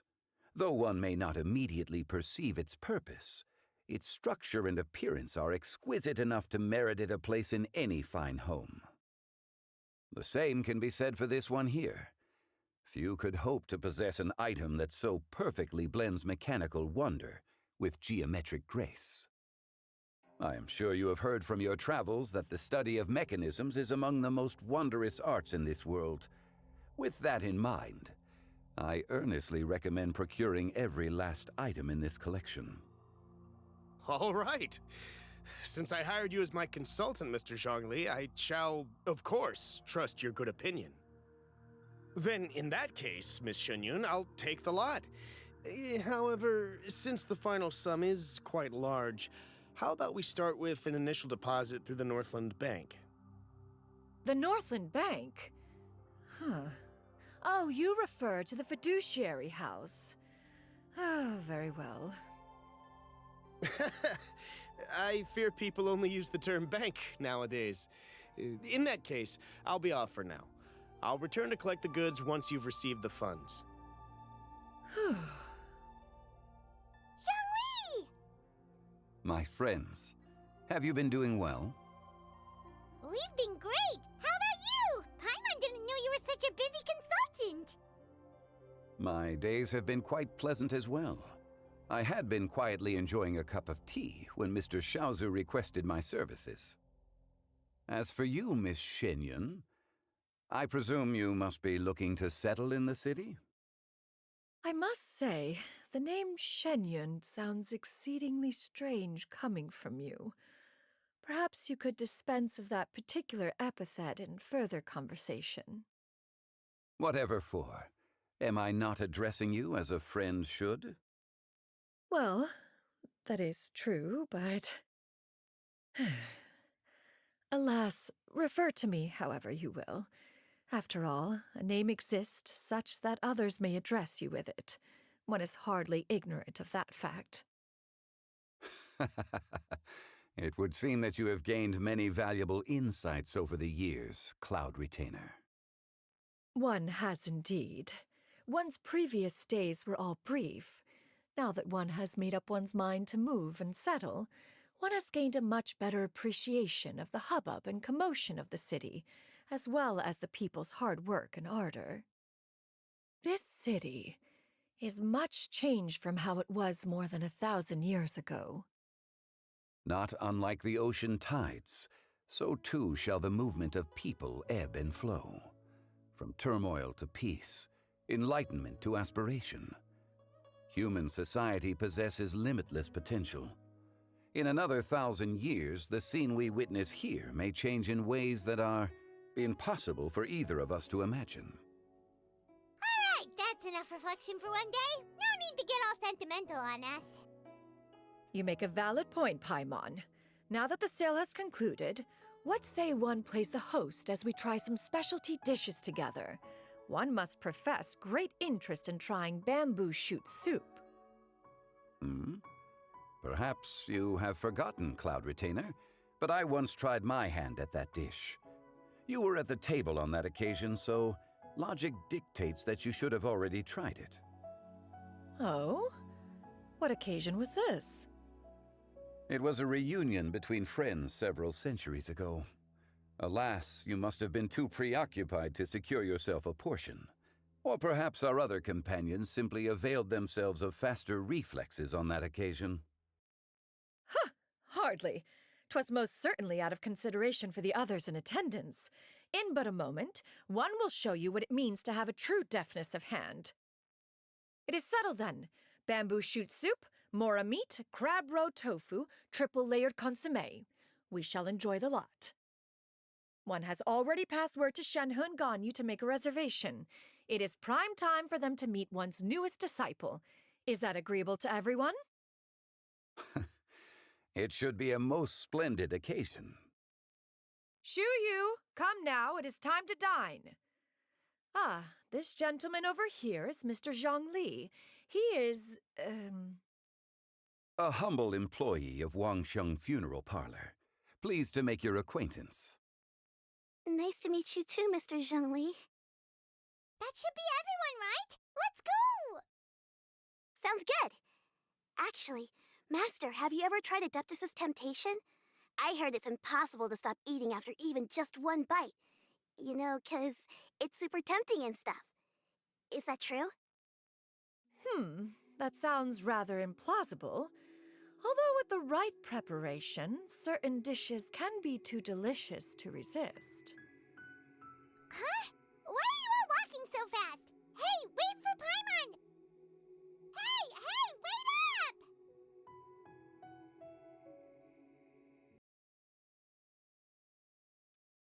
Hey everybody, I just want to come on over here and let you guys know that I hope you guys enjoyed this part 2 of story quests on this video, and I also want to say that please comment in the comments like which story quest is your favorite of Liyue. Specifically, my favorite so far would probably be either Cloud Retainers or Hu Tao's, because both of them are so unique in their own way of like the character's personality and traits. But of course, everybody in that, like, you know, area, Liyue quest specifically, every character in that spot is wonderfully, like, very designed, very unique in their own perspective, whether they're, you know, kind to either Orlamine, as well as just other things that they have in them, that they're kind, they can be mean sometimes, they can just be any mood really. But other than that, I just really enjoy doing all the Liyue story quests that I've gotten so far. So if you really do like this video, I really appreciate if you subscribe to the channel, put the bell the way up so you get notified that I upload videos. I do YouTube shorts and do live streams occasionally, which sooner or later I will have to do a live stream here and there, because there might be a new content like variety that I want to do, as well as some upcoming Q&A and assumption videos. But anyways, like I said, I hope you guys enjoyed this video, and I'll see you guys in my next video. Bye!